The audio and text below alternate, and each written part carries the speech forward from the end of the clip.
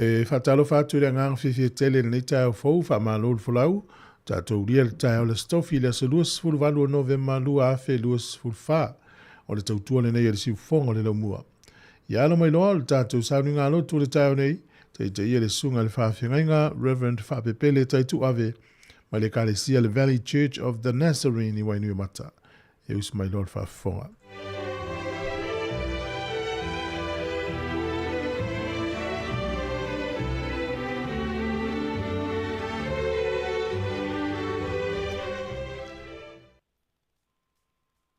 Ke wala watu ma le aganga maulalo Sāmoa le tunu pele. O maia, o le au tātou tāpua i atu i le tua i le neitaea. O le nofo i le mea lilo o iai le siri ese. E mau o ia i le paolo o le e ona le maalosi umalama. O te whapea atu i le alii o lo umalu o ia malo u olo. O lo uatua o te whaatuatua i a te ia. A wā o ia na te lawea ina oe i le mai lei a le whai manu. Ma le wha mai e o ti ai. E ufi ifo o ia i a te oe i ona apa au. E te sulu whai fo i lalo o ona apa au. E whai alo na wha maa oni ma utali poponi. Ma mea e pui ina ai oe.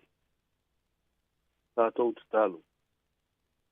Anganga pa i aelo mātou e soa ni sili. Mātou mana watu a whio maia. Hapa i au mātou loto. Ina i au mātou tāpua i a te oile anganga ma le whamaoni lam. A manuia i au tangata i le neitai au. Ma walunga sovi inga tamā. Ona o Yesu. Amene. O le au tātou tāpua i atu i le atua e ala i le pese ua saunia.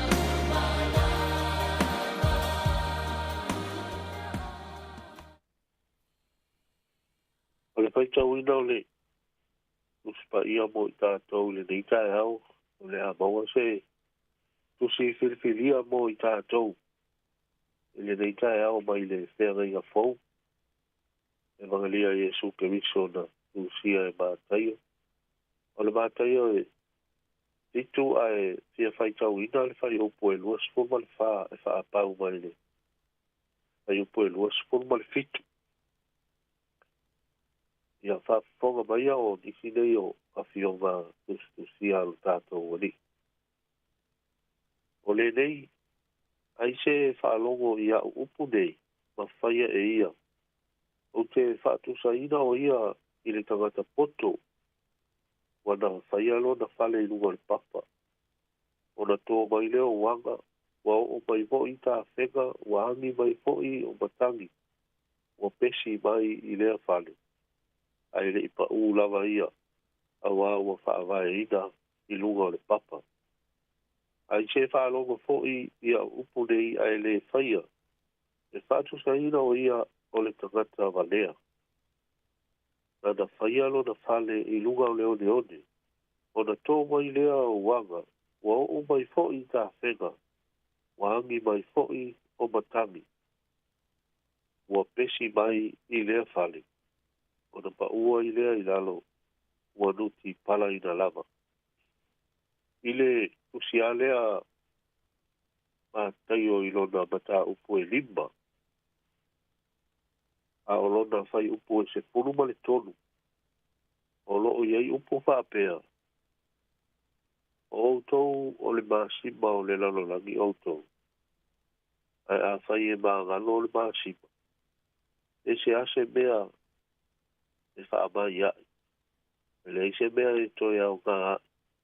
Na ona lafoa ina i whafo masolia e tangata. Ia tauina ia a malamalama mai e lea ngāngapa ia o lea tua ana fionga tusia ua ai tauina o i tātou i le nei tae au. Ai o le na unga i le sua whamamalu o le tua tonu taspa ia. Le tua le tamba. Le tua le alu. Ma le tua le agaga pa ia. O le tatou tusfai tau lea sa e ona filifilia. Ma tatou fai tau ina i le neitaea. O upu ia sa unoa e Iesu e fōlika mai o upu muli ana sa unoa ia i le li whaola ma wha uma ai lana la unga o loo wha upu ina o lana la unga i lunga le maunga. O te taritonu ua maasani le au whaitau tuspa ia ma le la unga Iesu i lunga le maunga pei ona whaamaumauina e lona so o leo mātaio ia po levi foi. Ile nā o nā suafa o lo tā ua e reko maluka. O loo amata mai lava lai le mata upu e lima pe o na whaita wina tasi o whai upu mai le mata upu e lima. O le tusi ma te use ia o mai lava i le mata upu e fitu. O awa onga ma sao noanga umana a Iesu Keriso. E pei o na whaalawilo aina o lana la unga i lunga o le maunga. Ia, e fo ile tarito nunga o unua i whale sā ia sā whao ngā e tangata i nao na poe tāpua i ai. O lunga o maunga. Lea lata ua fo ile nā o maunga ma a mea o ni mea tā sili o na whapitoa i tangata o le te ngai atu ai. E iau o mai a fo i le taime Iesu. Awa fo i a tāpua i lo tangata ma sa ili le atua. O na ono le i lunga le maunga. E o mai a fo i aso nei o le si ngoa lea o lo o wha i ngoa ai o tātou whalisa o le maunga o le atua. O le la unga ngā lea Iesu i lunga le maunga. O le launga ua whaupuina whapea. O le whaavae mausali lea ma mautu. E te tau o na whaavae e leo langa awa uina.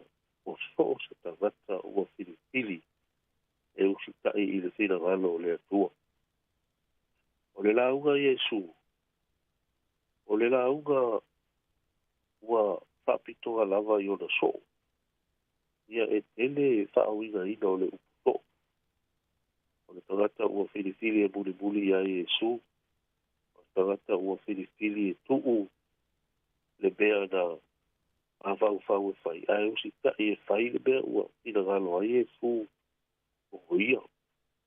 O le tangata ua whiripili e uno na papatua i le angasala. O mea le anga inosia i le atua. A ua whaasanga e soifua ma ola i se o langa ma pa ia e tusa ma le whina ngalo le atua. Ia pe whapea fo. O tangata ia. Ua whaakeusi anoina. O le ala le nā o le whatusa ina i Jesu o i la tau nei. E ona o whaitau ina le ai upo mai le ata upo e lipa. O loo iai upo na o tau o le maa sima o le lalolanga. Io e le tātou kalitono e le maa fua anga. O le whatusa ina o le tangata keusi ano i le maa sima. O tau le maa sima e iai no na maa losi whapitoa e i le pawa i le maa sima o le ala le nā. O le whatusa ina i Jesu o na so'o o maa sima. O le pawa o le maa sima e mawhai e i ona ia tāo fia so'o se i tua a inga a ano o manu pasi. Ina ia tū mau pea e tūlanga fau ma le felesi. Ma ia awane i o i se le anga. O le alava le umi e tātia i le pasipo se i tūlo i tu tonu o maa sima. E le tai a ona o i e se wha le tonu. O le pawa hoi o le maa sima na te wha ato ina i le tofo po le teist o se mea ai. O le almana i o le mea ai e na kuka e te kau ona a maa sima e a biti le maa sima. E le lava po le maa sima. E tuu i ai. E te tau sami e tūlanga i le mana i e se ai. E te toe tapa i le whang maa sima. E uia o la pata i a fo i a fo ba. Ia a o le nā tua le nā tātou. O le ala whaatusa le nā o le tangata keusi anu. O maa sima o le lalo la. Ona o lo latou wala au ina le nā. O le fesoso ani lea e tā ofi le lalo langi. Ina ia tū mau pea. I lona tū langa fōu ma le fenesi. Tā ofi le lalo langi ina ia aua. E ia whaina. Ma le anga ona o le anga sala. E sele o le tātou te iloa lai. E sele maua lunga o le wha moe moe. Ma le fina ngalo i Jesu e wha te tau tangata kesi atu. E i ona wha alia i langa la unga le nei. E le ai se vai panoa. O le soifuanga sa ili le tangata ua whirifile muni ia Jesu. E le i o i aile sau noanga i Jesu. O le ala le nā ina ua whaiku lana lau. O na ia whaonga ina loa lea o le whaata oto. E iona o tātou whaitau ina. O le whaata oto e whaata tau i le ese o le tangata e whaalongo i le launga Jesu mau si tai i ai ma whaatino. Ma le tangata e na o na whaalongo lava i le lau. Whaalongo lava i le tuspa ia. Ai na te le fia usita ia. O le tangata na whaalongo vai mai. O whatusa i Jesu o le tangata poto. Wana whailo na whale i lunga le papa. O ina tō mai wang. O mai fo i tā whenga. Wangi mai fo i matangi. O pesi mai i lea whale. Ai le i paua i lava. Awa fo i ua whaavae ina i lunga o le papa. O le tangata e whaaloko, a hele te le fia ustai no whai. Pātu sei e tū ni tangata walea. Wana whau no da whale I lunga leo leo. Wa o ina tō mai wanga. Wa o mai fo'i tā whenga wa angi mai. Ma tangi wa pesi mai lea whai. Ona pa ua I lea. Ua nuki pala ina lama. E ala ona sa o le bea e whau ai. Ia ma whaavai ai lou whale. Ma mea e fo'i oe ma tangata poto. Ina ua e whaalongo. E whaitau I le upo lea tua. Mausi tai ia. O le tuspa ia. E ia I le taritonunga. O lea tua lava lea. Ila na upo. O I tātou. E fo'i ona whai mai o ana. O li mau o ana. E le so o. Alo whamio Yesu. Ai le amatanga le upo. O lea tua o I le upo. O lea la tā ua tele la le nā. O nei polo kalame. Ai mai se po I o tātou pai ngā lo. Tai au kai tasi. Polo kalame o loo whaatino ina I lunga o le. I ufonga lau buama tātou le tio whaasara lau. Ua maua ai ama noa tātou te. A soa whaatasi ai I le upo a le atua. Tātou te a soa I ai. Ai mai Yesu o le tangata e whaalongo I lana upo. O le tangata e whaitau I lana upo. O le tangata e fia e sue I lana upo. Mausi ta ia. Mawhai. Whaalongo mawhai. O le tangata poto le na. O na whau. No na whale I lunga le papa. A o ngā tonu Yesu. I lo o langa ma lo o la. O na amea leo I tātou. Matangata popoto. E tele toi popole li taimi. E o mai e ile su enga o lo whale. A wā ua matua mausa ni le whaavai. Ua uma o na whaavai lunga le papa. E o tātou māna malama umalama po I le papa o Yesu. O Yesu le papa. Ia tauia ina ia tātou mauina pēr Sāmoa. O tātou fia e whaitau. O su e. I le upo le tua. Mausita ia lo na fina ngalo whaastino mo I tātou. Mau tātou whaia. Mau tātou muli. I lo na fina ngalo. Ora o Yesu. Amen. Tātou haiu I le talo. Tātei tele tamā I lo alofa. Alo pule. Lo alofa mo I mātou. Ua o mātou I fo I le nei. Tai au fou I le alofa, ma le anga le leo lau pio, le ola fou, ma le mahasi fou, pa tai tele tama. Mātou, tari tonu I le siri ese o lou alofa. Mātou, malanga whai nei tau sanga, ua o mātou. Mata ona o mātou wanga atu I tau whaai I unga o manuenga o le nei tau sanga tama. Mātou te ufo I lava I lou alofa, e ui na tele. Ia whaamai ma. Mea ese sa lutia ma. Kai ai mai mātou. Ai mātou te whawhikai tele I le tua. Sa e tū lava I matangiolo e ala I lau. Kai tai ina o I mātou. Ta mā whawhikai tele I lau. Ia le neita e au mā walua lau me inga whawhikai mo au ki onga pa ia. E lui tau ina I pealo mātou ola au kauna ia ki oi lea sopa lea. Aftai mo e nei atu nuu tamā ua o mātou o nopo ai. Mātou te talo lava mātou ina atu ne nei atu nuu mana ne kai ngā mālo ma tai. I le tau singa alofa lau. Iu. Aftai fo I mo ni ngā nuera kai tea.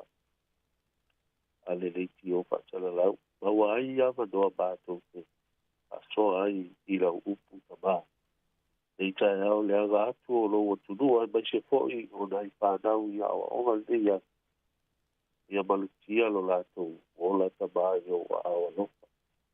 Ia e la me ina o lo mātou o la mai se fo'i si o mātou o atunu o Sāmoa I le ai ui unga o o le nei tausaga ma aga atu i le avataina o le tausaga fouta ma vole te ia e pui Sāmoa mai matangi vale o le o lava. Ia alofa mai tosoani na i o mātou tamama tina mātua na i o mātou tua āsina. Ia ilau whaamālologa whaapitoa ia i lātou i lo lātou soifua ma le ola. No whafoi i le whenga i ai o tunga i whaapewhenga o auna o loo kāla ina lo whina galo ma o lātou ai. Ia iau whaamanu i agata mā tai o kāle sia tai kāle māloa mai se fōi tai o lo mātou o tunu umai Sāmoa o loo galo nui tu tonu o le leia tunu. Ia lau whaamanu i aga whaapitoa ia i lātou tamā. Alo whamai li nei aso, malu tia lo mātou ola. Aua li tia mea umai lo whaatasi mai. Maua lunga i lo vi inga tamā. Ora o i sūne li o le ola. Amen. Amen.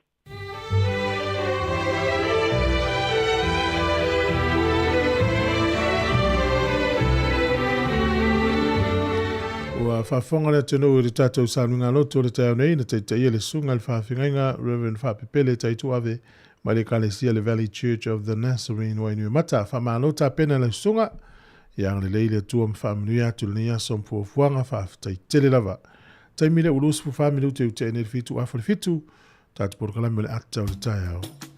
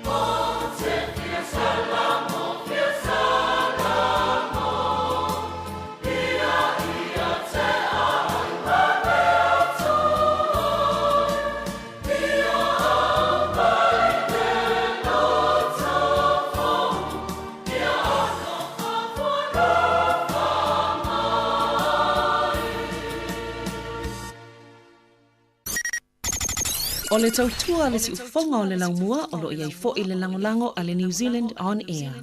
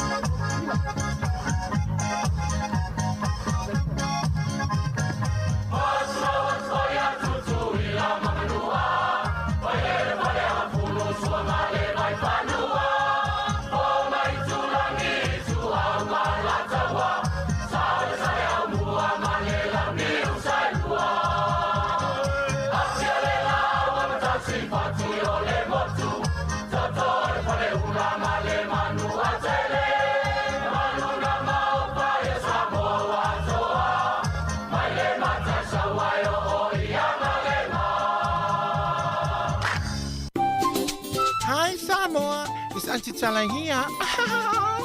Instead of Fifi Falo, ile atau le tayao. Laugh of the morning. Amat sa may apple feet to the vanveal, sufong lo mua, atau le tayao.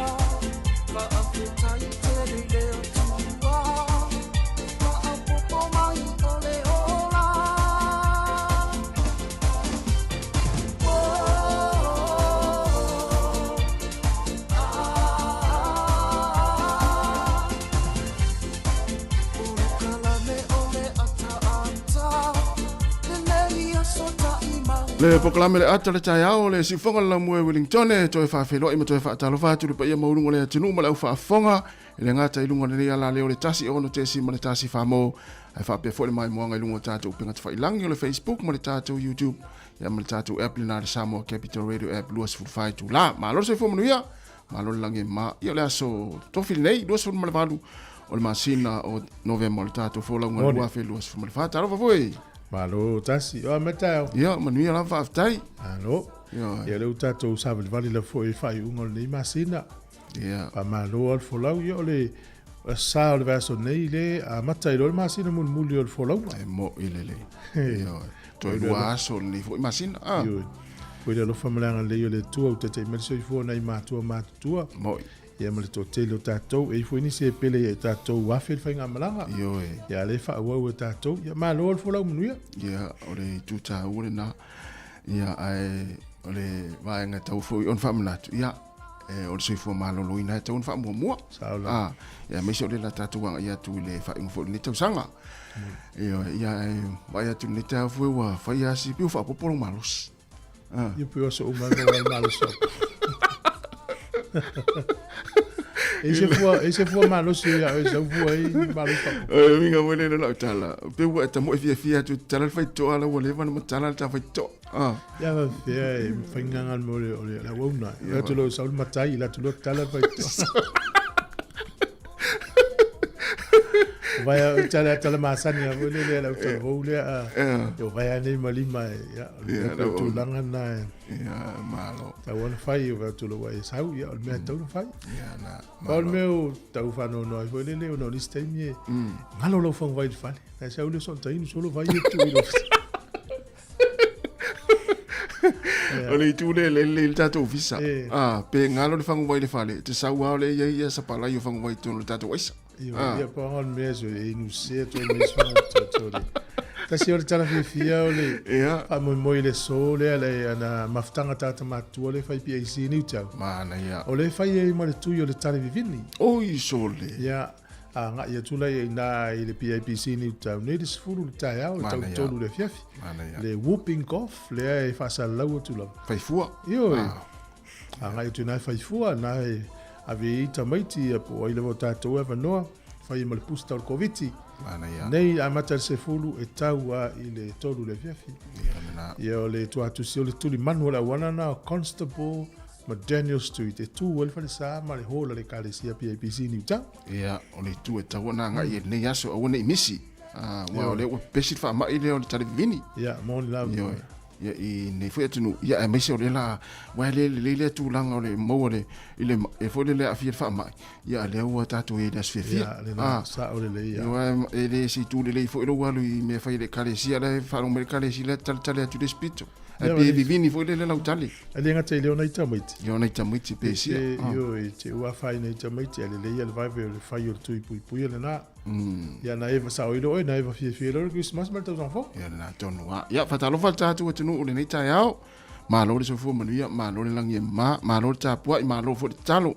o na le tu o sunga fa fengainga na tai leo fai la ngor tala lei ia ma tai tai kalesia o le tapo inga mau tonu ainga nei tu tausi fatalo tu le nei tai au tonu fu mo tanga ngase ma mo to tanga tama tu pela fu se vai ngolo langi o e mai mo mai ai o tina ma tu ma tama ma tu I lungo le tato Facebook ma le YouTube fatalo tu le nei tai au le tau si fonga la mo ma le tato klame ata le tai au nga solo fo to tele lungo le ala le tai mi fa longo mai tonu lo ta vale polo sa au nga tu nga luenga fo le nei fo tai au fatalo tu ma lo le soifua ia o la to fu isa nga lu po na po ma lo la fa ma lo si tato ma fu tele tau tu nei ma le poklame si fonga la mo le ata le tai au ia ma tato poklame fa nga solo nei aso le lava tu pesere yo pespese ngalo fo Christmas I do tatu anga ia tu ai ma de sunga mi silu kusu amaya ona solo le ma tatu talo le tau good morning kia ora talo fa lava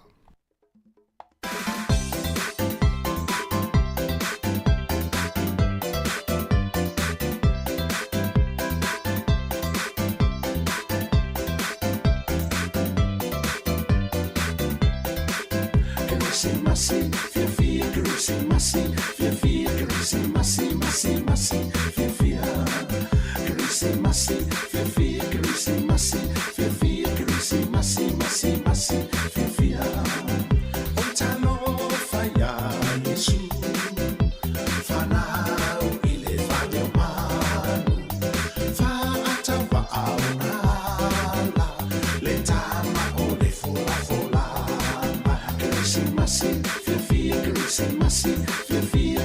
masi, masi, masi, fia, greasy, masi, fia, greasy, masi, fia, greasy, masi, masi, masi, fia.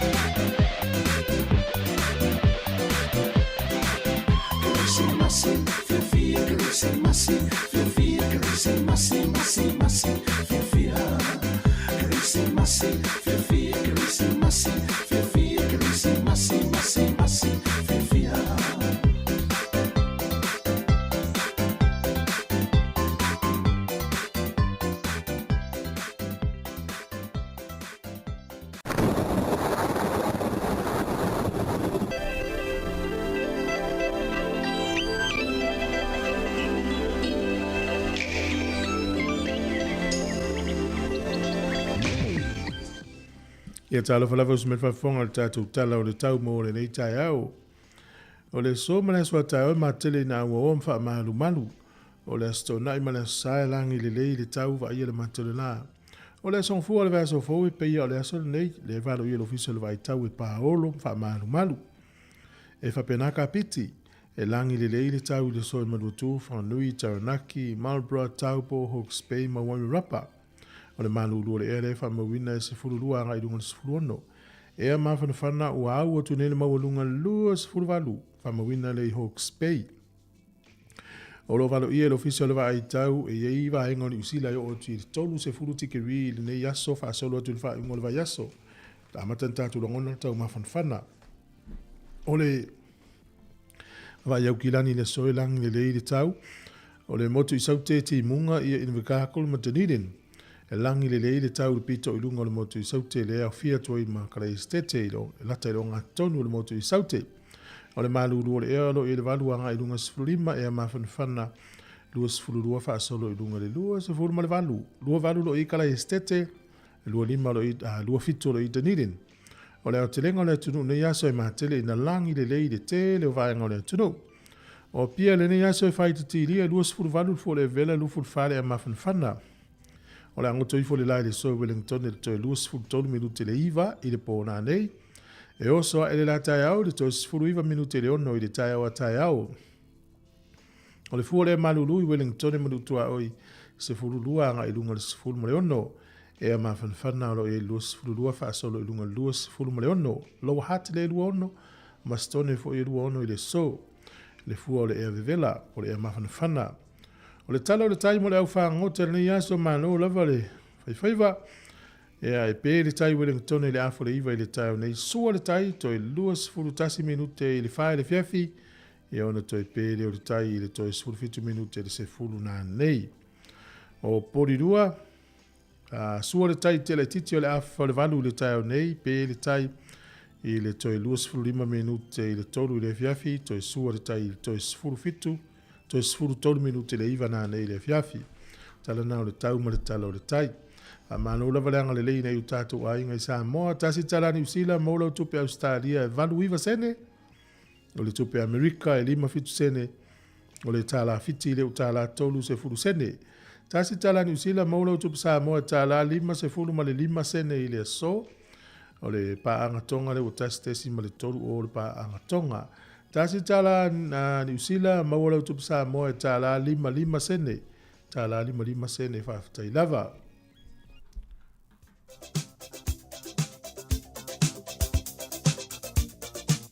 O whamlianga o soifua o aso whanau tātou imeri masani aso whanau at samoacapitalradio.co.nz manu ia tele lavo tau aso soifua le aso luas fulwalu o le masina o novema whaamlia tele le atua ia te utau ma toi whaapopo ni stau sanga stele ia mfo ipele malosi a wale whianga ia i utau i au mga luenga. Ai o le tātou tusi whaitau o le leitai ao whatalofa tulwaenga le whaitau tusi pa ia mai le moteri sarafai le leitele utau. Te whaafonga mai o le tātou tusi whaitau le leitai ao. Filipi e wha alona whai upo e lua se folu. Filipi e wha alona whai upo e lua se folu. Ia tātou whaitau whaatasi iai. Ia i le atua lo tātou lava tama le vi inga e whaavavau lava. Amene. Ia i le atua lo tātou lava tama le vi inga e whaavavau lava. Amene. Filipi e wha, whai upo i lua sifuru. Manuia tere o tau asoifua, pese nei mna whianga ai ona niu sa lea, amni ai o tau asoifua nene yaso.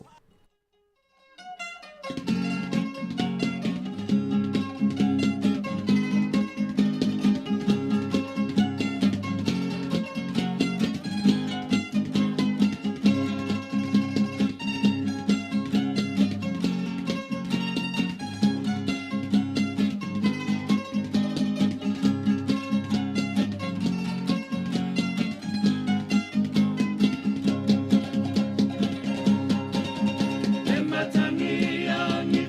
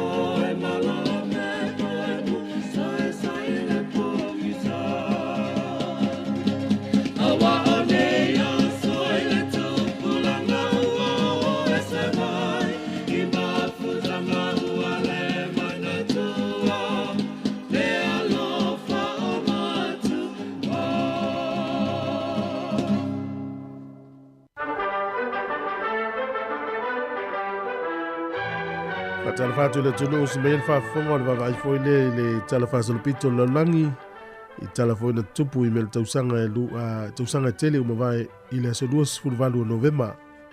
O le aso le tausanga tasi valu tasi fa. O le newspaper le alo tona ta o le The Times. Ia o le ulu newspaper le na lomia I to inga printers ia ta o le steam powered printing. Na fausia e se au nanga mai sia mani e ta o le Coing and Poya. O le sol tausanga tasi valulu o tasi o le nuu leo Panama na mauolon tuto o tasi le so mai pulenga Spain. O le sol tausanga tasi iva o Lady Astor o iele ulua isui tamaitai. Ea na whiriwhiria le pālemene Peritania o ia foi le ulua I tamaitai wa nofo I tonu o le taua fianga le ta o le House of Commons. E whapea na iei le istamaitai mua na tofia pena whiriwhiria. Ia aile ifia nofo I tonu o le taua fianga le nei.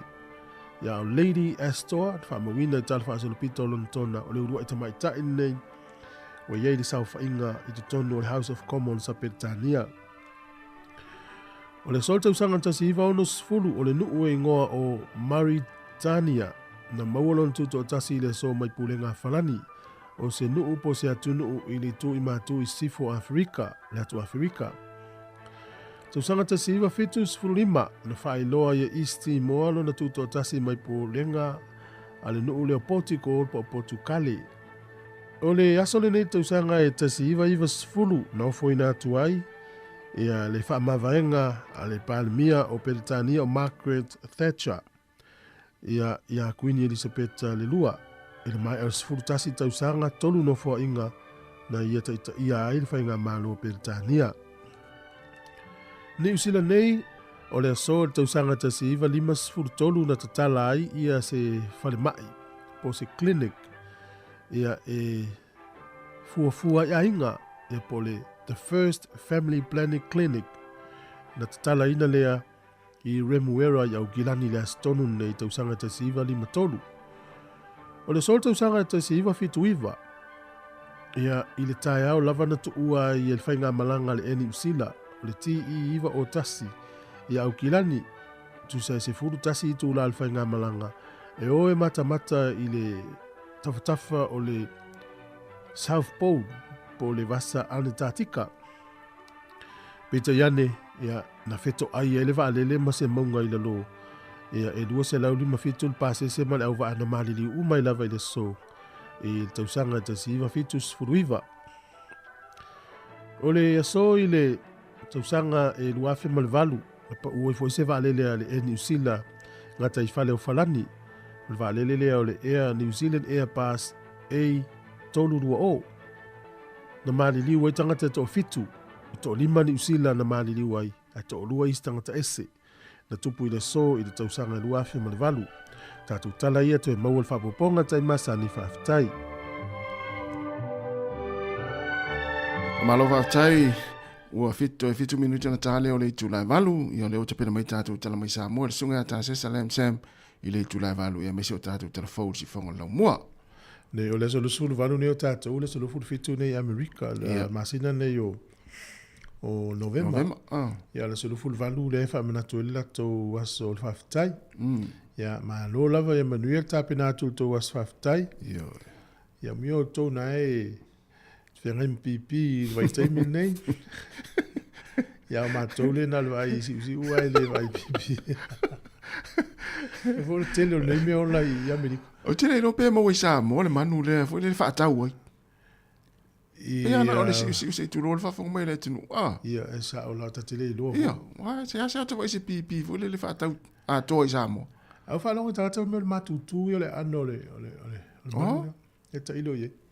Ya le yan ku kalle yo me na o ye na le ya. Ya ma lo anga yo to tau malulu ma to le ma tu ma na ya ma fan na yaso. Yo ya mlu ye fo ya onga fa nau la tel fa yo ngola tu onga tu o fo le mo ni ka tau sanga. Ya el tau sanga fo o ko. Cha. Vai tu ia le fo ina fa ia la nga tong ye sia onga na nafi. New Zealand po Sāmoa. New Zealand. O ia. Nafi. Yo la nga tong ya onga fa malo fo ya ti o nasa whawhiwhina o mātua ia ai mo i lātou fo le imanuia fo i pele i mōni tūlanga whapena ele. Nei fo i tausanga. Pe wha malosi tausanga fo. O lo mau hawa noa, nei atu e tele hawa noa. Sa o lava. Ma no lava. E wai, ole tamana wa ie fia ie pe a motu spasi la talima la fine. Pole a wai ta longa, pole a lava a motu spasi e la ngona alfa aus fia o le fia. E wai le ase matua e le whaira whaiwa lolo tapo inga i mana o ia se tala fia i a onga tamaiti. Ia ta pena fo ia pasi ia la tosu enga ia whanga solo. Lensi e le ua tele na maia. Ia, wala ta pena desu wila asanga o tausang fo. Ia, malo. Ia ai o le ua tūlata mai tātou tala mai Sāmoa. Ia le laa vatu whaafiafianga nei. Ia ona so le ma tātou tala fau ma tala mai Sāmoa. Ia si whaatalofa mo si vaenga le ua whaatalofa mai litai au. Whaatalofa atu le whalitue a lupe marinoski mai a Brisbane, Australia. Ia whapefo i a lisi vaenga le tau whaase le ua mai. Ia o le la atu ia le lana mea alofa litai au o le poloka. Ia maa alofa aftai. Ia o kone fesi pai one whaatalofa atu na litai au whaaftai ni maafuta mai. Ia whapefo i le sunga Aaron Sila. Ia o le au anae Samoa mai whaatalofa atu fo ia Antile Eliva.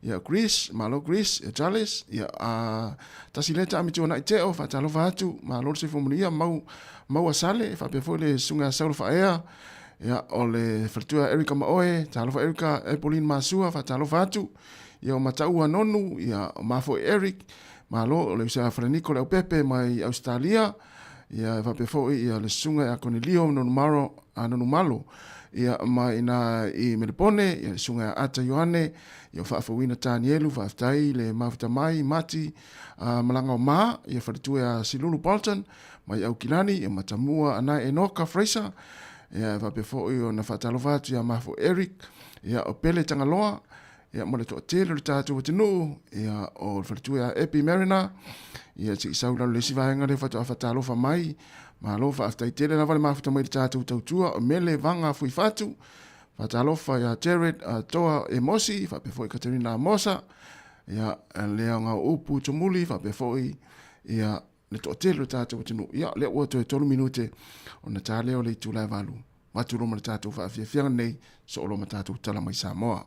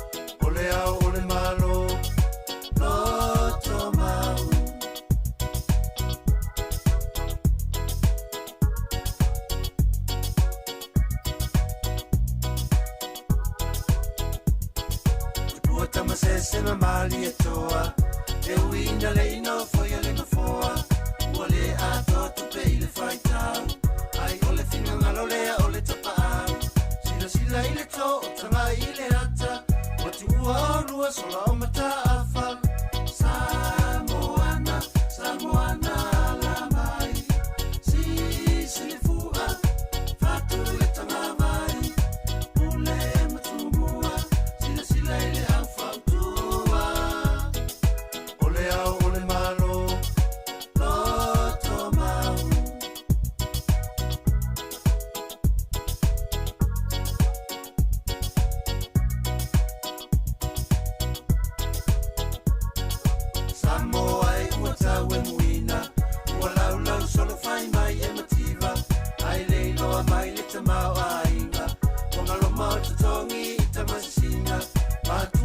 tanga mai a poli a to te leilo me a fa numi numi Samoana Samoana la mai si le fua fatu e tanga mai ule matumua sila ile au fautua ole au ole malo loto mau Samoana Samoana la mai si le fua fatu e tanga mai ule matumua sila ile au fautua ole au ole malo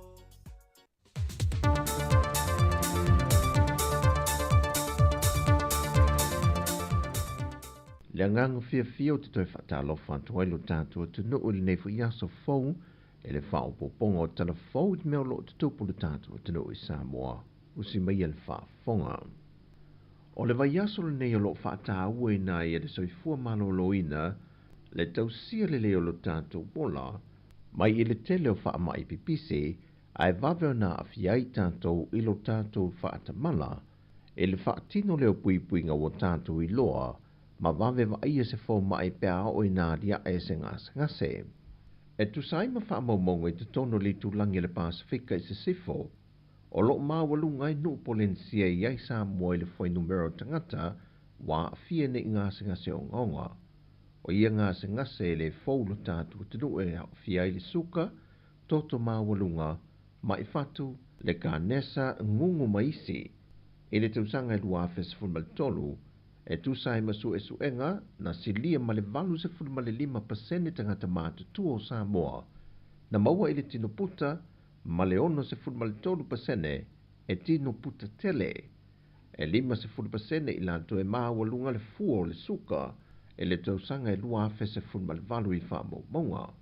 Mai o Sāmoa e numera file wha asolongo nu e lua se fulu ma le tasi o le atu Pasifika, e le maa walunga o tangata na maa le liu ono le mai suka, mai fa pena fo inisio fa mai e a fia il fatu fa tasi ma ngase o le kanesa.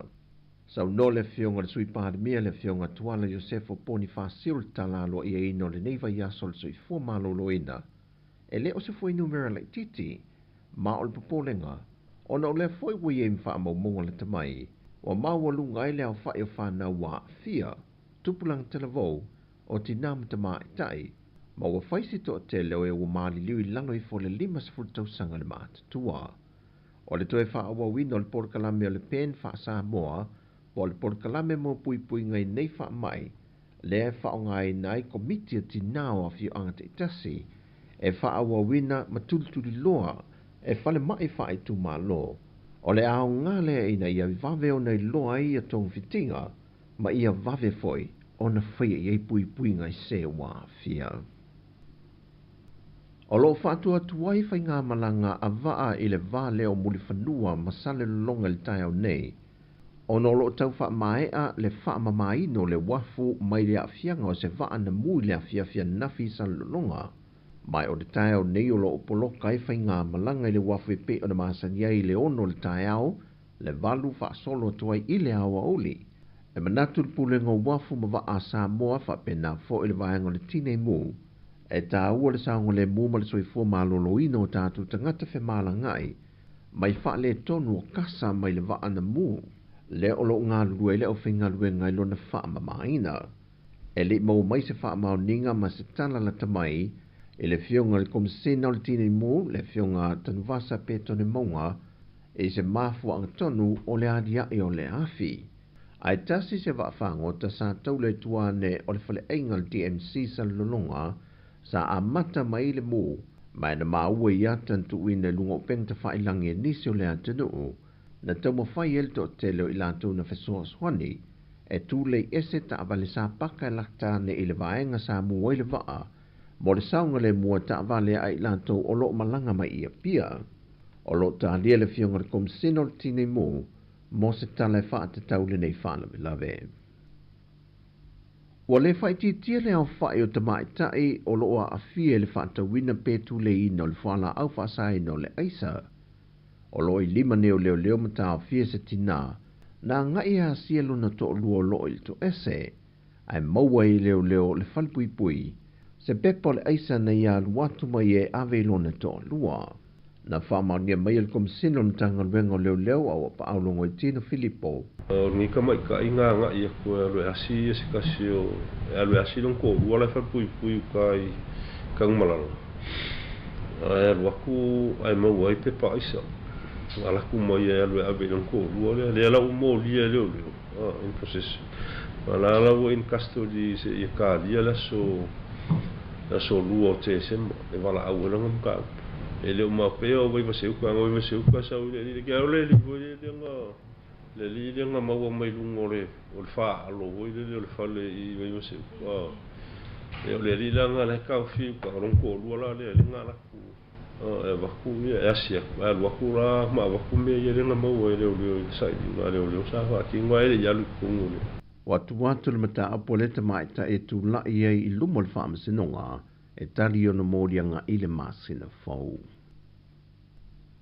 E tolua o ngatulanga lua I le antunuu, e lua mai tala fai o lano masili, ma lea o ngai tasi ia pia o vai tele, mo whamani e ina ni fisoswania se tama ita I Sāmoa au Maui a Amerika, ia Virginia to le pai, ma nisolan au malanga, o tusia onga ma computers, wa fua I le tama ita I malana au malanga, e ati na e le tulanga tau ia o onga ialo ma whanau la Haiti, ma yelo na whanau nunga ina ia le leia o onga whanau, ma fausia I tu ai ngā meto tia ese, e una ia le whanau nunga o whanau e fia ia onga, e le I tau moe mitinga o la tolu manai.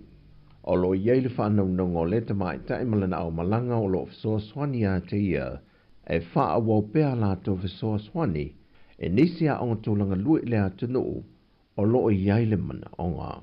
O talafauia mai Sāmoa mo le nei fo iaso, manuia tele Sāmoa fasoi foia.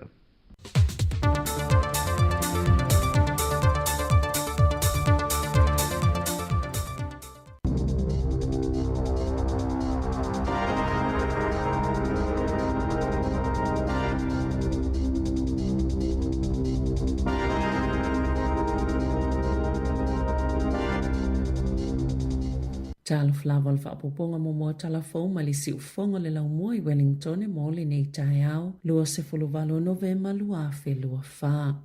O sao no le pale mia Christopher Luxon whaapele minister tupe Nicola Willis o le paua pasene tuluia tupe po le OCR pe ona whaeloa I solulu wa ta umayai o le usa o lava le ala ua iai New Zealand. Na whaapa le tupe whaeleo le 50 basis points ma ua iai nei le whaatesi ma le lua 5% le tuluia tupe po le OCR o se whai numera pito maa walalo o whaamawina I le nei tausanga o le ama whaiona paua I pasene o tupe no e au fiei mo kesi mo tangata ye o la tau lava fale fa peino no ngā tupe mo pisinisi o te lengese le alu I lungo le tau le soifuanga beitai o lo o mawala lo pe le tupu ma le ola le tamau ainga na Sāmoa Luxon o le pa ua le pasene tulu I tupe po le OCR o se tala fia le mo ainga ma pisinisi na Sāmoa fo le minister o tupe o la asanga na wia le malo e wha mo moile wha ai te o le malo I tupe wha alu I ni vesi au nanga I fesanga I matangata toi whaafo I le talitonuina o le tamau ainga, o mea ia ua mawhaio na Iesuinga, ma ua sao le awala lea ua uia le malo. Na whaalia I whaamomongo le whalitupe whaaleo na pa u le au te lenga o le tamau ainga o le atunu o, I tutono masina I tolu, e o mai a iuni beita a I fōlinga mai na pa u fo I tutono masina I tolu, e o mai I a September.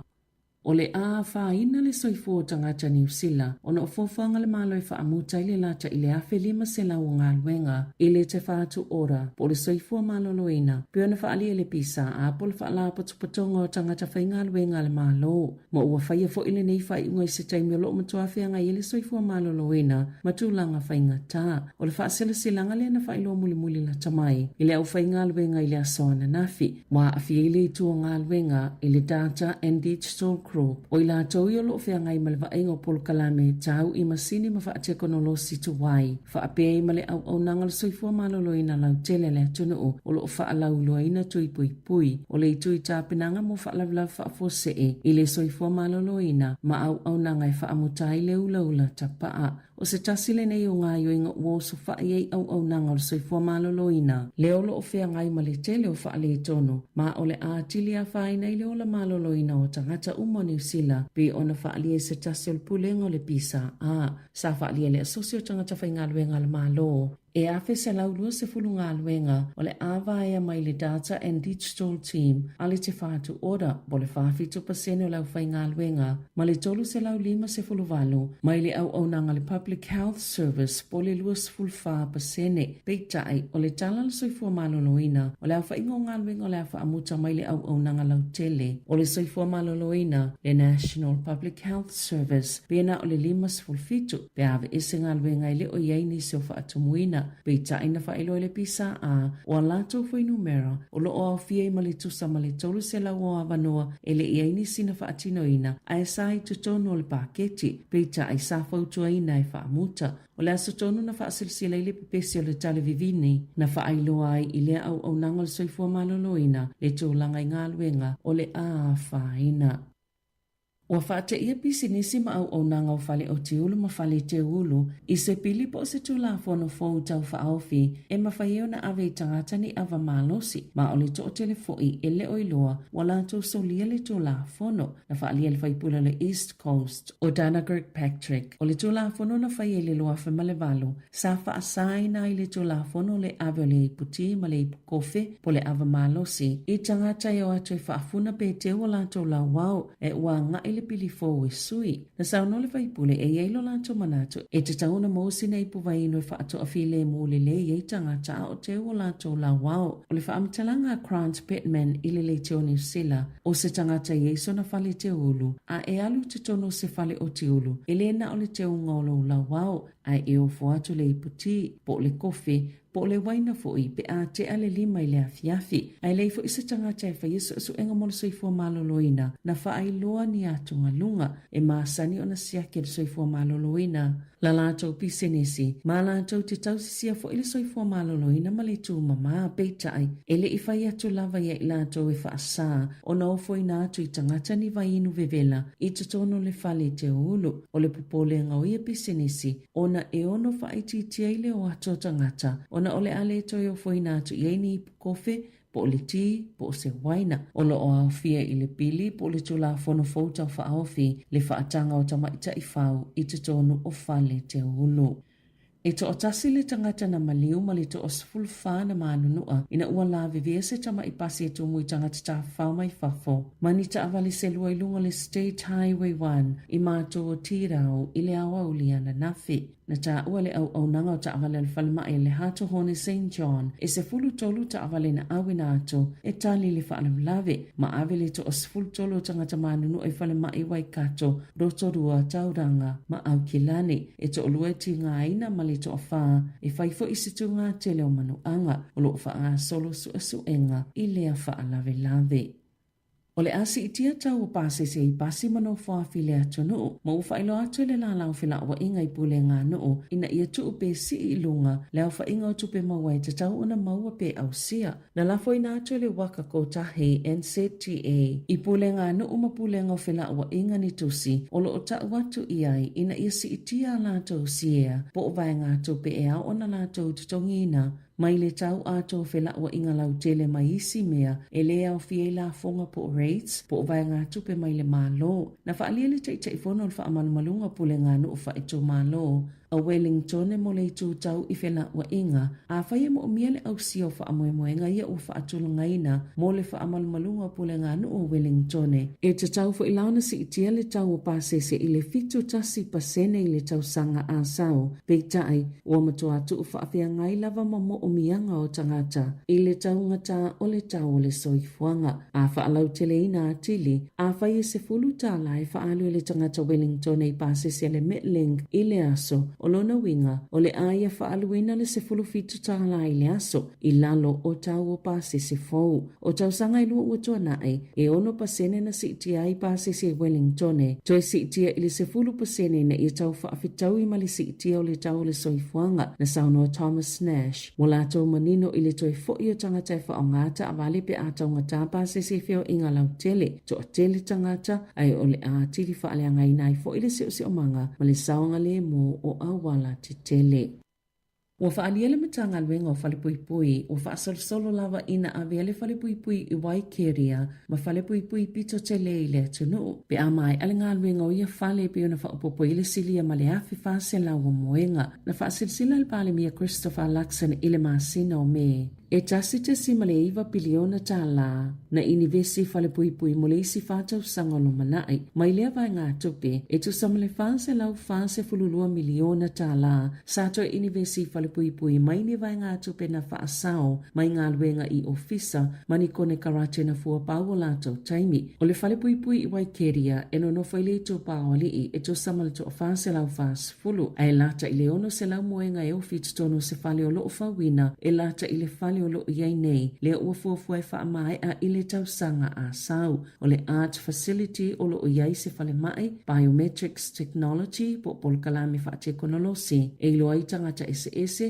o potu e whaini pol kalame ese, lima se lau moenga mo pangota, ma le iwa se fuluono moenga e wha apatua moe e i wha awhitauli o le soifua maloloina, o le mawhau, wa ile wha moe e tatala i le lima tau sanga o lo manai, le wha alau te lenga o le whale puipui, pi ona toi wha apopoi moe ngai valu se lau se fulu, ma o le ao o atuai i le afe valu se lau, le au wha ingo pango tae ma whai o na ofi, pēno no foai.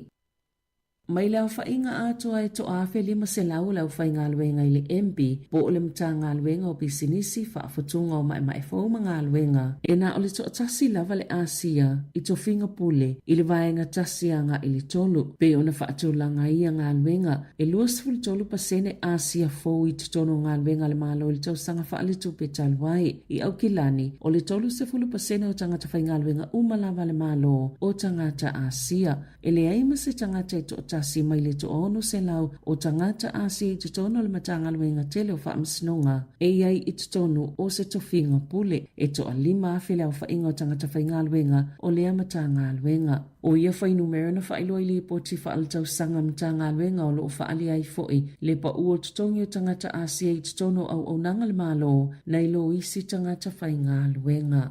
Tala i ta'alonga, wali ipotia se tu stala mo whaipelenga le United States, Dan Raphael, o le alu i nei lupe soli ai Joseph Parker le ali i Engelani o Daniel Dubois, mo le fusi o le IBF i Saudi Arabia i le asoluas fululu o Februari. O le masina o se tema na whaia inai Anthony Joshua ia Dubois mamanu malo i le fusi o le IBF. Sa ile manato le to'atele o le ato i lui e Joshua le fusi beitai o le ua whaase ese ma ua mawailo le avanoa mo paka e lui e le isi fusi o fusi e whao le lalulangi e le o umi eina le siambini o Alexander Usyk o Ukraine o le fusu anga mulimuli a paka na whaiele le masina o mati le ana manu malua i a Silik Sang o Saina ma ia maua le fusi o le WBO i le panga mamafa o paka na manu malo i le WBO ia te semalu afis fulwono i se fusu anga wavala lata ma Andy Ruiz o Mexico i Aukilani e whaalua na ia puipuina le fusi i le lua afis fulfitu peitai na whaia ina ia Joshua i le lua afis se folovalo.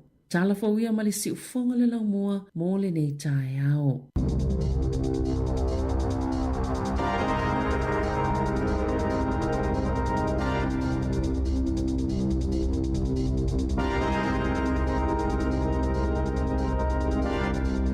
Malo whaftai le whaafunga mai le atinu ulu whaponga mo mona tātou talafou nei tai ao pe ona tāpenina Sabrina Kasiano ia mai se tātou tala mai Sāmoa tau tua le sunga ia tāse Salam Sam whaafunga le tulai iwa le tau nei ia ai malo lau le mafta mai 10 minuti te nei le tulai valu ia fio inga fo i lunga la wala le vai atu amata fo ona pisi fo i lunga la wala nei tai mo le tai ao malo lava pe yo le amana tu fo le mo tātou tunu mo a inga lai Sāmoa ba inga foi le fa foi fa mo nga foi fa isa mo o fa poi ponga po ni maliu sa fai as fa nau ia o le ma fa o ma fa ia tato li tio na fa sana lau ia va nga nei Nei la le tae o le se fulu e ile whaunga le aonga le TCC, mtata SSL TCC. Nei la lo vaia. E o le whasa lau le tato li tio. Ma nei e fo ia ini solo wa inga ya aonga le TCC, pe a vili Sāmoa. Ua le aonga le atas. O le voa Yo, e le tausanga le sili, e le tina e ono sifu tausanga. Taxi le aonga. Ia le fo in sau tātou telefona. To tele yo ila to matutua e se finau e ave tamaiti le aonga na alu le aonga. Ia, e umai, maua le yalan ngalwe. Ma to mai fo yuis tangata sa onga le aonga lea. Le o mai nei New Zealand. Le o fai ngā luenga fo ie maisi a. Ia yo mea teimine ia. O nei eva pesa aonga i te sese i Sāmoa. Ia, o nei le sau i tato fasa launga mai Sāmoa le sunga ta sesa. Ia, nei la le se fulu nai o le lato whaunga. O le mwhaielana whaiel tato pokala me le tautua mai Sāmoa. Ia, le la whauau e tato ne New Zealand. Ia, ai malanga lai Sāmoa i se mana o i se awonanga e whaia le tautua, ia. Wena vili mai e puk mai pe whailo mai le taimi ma le aso. Ia, whaino whaatulanga le tato li tio. Ne te ua tele ni fuafuanga wha pe whai. Ia, e le wawe longo mai o le o whaatolu walu lima lua i whanu me la vili mai ai. Na vili mea tu se message lunga le telefoni. Ia o na vili atu lea. O le tolu walu lima lua i wha. Ia whawhitai lava. Au ne ngalo nei le tae au le ele se fulu. Le whai ai ia tui pui o le pusta o le COVID. Ma le tui pui o le tale vivini po le whooping cough. Le ua whatautaia ina i le hola le kare sia PIPC New Town. No kise ho. Nei le se fulu tau le tolu. O i lava le ainga po le whanau e awanoa, ia nga e tia i nai whaitu i pui na. Ia ma le whanau lava. E so seisi a, tangata mātua tomaiti, o i lava e maua le awanoa i le so. Si fulu anga i le tolu. Haftai ia o lo sei ni ele maftanga tangata mātua i le PIPC. Mana ia. Amnatu le tai au. Ia ai, whai de mun le tai au. Au le wha tuptupea fo i lele. Whai maria o le la atatu o le wha ingon vai aso. Ia e sa. Me tau ina lava i nei taimi le emo solo mo mori Krismasi. Sa olele. Emo lon mori Krismasi alu al mavo fau Sāmoa. So ye o tape nanga le Krismasi. Ole o mato no uso voi. Pe ye ole e fatalitali uma tangata te fa longa tala no tangata matua. Ia na ilolo mo se le ta malanga si ainga te vele pe ole ainga le ta malanga tu ine ia. Te vai le tape nanga le ainga e Filipo o fale. Vele nga va sa o. La unga onioni. A malanga fo ina o tu i Sāmoa inu. Pe ye lo ai Krismasi inu pe malanga ainga o tu. Le ainga ole ainga. Ia, o le taimi la le utumtu mone no. O le mātanga o fie i o te vai tangata o lewa no mai watu whanau. Whanau. E fule le vai taimi nei tali mai nei mātua i Sāmoa. E watu maiti e tāwha whao ma fia. E Christmas ma tau sang fo.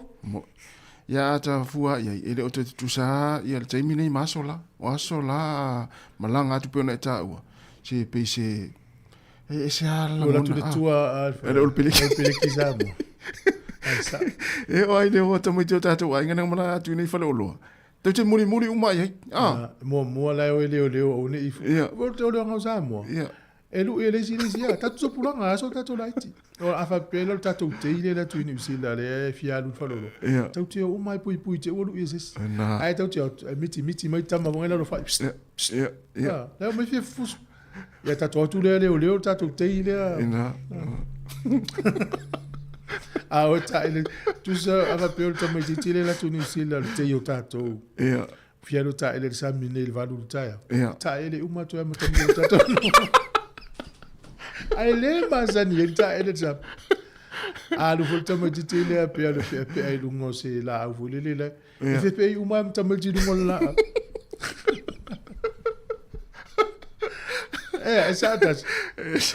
Esa olele ia o ista moiti e fiula to ainga sue. Ala wono fono fo ai tai ainga il vainga le na malanga. Se ilonga e foi mai. Fato ato e foi la ainga. E se ma le na maftanga. Ia te ia le ainga na tumu. Ia o nga wa yo lumo le faro ai. So le pulu le voli tamasa. Ai le ma sen fai se voli sfulu le voli sa. So e se voi vinga tatu tu. Vai la le e mana tu al tanga tana o le ola. Mea ta vai ai. Ia alfa no no anga voi lele. Ia te vai atu ape atu e foi mai. E to mai ama mai ia se vai. Ia o lava ia o solo ta ele. E au mea i lunga le ua tau tala. E au mea la susu. Alonga. Ava o te sta mai te ora unha tai e lo tu lo a fanga moma pua. Ia fiu e fai. Ia. Al te mai titi le o tato ainga la tu ni wo fia lo ale fanga moma pua. Se vai wa tu mu tu ol me la fanga i moma pua. Tu lo waranga. Ia malo tato no fia nei tai o al fai mai le tenu. Ia. Si fone lo moma na tautua. Ia a fa pio te mo le we mai moma ye. O le Sāmoa Capital Radio por si fone lo mo trust le o le trust le nei ia le ingoa e wha iana whaatau ingoa le Sāmoa Capital Radio. Ia. Iana wha waina le tausanga tasi iwa i valua. Ia, ola na manu lau ti lewa le wha fia o ao wha iloa la pita ia. Ia, le whaatahua le tātou tū maanga, whaatau la ola le tātou ngana. Ia, ai whapena fo le tātou tautonga wha keusiano. Le lei porgala me i le tai au nei o le ata o le tai au. Ele vei la lo le vangano le wha fia. Nana ia. Ia, tātou o se wha fianga. Ia ona se mai lea ina i aurang fo i fifa laudo. Ia mta tu tal noa. Tal no ni tai au.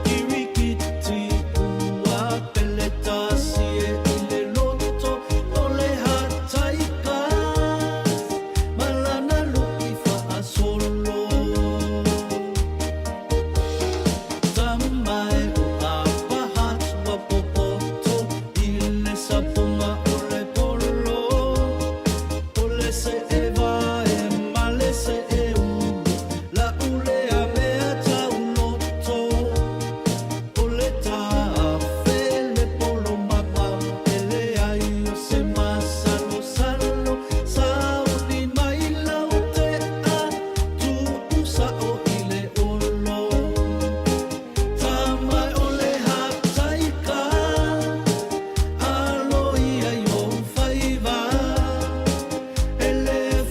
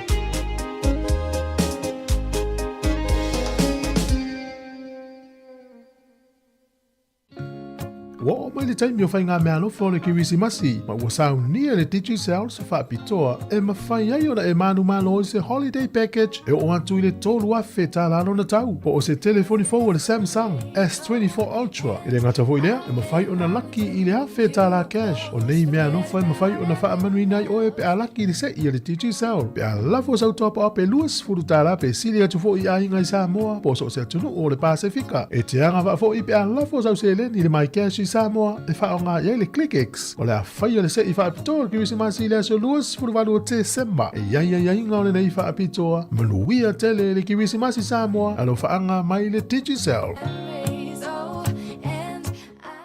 Whaasila si langa tā ua. E tusa malo mātou tu langa e vea ai ma ofisa whaasara lau. Mātou te tausisia tu la fono o sau nia e le Broadcasting Standards Authority a whai e fia whaia sau whaasea i se mata upu na e whaafonga i ai i le Sāmoa Capital Radio e re tau na lafo mai lau whaasea tustusia i le tuatusi Limatasi Mangavin Avenue Porirua Wellingtone pe ole i meli mai te alu .moresi@samoacapitalradio.co.nz e le tau na whaia i le tonu o le luas furuaso whai ngā ruenga talu na whaia le whaasala launga. A whai e le o whaamalia ina oe i se whaai unga o tu inatu e ma whai o na tu ina sao lau whaasea i le te mana whanonga kai pāho po o le Broadcasting Standards Authority e maua nisi whaamtalanga i le wha ngā solonga e whai ialo ia lau whaasea i le openga te whailangi bsa.govt.nz whawhitai.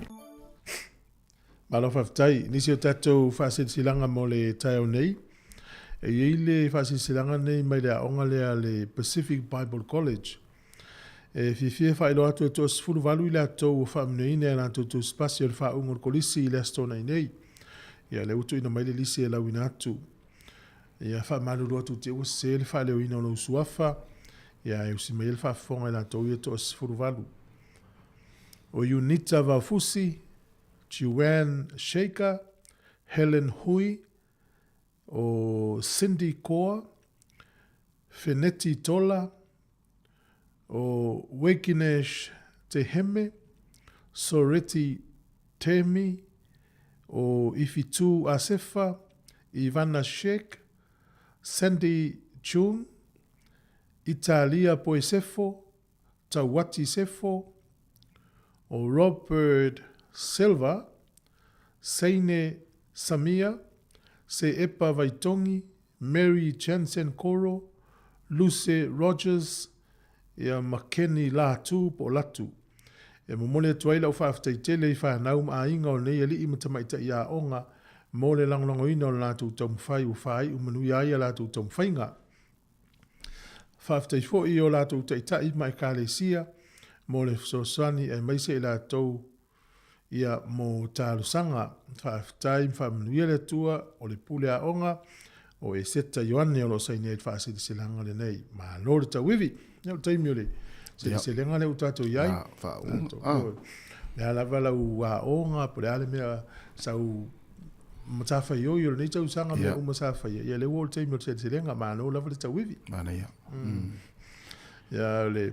na tona to sfuru valu pe no failo mai o tata iau ta iai le vai taimi nei o tala noi i fau o le ano leo Sāmoa Sunny Bill Williams o le ua maua nei o le tangata lea o le mole maule tu si e lungo New Zealand Herald e le fa peo stangatuena umala na onga ana vavena le liu le li wana i loalo na lumana i le ta'alonga ia le lau maua lo na vanoa i le universite le tau o le Albert Harry International University tono Malaysia. Wa iai le tūlanga whaapito o le avanoa fau whato a whai. Tau o le Pro Chancellor. O ia la le anga lue le universite le a Malaysia. Ia e le o whai lo malai o na tiute. E peo la u tau wa ai atua isi nai whaamitalanga i tono le news lea. O yo le la whainga luengai. Po la la onga. Whengaluenga, o lona no whengaluenga po le taito po le utala le o lona tofinga. Tau lia ia whai a onga, e po le aonga. E ta o le Pro Chancellor. Alo no inga o ia pe ave start fo le fo tu i tamaiti matala no e fa malu si au tamaiti. Ia vai lai ese fo ia alfa inga asani piuli. Alu ala kopi asa fo nga lunga universite Malaysia. Ya. Mana ia te tau fais nei fo ia lo le tunu. Mana ia. Ia wa to inga to mai le ia isani piel ia ile au tatu ilo le manuia le sai ai. Le manuia i mo me tau talo. Ia le la wa fa nga malo to mai le fole i fafo mai malai. Ia sa. Ia fa nga i le mana mi ia o nga mai universite fa pe. O le tasi le tangata e masani ana u fai tau i ona manatu faalia. E whamelan fautuanga i tamana kapi ma tama awheleti ma tangata alo laulangi. Ia. Le ia e la talo. Mai awane e whaalongo i leo ia e meo o whawhangai na social media, but don't listen to the outside noise. Ia. Ole winga laulantala, o te whaalongo fwoi whaitionga ma manatu whaali o tangata. Ia e sao. Ia. Tasi awa peo o e leo e lunga i mea tauta alonga. Ia. Tele lau whaitio. Sa ole. Mai leo le tautuanga zani pio. Au lava e te whaalongo iai. Whai ia o e te whaitau ai lato comments, o te whaalongo longo e lato tala. E le tio ala ale le ia leo zani pio, e le ano i talo tangata. Wai te ano lo iai. E mawhati alo. No inga lau tele au tala tangata i e whai tau li alo le tunu. I le i mo se whai tau pe matamatai. Ia le na. Nai whai ane i fufuanga. Ia vai rani mele. Ma manui alon a inga mai ia i pore fuai. E sa le ia. Ia. Ia fu ia. Tire tala tangata ia i poli. Ai am ia foi oi la fai tangata utala. O le mona utala. Tu sa le o fa sala la oi, la tala no ia oi. Ia. Ia. Ia mi sa tau tol to wai. O mai. E tau na mo vinga to mai. Ale le san to na. E tu nga tala la na. Me la nga ta ole o paton noa, me na tau tala paton. La sa to. Tala sa ole. Tau to noa tongi me tau tau. E fi wala to no la tu au sa fa inu lau. Ai, wan fale. O fia lo loto fa taile tu molo me ai le yaso. Ya invece pera tu kuka pe mi la to. E ele. Awone pio to tamale to. O fa long foi fai tau ni sio news ni le tau. Ma tau ina le to telefone ai inga wa. O refinance ala to mokesi o le tala o mokesi ala to fai le loan o mokesi. Yeah. E so soni ala to tau se fuanga alfa vitau la. O le loan le fa popo le mokesi. Yeah. Tu so tele to le interest. Ia o fa pe talo fai ne a inga o lo maftia ni temi. Ia fa pe lo va el te mapotina man nga luenga. Fa le tonu nga luenga ale tonu ni mo kesi o tele il fa le tonu. Ia o mena ta po kala mel atal ta ya fa lo tu tele to i lava. Io e. Ma lo lava lo sai a wona e se fa nga ya fa ne lo fina ngalo mo te o fia. Ma o fia. Ah, si le stupe le aso fia. La tu not fa la ora ngone lau fia. Ia pia o ngātu inga tala nei ta miti e ta whaula. Tu pulanga le ta ua le e whaftu au o le whale o le wale po. O tine ilo atu. Ai whale lisi ai. O tine ilo atu fwe pole a se ula ngona pe wa pe o la e ua e halu se whale o ti ulu fo le o ti se tulu ia lo ulu. Ia ai tu whātu ni vai fo le ava marosi ma ava ona. I isi tangata le tu sa whai whātas. Ia te au ia. Matua i o le fia ia. E le o sa honga le mu foi. On ma fo le ngal tala. On tala le na mai nei sa vine tatu. Tala fou. Ia o le fate ia to tele lo fai pisinisi. E me se va tangata ia fai o la tau fale o ti ulu se tu lou ma fale te ulu.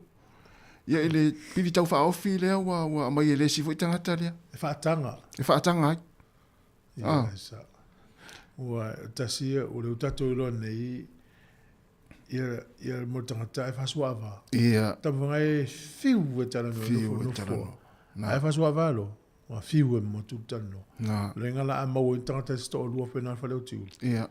Pero ngai la ua inu la ava malo sim tatano ia tatano. Ale whatali to. E sa o le ia to inga mea na ia whai. Ili mana ia. Ili le piti. Po o mele mo mia. Na le o tia le uru mahalu a saulesi ia se i fuanga fo. Awa alu se fale o tūru, ai tū la ato e whatari. Te i tū la ato e whafunga i lo au pe o tilo. Lua e tū la le ua ngau i. Ia me se la pe fa pe le ua talu atu o lai o tire ulu ona. La ua mata na mo numero tangata lai o tire ulu. Ia e fai o lota fiu e fa tari. Ti ngā vau tari ngai tala lai fai. Ia. Tari si au ni tali au ni Sa au le lei au ni pasi e le piki. Ia ua fasu a valo tangata ia. Fa matala mama ia o e mele na to ai. Ia e tire i fisiri atu ia. Alfa fi taulu to ngata no ia. E fa matala mai lona to au la to. Ai le tu mai la se va no si fa matala tu ita. Wa ita tonga pa pena. E te e o fa matala mai o le tu swa fa i. Wa lu mama ia tanto filo. Ele mai la se va no fa matala tu fo lo to. Pe la utala le no fa matala. Ya vo lo to tas. Ia wa me umana e sa nan tatu tali. A me umana e sa umai tama ia pe a mo no me no o fa le tiu. Ja. O tai au le ala na ta o tu pe me yo Black Friday. Yo no tato muri fo I me fai la tu no. Ja. Le fa pe ta o pa o ta o loa. Pa tu ina o e te alu fa lo loa le te vai lo loa te mana o. Ja. Vai pe fiel tau yo tu tai au. Ja, o la pa u. Ai o tu la tai o tu mau tau pe alu lunga ina I lo le tu ase a me la uria. Ja, tu fone lo motos full 20 minute leiva. Ja, mai ale ja tu fa mla tu leo nai.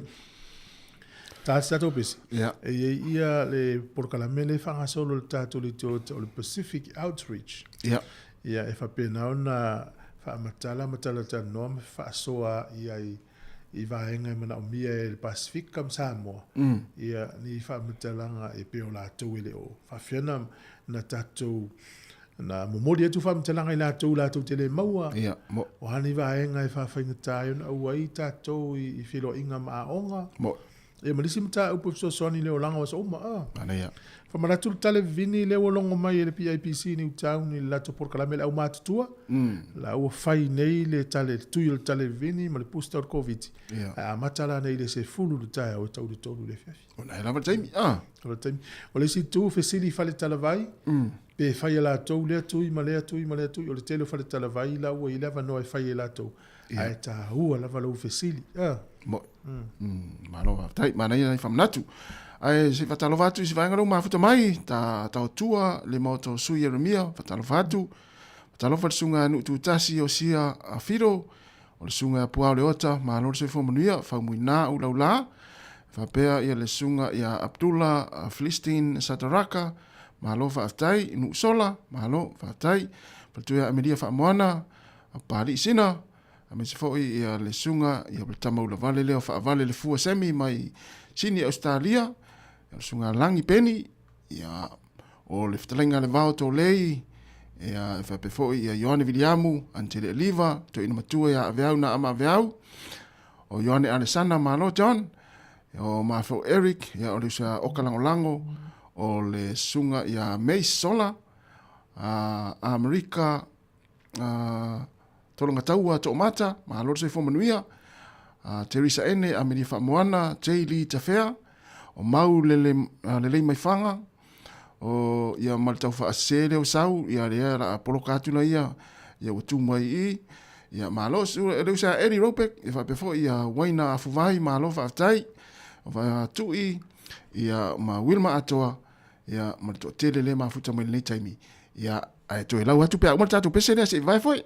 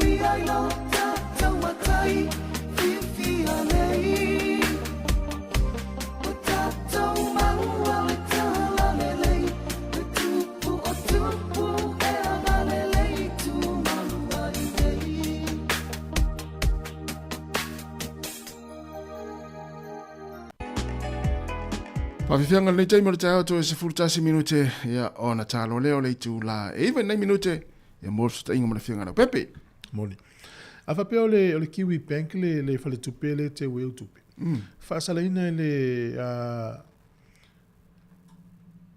fam sidonga fa tu mano ya ukilani fale tupele kiwi bank e luas fultasi mo yanga ole solia le ole tula fono le Fair Trading Act po fata winga tala fianga hai e tolus fuli mafe ya na customers po tanga fatau le a faina i mafu mai ia malienga na sainia ma matangata e la totio foina tuai ia e free le interest on isi la totua pela me loans e mai isi la totua ai mafu ele sa e ono te si male valu miliona ta la na overcharge pena silia tuai na to tongi e tangata ia customers po tangata fatau le Kiwi Bank le Kiwi Bank le lau fa sala ina i taste si male 5 miliona tala ia ele o tele o mawala tonu i po le meto to tongi tu pe tangata ne le Kiwi Bank po le vai te me luafe male lua o le matua e tele fa fatai lava i le ali ile ne atu New Zealand e ia tangata manga fanga la to te mai tawina uma o nanga fle tupe o pa benzini company valele ma so se o nanga e la to te mawai me ia fa pe ya lo na o nanga ne ile la to te loa e le o multa ia o le Commerce Commission lena la to molia ina ia le la fa sala testesi ma le 5 miliona tala ava pela tolu 5 afe customers ava ele ono te simal valu miliona le pa fa peto fa fo e lo pe te o watu nai tala la o county le so o le bank le te le bank lo langi le te bank lo ia ngai se Hello, my bank le World Bank to bank le ANC wala tangata bank le World Bank e na la vanga le Donald Trump tangata ia ilunga tu pio mato ia lo le tangata fele le ia ilunga le mele wa po moli si la vese wa so ya le la tata do pese ya le so ta el fianga la Pepe alors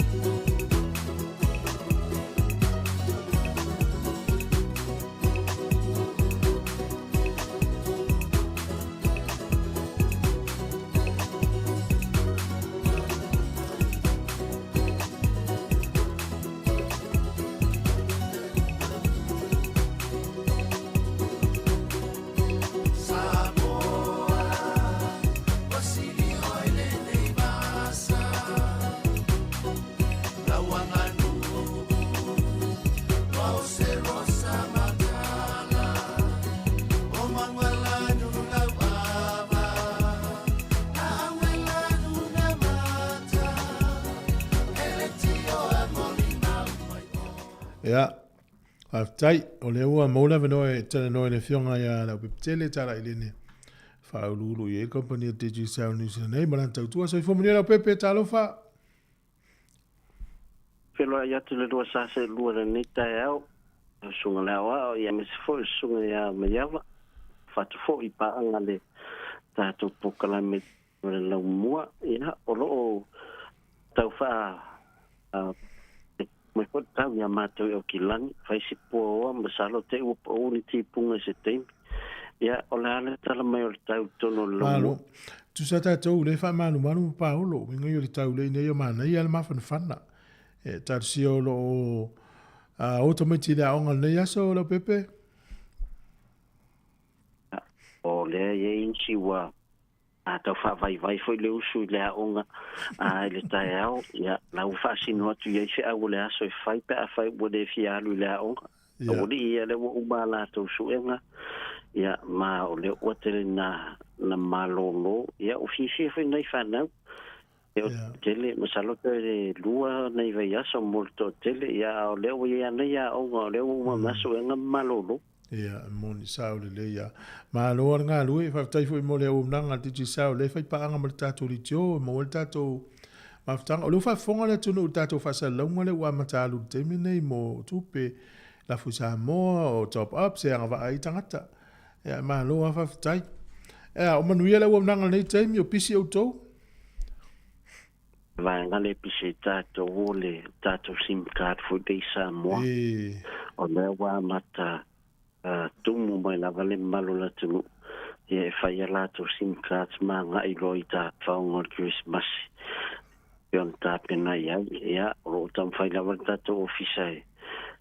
Ia Martino o lo family ina mfole malo la tunu o lo ngai mai. Whaasino i le paingole.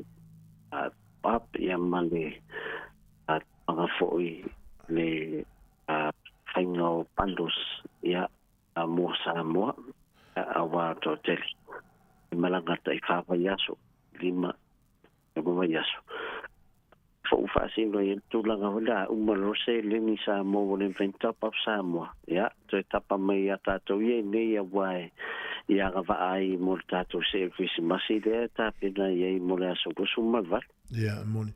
O la sa fo tuanga mo tatanga te e o i Sāmoa fa nga sim card to e fo i mailo ina i le fa nga ina. Le to e fa nga ina no.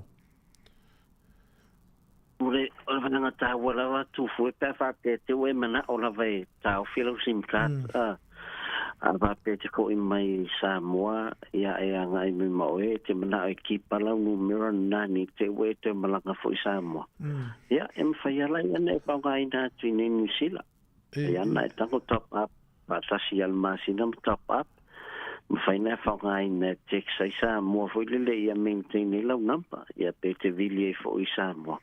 Ia ala mwhai ala na whaunga atu nei o nei e le tātou tūrafono e atolo le tolu le whamasina le whangaina le tātou simka. O na whalea ngaina lo pa ia lea lo no winga e te malanga i Sāmoa te whaiala simka fau. Le o tō te leila tau o le lavau wa whaunga atu lava i nei ala tau o na mana o ia kipa la tau numero. Mana foi ai se le ai ngai alu ia tu i simka de alu e whaunga e sa foi ai se alu le so lo nai tu. E mania. Te roe se fe foi le le tō se sim card pa watulanga i ia mo mai ava ia te pe manu mera ia te lua ta vilia te mia te malanga ia watu sim card le ma le io ni te wa ma se vilia se si numero na ia mo se si odu ia afa pe mo el tamo ia vol fa lua ile no mo ai le pepe o le ofsili foi le i tupele la foi Sāmoa i tangatele Sāmoa ala wa pele no mela pe ole toyola po la avel tangatele no mela la se so ni fa tupele ni to mo mo tupele tangatele wala fo o tuanga mo mua o ele la fo ina tupe Sāmoa e whamautu ina vive numero nama e tango to ainga po numero sa na mana la foto tupe ma ia loko po la ele stala e mai cash al kuchisa e na iam fayam tau no atule selen ai a fai te ua fai si leva o tolu masina te le tua to foto sanga te le vidi tua inga ro me na fa surprise e la fortu per la to numero ai te le loa le o te fa ngai dan numero na ia e pa wala le wala e fai erva fa so tai me mato ina ia mato a siaki di mato office Sāmoa ia o lai mo tinua e le ola numero na ia e toi faisisi a wala e toi fa fo e di tupi ia ele numero sao ai e te lea tato process e masalo e lua tolu aso fato am fai un fatino ona e te tai wanto e fo i mai anga i nei le company na la fato e le ni fato tenga fa click action la foto ia e tau no toi reverse mal tupi anga le sistema click action ia ma fai click action toi la foto e le numero fo le e aunga e te lea wala e le a fai o lau fa onga e si ia le SIM card mantua e de ta wana mai ona alu to pe ka fa pe e se le ngoale le stalai e se ta lawa lo fa nga ina le a wor por na tu langa e te fa pe te wor watu mo wor tanga na li fo ne fa nga ale tu sale ngoale le stalai mal le numero mal ngoale le star for SIM card na Sāmoa e de fa ya na lu tu o ia mana ia la sa fu tuanga mo se uso le ma o le fu o ta fiu fu me fai o le fi alu ata fi me ai nga wala watu sa mo Christmas la sa o le ai nga a fo le tu pero pa se na te fi alu ai o se fai e ia me la ai nga wala ho e lo le ai nga ai to lo watu ia no vinga na le fu fe au ai le se le o fai ho le me si no we fai sa o le pero o fiu fo me fai ai o le vina fialo la fa mai Sāmoa o le watu fa pe o le la plan sta la fa ia me si le we sa no me le pepe na malangala na ia tu sa la tau no watu foi le wala le o mal di le ai le watu ia na na watu me le ai e tu le watu na e watu le nation mai alu lo yuta sai pentat ia me si le we sa no ani sa o le le tu va sa o le mere o la musula inga la tu mai tau ana we fai matai ai le mana la inga fai matai te mi le o la pis ya fa tai te la pepe la telefoni ma se no me la ma wai ya ma wai la o fiong le va tu el numero e ma fai anta fai matai nei New Zealand ia fai o po pole se fe tu pe fai ta la foi ta o te fa pai no foi la luna a ta tu numero en fai ona so ta me le o lu ta si limono a tolu fa o lu ta si limono tolu fa ia a maiava o le ai te le ingo en fai ona on fai so fai nei ia a o te e ia se si Sāmoa ta fia wa ingo e fa ngai New Zealand en pen fa ngai Sāmoa e mo fa fa o lu tu fu ya fo la o le ngole to avela ta mo hi koi fa mana tu fu mana tu hi koi le fai nei po nei Wellington a fa tai tele lava lo pepe stai manuel lo aso so fo ta si le tale iva ya tala nei mai Sāmoa se mel fa fo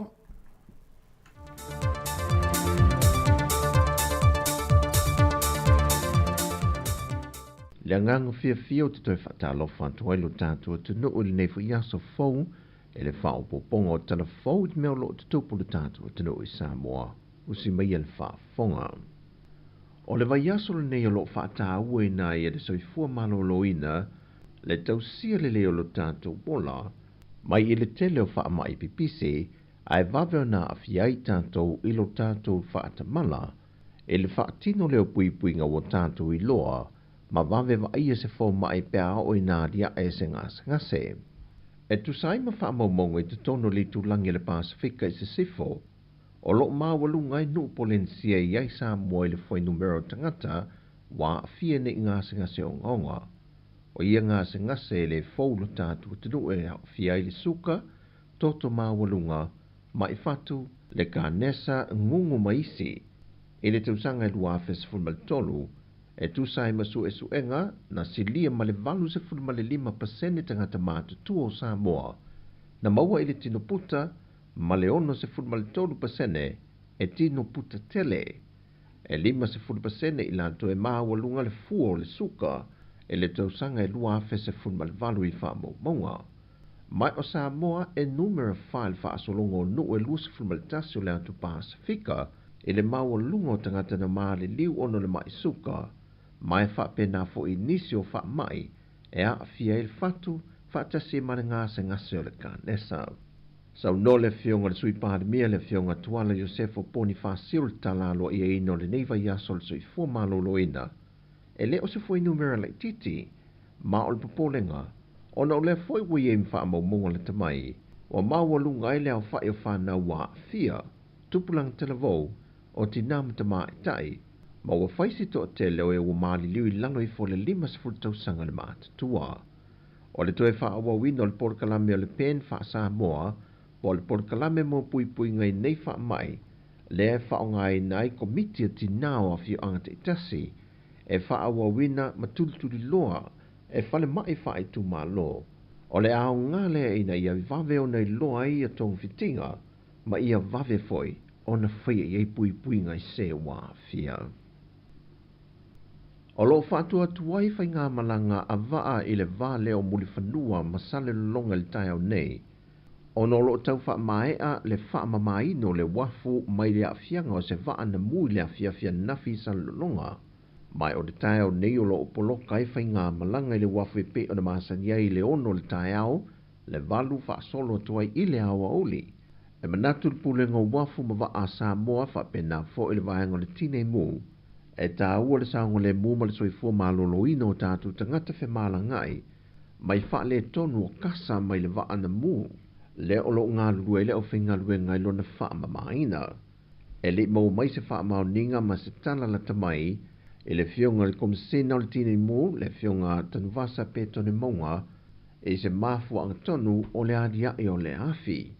Ai tasi se wa whango ta sa tau le tuane o le whale einga le DMC sa lolonga, sa amata mai le mu, mai na maua i atan tu ina lungo pengta whailangi e nisi o le atanu, na tau mo whai el to te leo i lantou na whesoa swani, e tu le ese ta avale sa paka e laktane i le vaenga sa mua i le waa, mo le saunga le mua ta avale ai lantou o lo malanga mai ia pia, o lo ta alia le fionga le komsino le tine mu, mo se tala e wha te tau le nei whana me lave.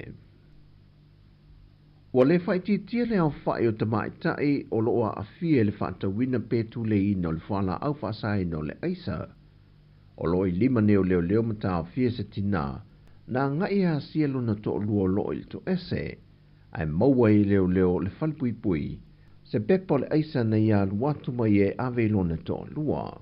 Na whamau nia mai el komisino na tanga luengo leo au pa aulongo i tino Filipo. Ni ka mai ka inga nga ia ko alwe asi e se kasi o alwe asi long ko wala fa pui kai kang malalo. Ai waku ai mo wai pe pa isa. Ala ku mo ia alwe abe long ko wala le ala mo lia le. In process. Wala la wo in custody se ia ka dia la so luo te sem e wala au lang ka. Ele uma peo vai você o sa le que ole le voi le li nga ma mai lungo le o fa lo voi le fa le I vai você e le li nga le ka fi pa ron ko lu la le nga la ku e va ku e asia va lu ku la ma va ku me ye nga ma wo le sai di nga le sa va ki nga le ya lu ku le watu le mata apoleta mai ta e tu la ia I lumo le fa masinonga e tali o no morianga I le masina fau. E tolua o ngatulanga lua I le antunu, e lua mai sa la fai o lano masili, ma lea o ngai tasi ia pia o vai tele, mo whamani e ina ni fiso swania se tama ita I Sāmoa au Maui a Amerika, ia Virginia to le pai, ma niso lana au malanga, o tusi a onga ma computers, wa fua I le tama ita I malana au malanga, e ati na e le tulanga tau ia o onga ialo ma whanau la iti, ma yelo na whanonunga ina ia le leia o ngā whanau, ma fausia I tu ai ngā meto tia ese, e una ia le whanonunga o whanau e fia ia onga, e le I tau moe mitinga o la tolu manai. O lo ia le whanonunga o le tamai taimalana au malanga o lo fisoa swani a te ia, e wha awa pēa la to fisoa swani, E nisi a onga tūlanga lue le atunu o loo iai le mana onga. O tala fawia mai Sāmoa mo le nei fo iaso, manuia tele Sāmoa whasoi foia.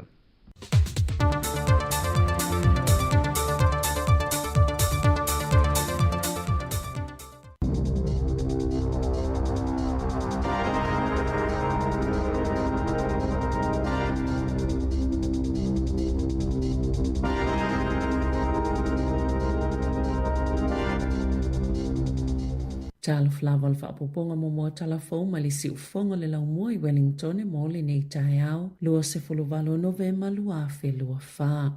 O sao no le pale mia Christopher Luxon whaapele minista o tupe Nicola Willis o le paua pasene tuluia tupe po le OCR be ona whaeloa I le solulu wa ta umayai o le usa o lava le ala ua iai New Zealand. Na whaapa ualfal tupe whaeleo leo le 5 basis points ma ua iai nei le whaate si malilua 5% le tuluia tupe po le OCR o se whai numera pito maawalalo o whaamawina I le nei tausanga o le ama whaiona pa uai pasene o tupe no e au fiei mo kesi mo tangata iei o lātou lava whale, whaapea ino no ngā tupe mo pisinisi, o tele ngese le alu I lungo le tau le soifuanga beitai, o lo o mawalalo pea le tupu ma le ola le tamau ainga na Sāmoa Luxon, o le pa ua le pasene tulu I tupe po le OCR, o se tala fia le mo ainga ma pisinisi, na Sāmoa fo le minista o tupe, o la asanga na uia le malo e whaamu moi le whaai te o le malo I tupe whaalo, ini vesi au nanga I whisanga I matangata, toi whaafo I le talitonuina o le tamau ainga, o mea ia ua mawhaio na Iesuinga, ma ua sao le awala lea ua uia le malo. Na whaalia I whaamomongo le whalitupe whaaleo leo, na pa u le au te lenga o le tamau ainga o le atunu o, I tutono maasina I tolu, e o mai a iuni beita I fōlinga mai na pa u fo I tutono maasina I tolu, e o mai I a September.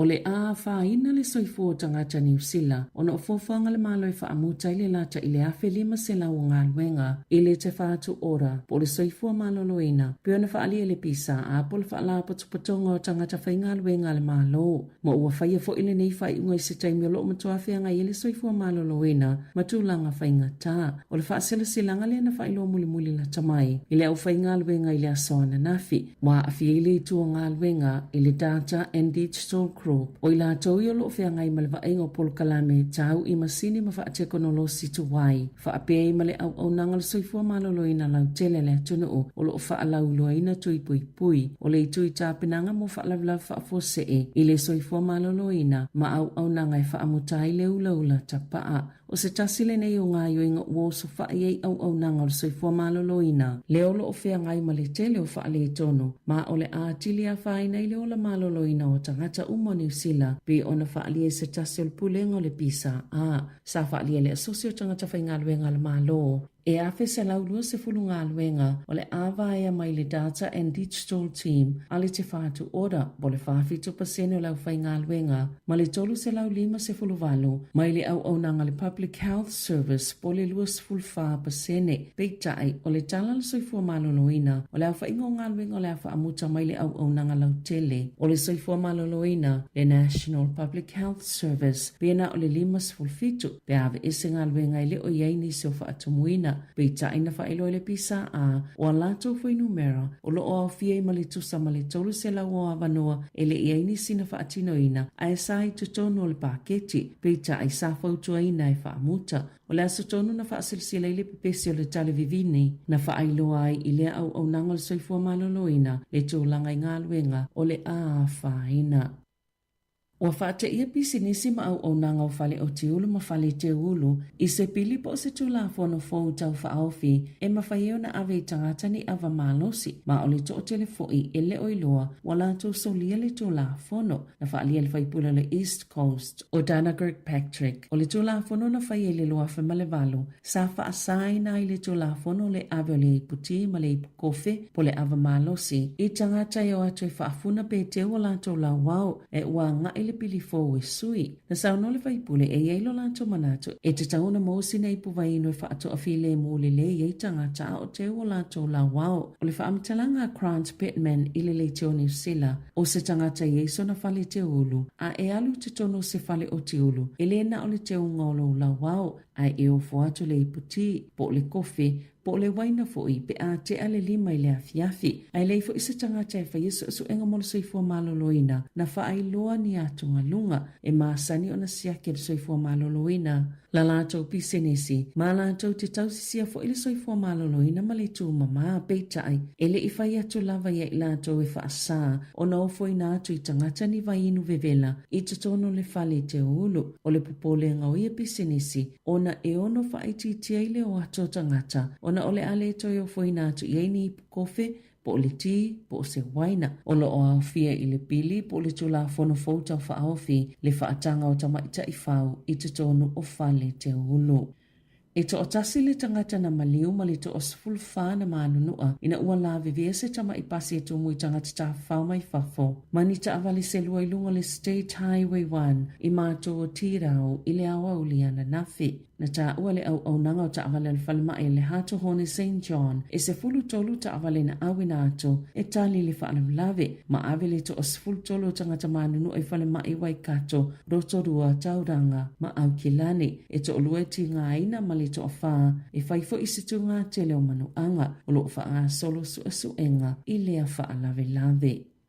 O le asi i tia tau o pase se i pasi mano whaafi le atu nuu, ma uwha ilo atu le la lau whila wa inga i pule ngā nuu, ina ia tuu pe si i lunga, le au wha inga o tupe mawai te tau una maua pe au sia. Na lafo ina atu le waka ko tahi NCTA, i pule ngā nuu ma pule ngā whila wa inga ni tusi, o lo o tau watu i ai, ina ia si i tia la tau siea, po o vai ngā tupe e au ona la tau tutongina, mai le tau ato whela wa inga lau tele mai isi mea, e le au fie la fonga po rates, po vai ngā tupe mai le malo. Na whaalia le tei fono le wha amalumalunga pule ngā nu o wha ito malo. A Wellington e mo le tū tau i whela wa inga, a whaia mo o mia le au si o wha amoemoenga ia o wha atulunga ina, mo le wha amalumalunga pule ngā nu o Wellington. E te tau fo ilauna si itia le tau o pasese i le fitu tasi pasene i le tau sanga a sao, peitai, ua matua tu o wha awhia ngai lava mo o mianga o tangata, i le tau ngata o le tau o le soifuanga, a wha alau tele ina atili, a whaia se fulu tala e wha alu le tangata Wellington e pasese le Metling i le aso, o lona winga, o le aia whaaluina le se fulu fitu tala i le aso, i lalo o tau o pase se fau. O tau sanga i lua ua tua nae, e ono pasene na si itia i pase se Wellington, toi si itia i le se fulu pasene na i tau whaafitau i mali si itia o le tau le soifuanga, na saunoa Thomas Nash. Wala tau manino i le toi fo i o tangata e wha o ngata a wale pe a tau ngata pase se feo inga lau tele, to o tele tangata, ai o le a tiri whaalea ngai nai fo i le se o manga, ma le saonga le mo o awala te tele. Ua whaalia le matanga luenga o whalepuipui, ua whaasolo lava ina awea le whalepuipui i Waikeria, ma whalepuipui pito te le i le tunu. Pe a mai, ale ngā luenga o ia whale pe o na whaopopo i le silia ma le awhi whaase lau o moenga, na whaasilisila le pale mia Christopher Luxon i le maasina o me. E tasi te si male iwa piliona tā la, na inivesi whale pui mo le isi whātau sangolo manai, mai lea vai ngā tupe, e tu samale whaase lau whaase fululua miliona tā la, sato e inivesi whale pui mai ni vai ngā tupe na whaasao, mai ngā luenga i ofisa, mani kone karate na fua pāua lātou taimi. O le whale pui i Waikeria, e no whaile i tō pāoli i, e tu samale tō whaase lau whaase fulu, ai lata i le ono se lau moenga e ofi tutono se whale o loo whawina, e lata i le whale o lo iai nei, le ua fuafua e wha mai a ile tau sanga a sau, o le art facility o lo iai se whale mai, biometrics technology, po pol kalame wha te konolosi, e ilo ai tangata ese, o potu e whaini pol kalame ese, lima se lau moenga mo pangota, ma le iwa se fuluono moenga e wha apitua moe e i wha awhitauli o le soifua maloloina, o le mawhau, wa ile wha moe e tatala i le lima tau sanga o lo manai, le wha alau te lenga o le whale pui, bi ona toi wha apopo i moe ngai valu se lau se fulu, ma o le ao o atuai i le afe valu se lau, le au wha ingo pango tae ma whai o na ofi, pe no no fuai.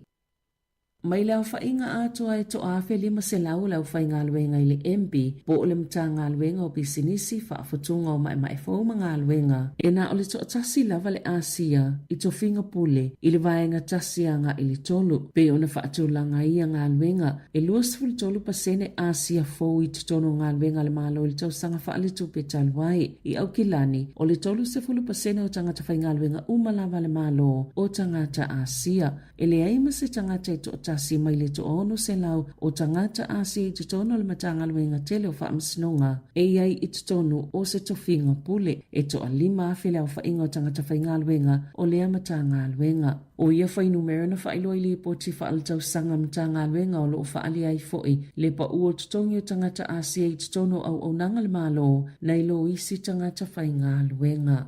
Tala i ta'alonga, wali i potesa tu stala mo whaipelenga le United States, Dan Raphael, o le alu ina i lupe soli ai Joseph Parker le ali i Engelani o Daniel Dubois, mo le fusi o le IBF i Saudi Arabia i le asoluas fululu o Februari. O le masina o se tema na whaia inai Anthony Joshua ia Dubois mamanu malo i le fusi o le IBF. Sa ile manato le to'otele o le ato i lui e Joshua le fusi beitai o le ua whaase ese ma ua mawailo le avanoa mo paka e lui e le isi fusi o fusi e whao le lalulangi e le o umi eina le siambini o Alexander Yusik o Ukraine o le fusu anga mulimuli a paka na whaile le masina o mati le ana manu malua i a Silek Sang o Saina ma ia maua le fusi o le WBO i le panga mamafa o paka na manu malo i le WBO ia te semalua fisfulhono i se fusu anga wavala lata ma Andy Ruiz o Mexico i Aukilani e whaalua na ia puipuina le fusi i le lua fisfulfitu peitai na whaia ina ia Joshua i le lua afi se folovalo.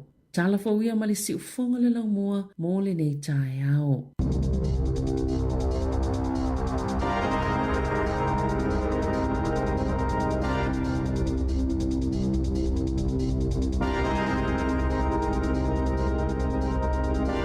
Malo whaftai il whapapong mumuri o tātou talafau le tūlai se fuluma le lua i le auri nei.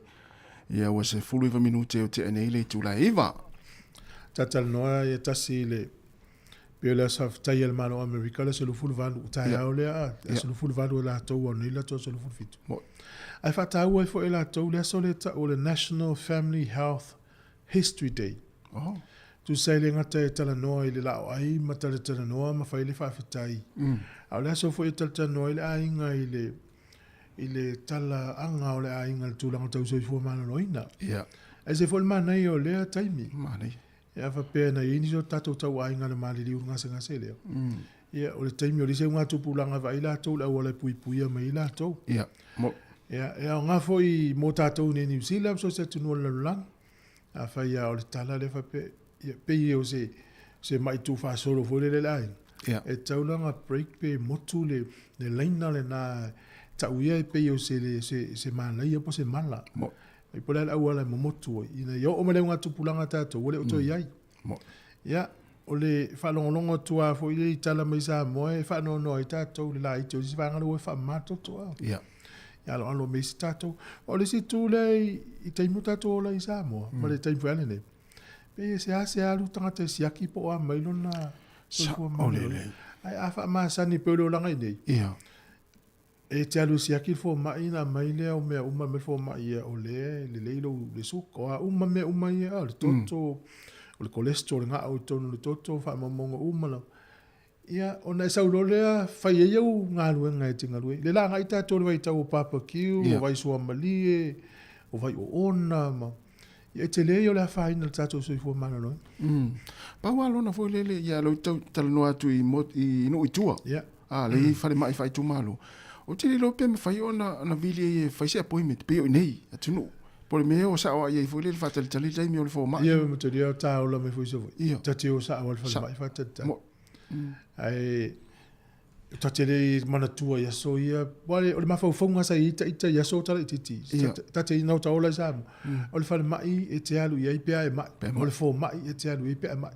a le ua tasau nene atunu le eila e le faapena la o le mafaufauga o i nei e te alu e vai le fomai me vele le prevention o le puipuiga o le tagata ia na alu lo lea o e le fomai ia o tagata le usau saʻili mai ia fufue o faisi maualuga o le o le toto fai a o le suka e no fili la o ala le meu te fai mai vai a o me ai te ia fa pe alu savali ta fai fa pa ula lo kilo le la o mai o la pui pui ia o ne o e mai na to sa u le stolu masina te la tu le stolu masina ma tu te ia sa u lo ke le fu va so po le anga le fu so le sa i vas fu alu pa limas fu kilometer kilo kalamba So fa se fulu kilo i walus. Na, pongo titi so fa nuri mas. Saua pale ima se fulu o lima se fulu pongo au titi so fa nuri au tu ngan me pan kap. Au te la tula le matua wa esela vai mai ya. Ia. Fa tu no koleni. Pe yo nai fa manatu na mo le tunu au no fa yo po ya i Sāmoa fo. Ia. Afa pe e luas furuta la e te alu fo mai. O le luas furuta la pito sili da nao ngā ia te oi. Na u fo. La e tongi fo mai faila o poi men siaki umal fo mai e na sau lole fo pe oi. Tam faila e tu ula lole ai me o ona. Ave sel ma sima mai nisi me ai.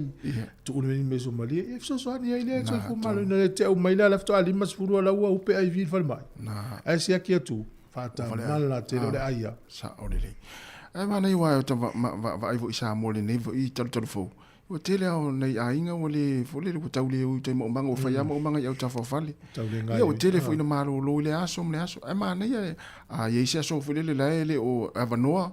Mana ti va fo mai. Ia. Le na.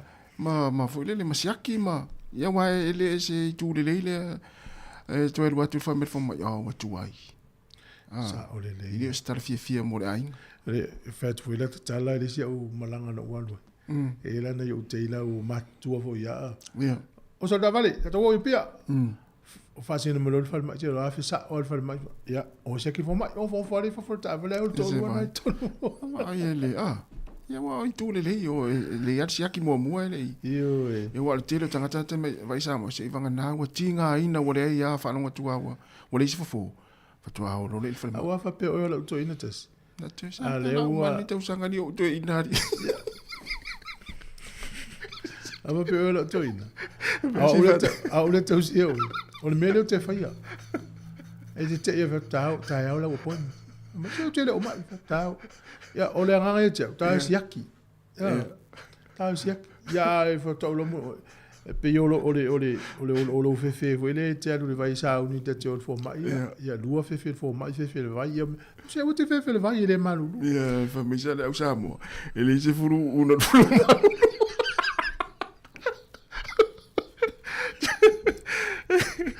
Tala na la Sāmoa na fa ya tu fa sorry se o ta ele la po fa mai ui tala to ina ya sola apa ina se furu malulu e mo el furu malulu ele mo se furu tu no fa fo me tu ne ta se vai me alo itamasa era un taio vai ya ele leva na se fer vai ele wa mai ele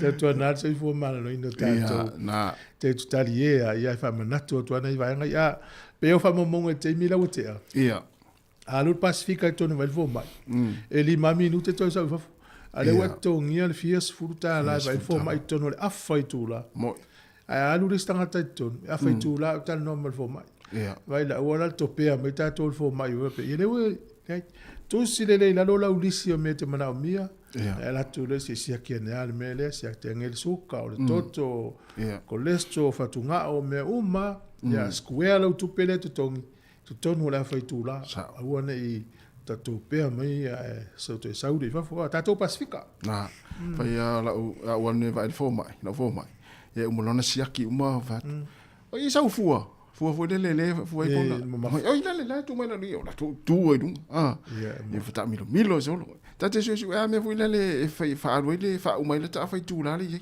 ya sa o wa sa le ya o te na yo ta tu tangata ele umia na o te tonu ai mai fa to fa pe fa to se fulu minute pe alu ma ave ia a pe o se utama alu o te tonu vai ia le na o ele tanga tele o se utina ta fo na alu se fa mtala upu ia mal malama o mai me ia ta no me fo mai ia na ya malo e do maun fo mai ia na fa mana tu tua ia le fo i matam fai mul muli nei vanga ia na malo ia pui lo tong ftia na tonu tele lo wa o tasi le te le uso sa ni me la pepe me na e le fifi fo i lo il tau fi me o lo tu business ai se le man ia mo fi alo trata tau fi me sa mo o te sa e ma fu ona tau fi me la inga tu sa refa to ato fa longa le ainga o te tangi telefoni ya te sema ona o le la vile to watu a tau sanga ato wa fe wa fa fili la inga vili mal telefoni vili mal messenger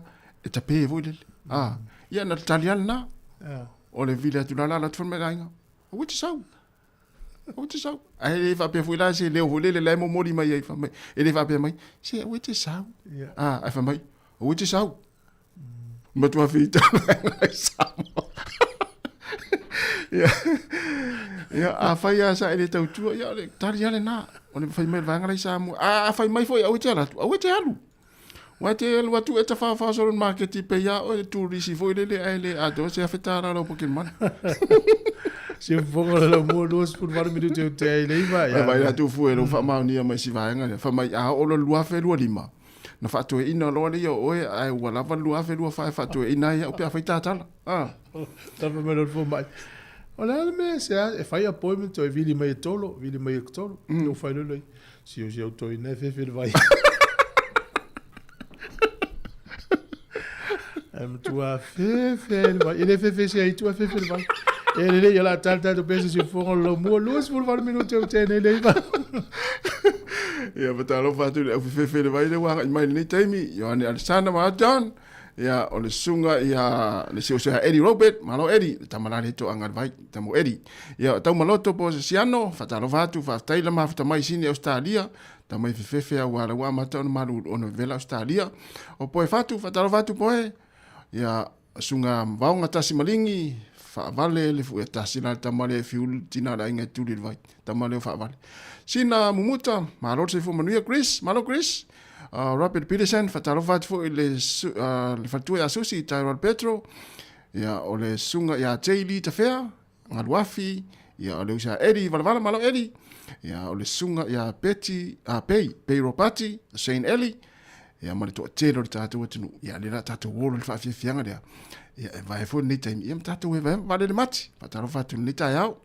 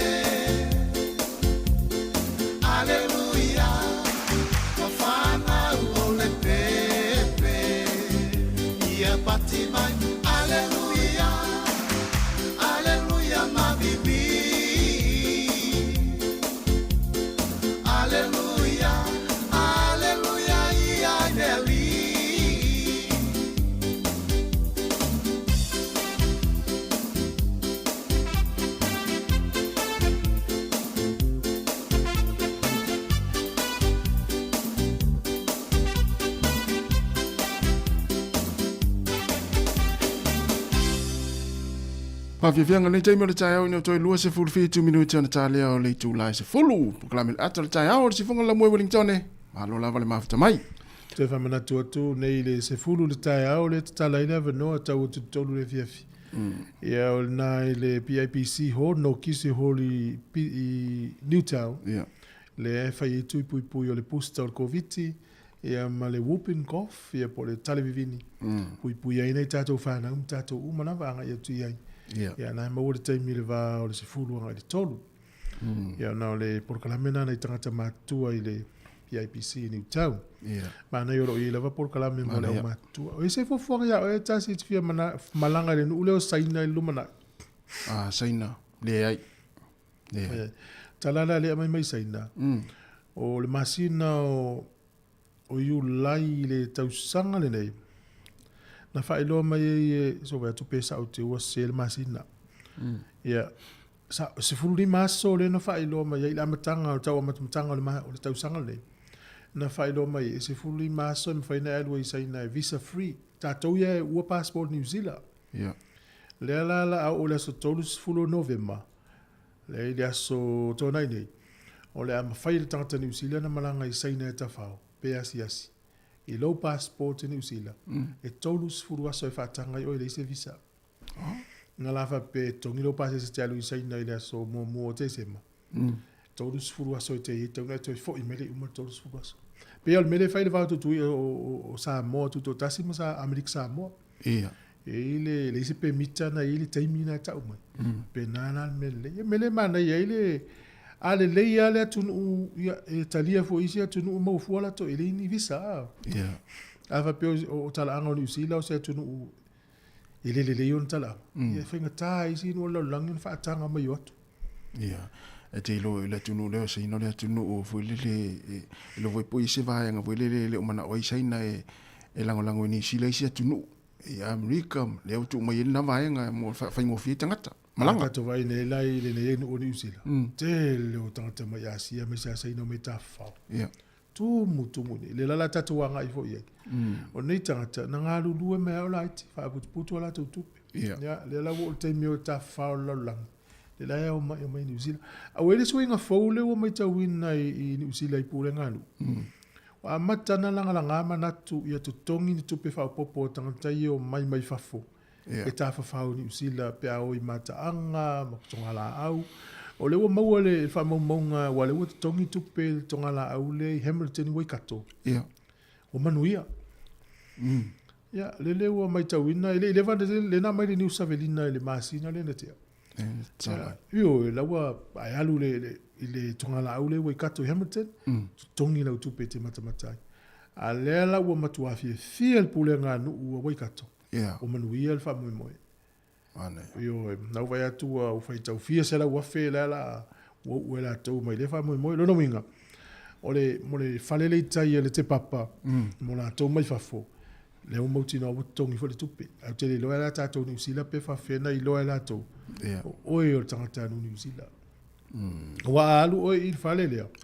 E una tapa e la vanga o le whai tongi na tupe. O la wha petau mai Japan. Toi je sais.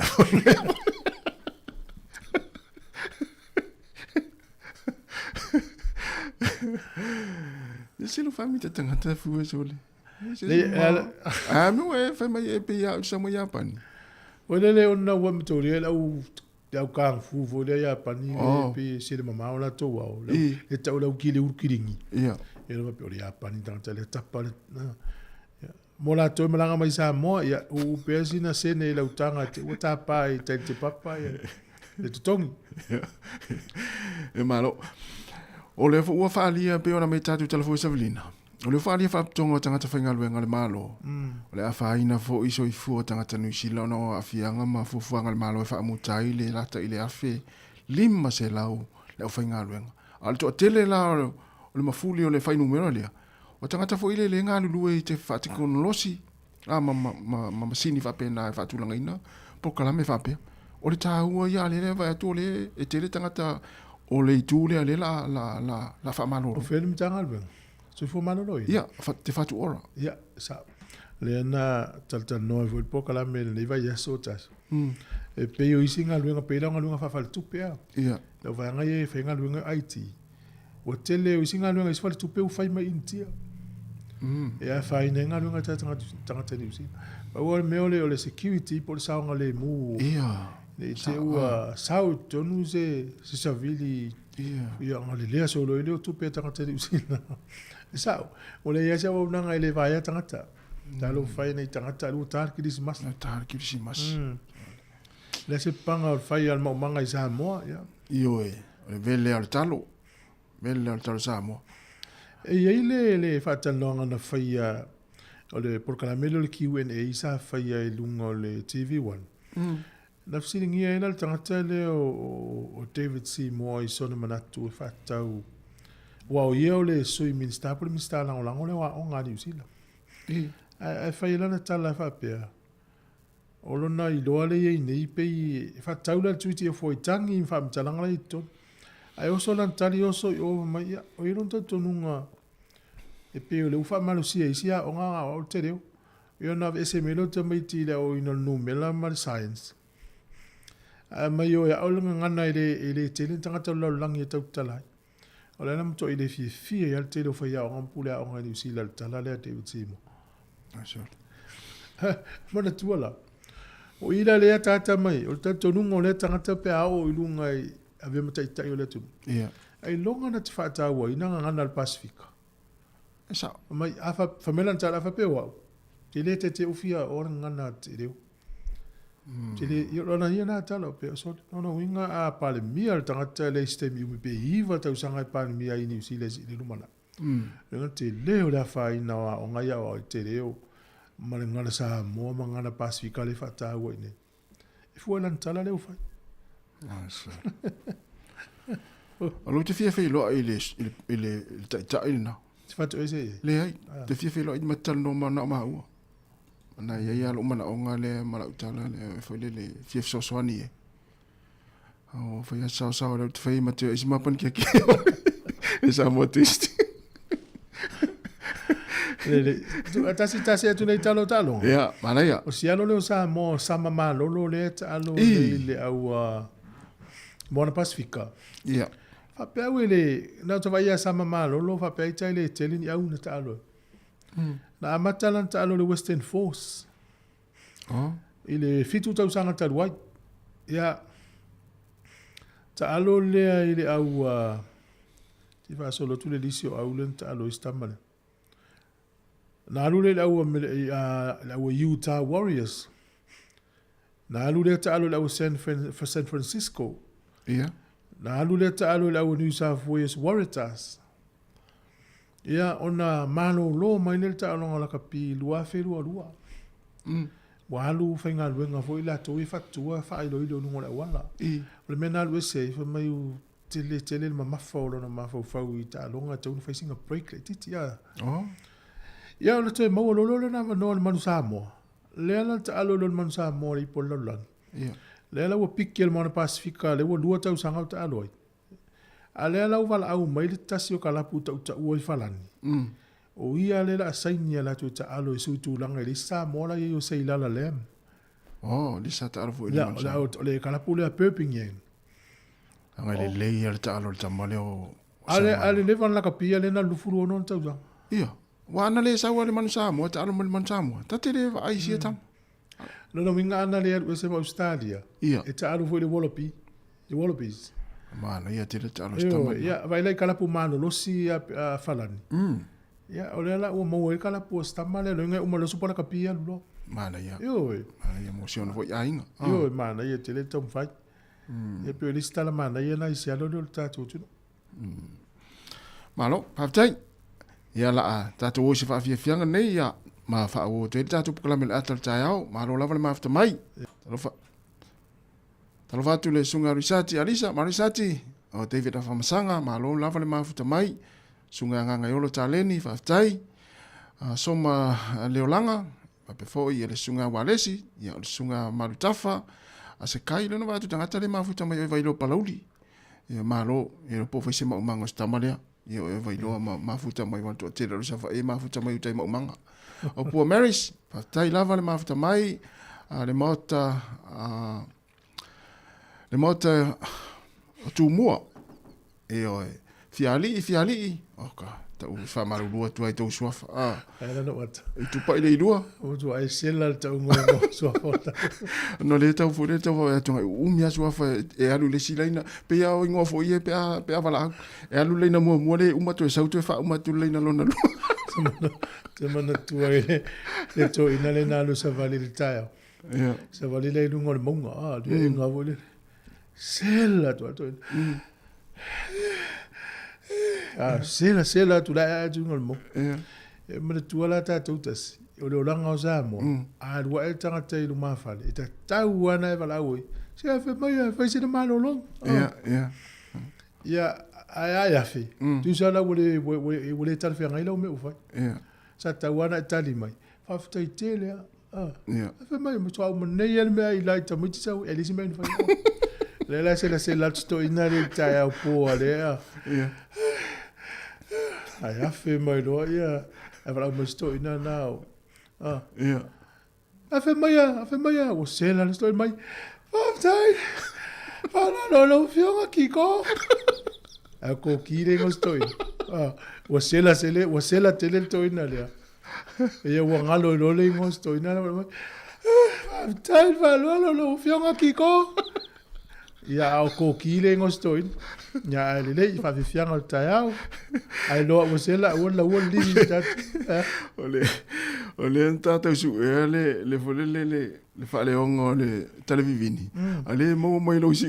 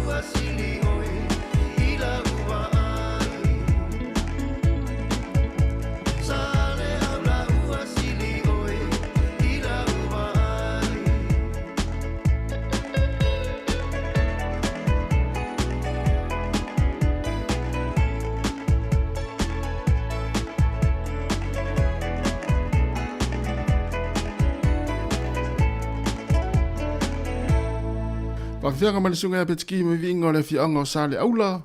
Ina ua toi se fultasi minuti ana tale o le tū la se fulu. O le pepa o le tai au nei le whamatala i le tala fia i le aula le Fijian Drua. O to le Fijian Drua le watolu nei tau sanga u fitono le superkapi. Ia. O le mele o foile au mai tauina e mo meo tupe au tālonga kapi. Tolu tau sanga tanu i le Drua i to tonu. Tu se tolu se fulu valua na sponsors. Kompanie lang o le Drua. Ma le lisi tele, le lisi fata de talila ye fio atu ala polo ka folo na tele sponsors. Ia. E vai nei mele tau te, fata te inga e tau su engi sponsors a istangat. Ale uta tolo il Fijian Drua. E le tau su engi ana sponsors. Ia. Ia, mawhai ona whaatau atu le tele o meo pulo, o tini, o jerseys, o mitiafu, o fua le Drua, mea umawhapena. Ia. Whai nana tau whaatau ina atu le se la wafe ia me whapena talu na i le Drua. O le isi tu le umai tau ina e pea ma le i mo meo rights fo ngale whata wina o taa longa i whasa lau. O maua le Drua le tolu miliona tala fiti. Pe lua te si ma le lua 5 miliona tala New Zealand. Taluna whawhai mai le Drua. Ona tupe ia maua mai sponsors o tu le valu miliona tala fiti. O le lau tatou lo i le au o le Fijian Drua. E le fesiri ngia la le ola man le ola lau. Ono na winga la, le ala wata uma i na uma el taudu tausanga. E ola le au leo toe mautu. Ma o le ruma na i fo i o tamaiti fiti e le mawhaina o i fafo ta aloa. Ma o le ola le leifo ila leo le au fiti. E le ngata o le sulima o le teto fitu. Le ala ua maua nei ai. Ma i maupe ana maua wha pe Sāmoa le vanoa le. O le tūle, mo le au fuele le ale anga iluma. Taluana mata ia pe o le stausanga, pe e aluanga ilunga o le taumwhai. Le mafua ina lango le tele ma tele sponsor ia o ia fia sponsor se avo le mata me tami sanga na John Tulua pe le aulunga ia le ale au fiti le tau sanga le nei matua mana ia le foi ina i Crusaders foi ina i tato te lo per foi ina le plus tele au le au stadio foi ina le Fijian Drua ia ai fuala le foi tau fia fio tamati fiti le fia ta alo i fafo ia le mo le no ta alo le au le Drua ya na uto fa fonga mai tupe o se sele ya manu ya na tamati ole mepito sili lan ta wala ole Fijian Drua wa manu ya ila utele fiti sa ile tele o tamati ano ya ole si va ngale na mai tatu telefo Savelina ya ole tele yo va ya ole si va ngale te va ya tu ya ole fit se fut pasene o pase se o pasi mana fo afia na fa mariaina e matati ale le vaenga le NCTA ya o le tulanga fulele ya fulele o le ya hasta un tati tu sa le ye tu pe fasidi vang fa pe e wale mai o pasi se o pasi man fo afia na family ina matati o le NCTA ia il fits fu paseni le tau mo tanga tapa se po tele tupe mo pe no vai atu ia le tulanga le mai le tatu telefoni Savelina o si tio pasi man fo afia ile tunu ya ole terminators ya lu fenga no Wellington mo limaso pesa ule train mai lu train te au to le fitus futala te tongi le vai eso ya lu le uta vale ia e o va tu la ta ma fu mai ona tongi la paka tongi la pensini ia so e tongo fiela le alu le train le tio tumu ia so uma paka ia au tafa ia tatu i Wellington i Polurua e to tongi lo la le paka te paka i le vangalo de train station ia amata lo la nei fu ma fo fungo tata wa le paka fu ta vale ia paka yona e alu le tai le to saula ai fuala ia i le olanga o tātou Sāmoa. Ia. Ai tanga te usu mai whale la tai, tanga te usu mai si umu, tanga te usu mai ala i pata. A whai olon pāse se whātala, e sau whātala lea. A le tongi se lau tāla. E o manele vai aso. E a whalei al tongi le na anu i le. E le pāses. E mtua lea ia se winga mtua ngaua. So winga na le ia, tangu tāi o mena wha ia la toi no fol tal whātai a pia. E mana tau no fol tal whātai le la tala tai ngā luenga. Fai mo fie langa e tasile me alu i tupe mo tongia o wala fe inga. Ia ono le taimi fa malo fa tai por kala mena ata tai au. Ia. Malo ale on sa ini aso. Fa ta ua la vale tatu tape pena le la o fo tau vivela. Mo. E te ua mu le va matua ia tinga ina foi lo foi mu e fai nga lu ia pui ia oi. E ia le taimi tau sa uma fa lo atu tatu le tio. Taimi fa lo mai pule nga nu. Ia. Talo sanga ile pe mita e fai se umu. Pe ta foi sa wafi. Ia le la tatu wo o le taimi na ia a mata foi no mai pule nga nu fa sa lo nga lo atu le tunu. Ia. Fa nga ina sua vai. Ia. Ia se fe sua vai ia uma le tau vivela. Ia la tu toi sua vai fa so mai mo tato. Ia ona vai nga uma ia watu uma nga tato li tio taimi ma so fa ta wo fa ma malu ai. Ana ia. Ia u tangia tato te sala sisi. Ia matua tu fa tato Facebook fa mole. Ia pe subscribe pe fa pe ole te mo mole wa ma futa mai to tele ila to ia ma fo tato tau tu ni tai au. Alo fa tu por kala me. Ole si vai nga tasi mo tato fa nga ina pakai ni usila pakai ila to i mana fa pito. Ia. Fitu se lau lima suta la sala. A wala vane e pakai te mai mau. A fa lo tongi e lima se lau vai aso. Ia ele uma lo tongi ele uma lo sala. Moi. Po a fo e uma tongi ele uma sala i ma tala i vai nga ole foi tu tala no le fa nau. Ia. Te ua lua tole tau mai titi pakai i ia ngau a tole tupele a inga i a wha alua wha tolu no whai. Ia. Ia na wha tele le tolu fitu se lau lima sfutala. Tele. Ua ngau a ko se tupe. Ia mata i tu vai ngana o le ua fai o le lava o le whaasoa ia ua o le taimi o sfia mana o miel tupe. Ia moni. Ia o vai ngana ia le tauna sa raisis. Moni na longo tu al tatu tu ele aso mane aso. Sa o le. Tata por kala me tau le tolu le fiafi. Le lava vai nei fa fianga a fas fulu to fa sala por kala me o tala o le la lolangi so nei. La lolangi so nei fa tau tai le fionga la wana ti la ia. Fa fianga tas fulu do tatu tol fo ma futa me per tau tu al tin fonga le mua. Tatou weva, tau le tolu le fiafi. Ai, o lisi vai ngā toi whamena tu tasi. O le uma whai ne le tatou li tiona, whai a whaasala launga i Sāmoa. Ia. O se sau whai, se as whanau, whai poiponga, o le maliu, toi sau ningo tangata ia tatou o pele ia i tatou. Ia, o whaunga o a onga. Ia. O whai na whaasala uti whonga lau mua pau au lea. O le vave longo mai mātou. Ia ma tau atu le tau. Ia ma ina ia te ua tele ni se e whai le taimi e tasi ona le tau ia le a vave longo mai. Telefoni te walau mele o wha tolu walu lima lo o wha tasi. Ia. O wha tolu walu lima lo o wha tasi. Nei le tae au le sa ule whasa launga o le wha unga le onga le a te sese. Ia. Ia o lai ngalua i ta sesa ia ma nisi o tato ofe ngalua ngai sa moi whasa lau le wha unga na. Ia. Mana ia o leo e tani mel vaenga na tu fuana e nisi le whafsiri mai pula le taimi le wha unga. Ia ai awa ni se fulu. Ia na sila pe no tato Facebook ma YouTube na la sa fa un le taia. Mana ia. Ia fa so solo no fa fianga a fa fulu ia ona tu na tu proclame lo langi o nei.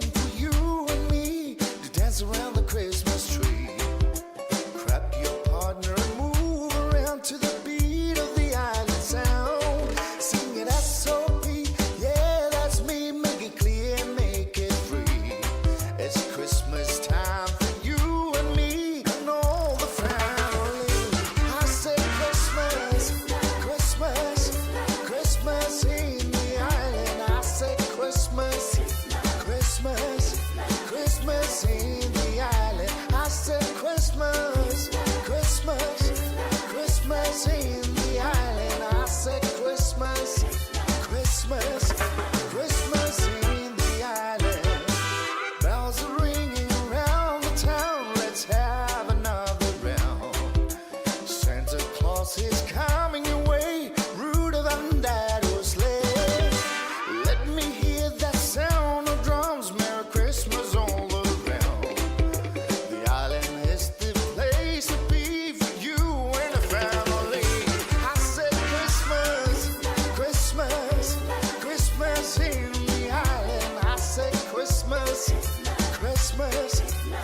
Christmas in the island. I said Christmas, Christmas, Christmas in the island. I said Christmas, Christmas, Christmas in the island. Welcome to the festive season in the island. Another year gone, time for family loving. Let's get together, grab yourself some liquor, and let's party till the morning. Come party people over here, my party people over there. They wanna see you put them digits in the air. My party people, let's get together and celebrate another Christmas cheer. I said Christmas, Christmas, Christmas in the island. I said Christmas, Christmas, Christmas in the island. I said Christmas, Christmas, Christmas in the island. I said Christmas, Christmas, Christmas in the island. I said Christmas, Christmas, Christmas in the island. I said Christmas, Christmas, Christmas in the island. I said Christmas, Christmas, Christmas in the island. I said Christmas, Christmas, Christmas in the island.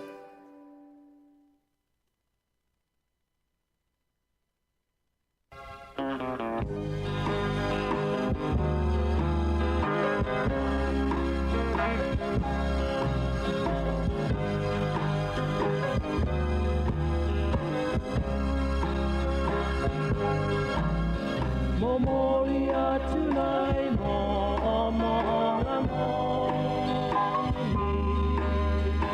let the stealing be alone for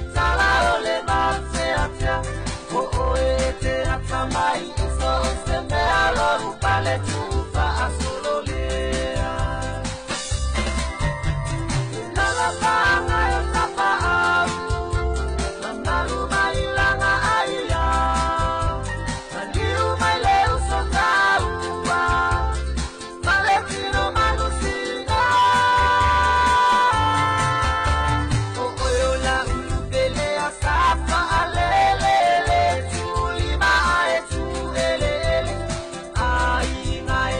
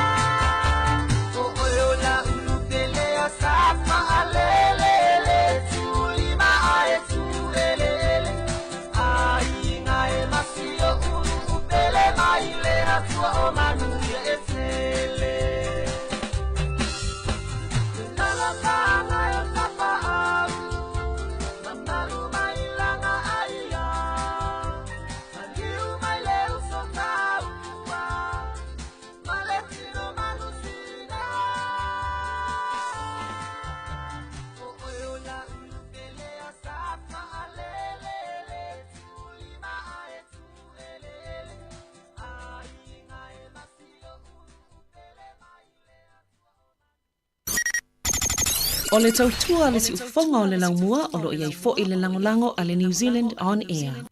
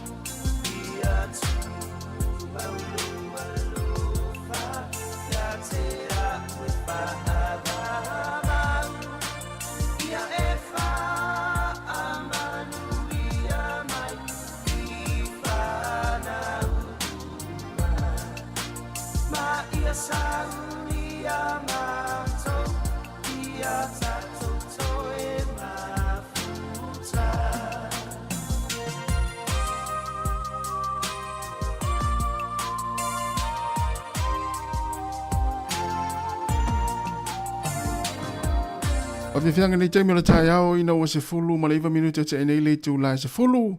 Le tau tua le si fonga la mua ma wha fia fianga se filo i afa le tu lai se fulu. On te wha fonga le poklame le lano langi o so nei. Ia pe on wha fonga iei le fionga le wano ati lawa le vasa on te enei le aso wharaile. Ia ona wha oe pele o le tātou poklame. Ia se pai fule afa le se fumaritasi. Ia tue wha o tātou wha fia fianga.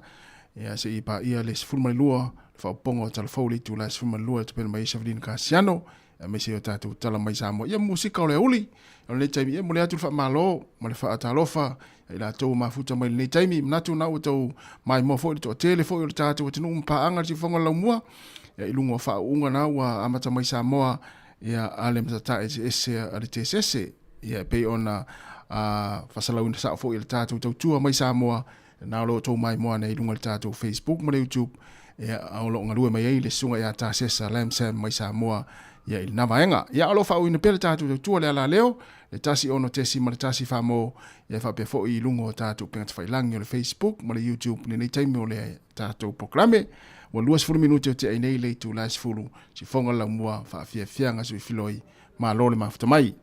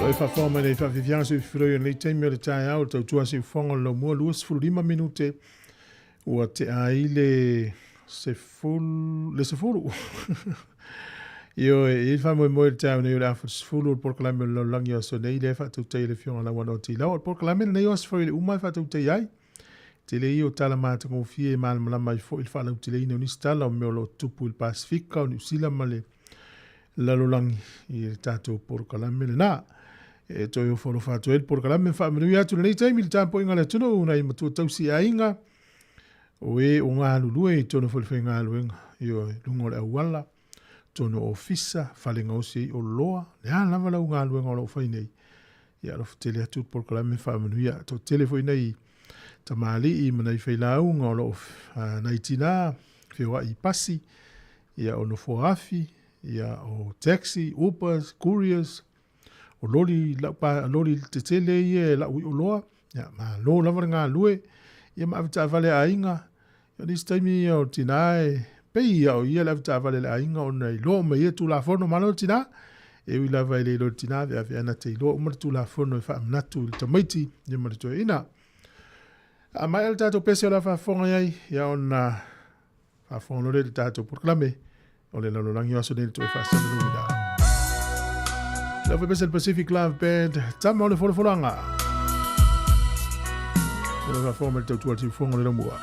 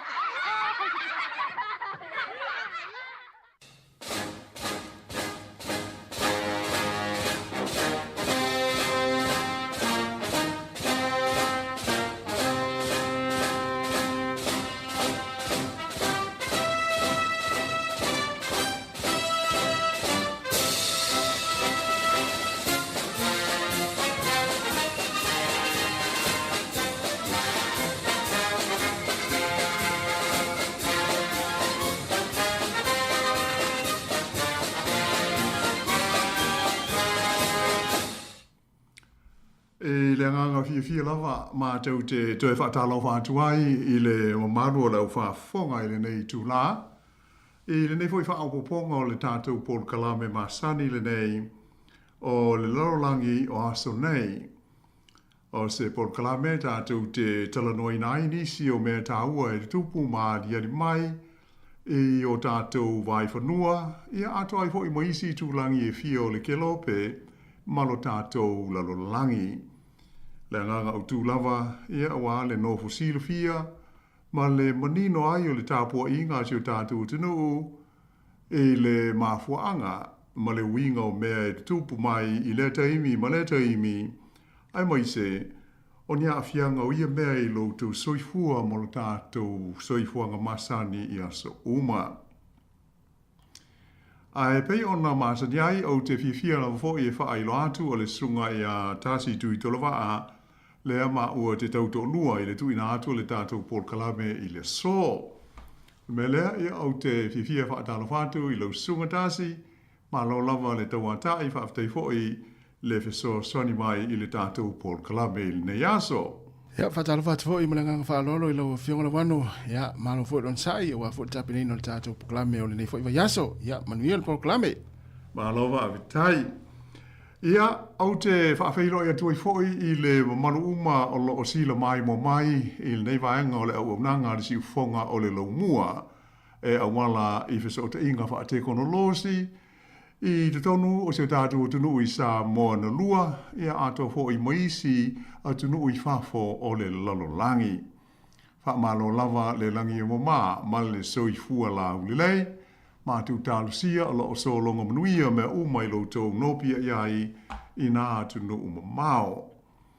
O mātau i New Zealand nei o le tūlanga Masani lava e pei o lea o tau whaai wiu ia le vai tau o le tau tonga e o la au po le spring ia mai ua mātau na whaalunga ina fo i suinga o le tau ma le sio manga a o whaasolo atu i le neivaenga o le kelope i le tau mawhanawhana po le sama.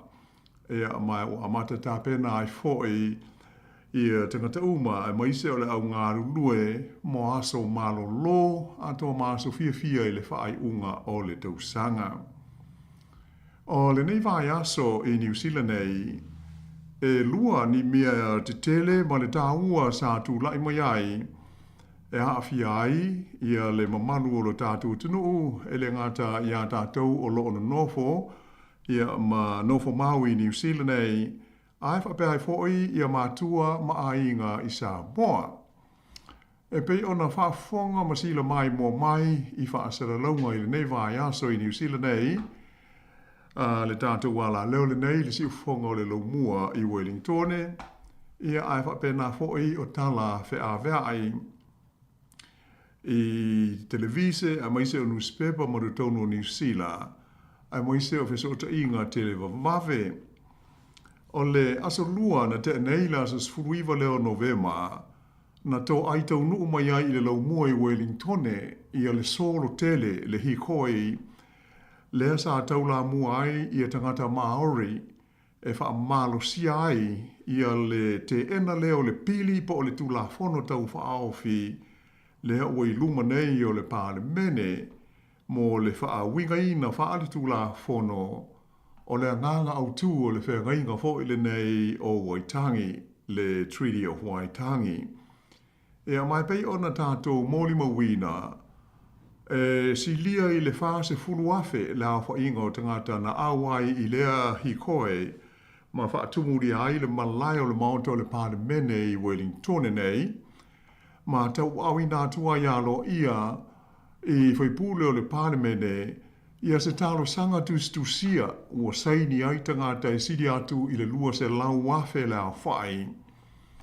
Ina ia tau fia loa ma wha le au ngā ina ia le pili e pei ona ua i luma nei o le komiti filifilia o le pāle mene mo ana ilo i longa ma sani.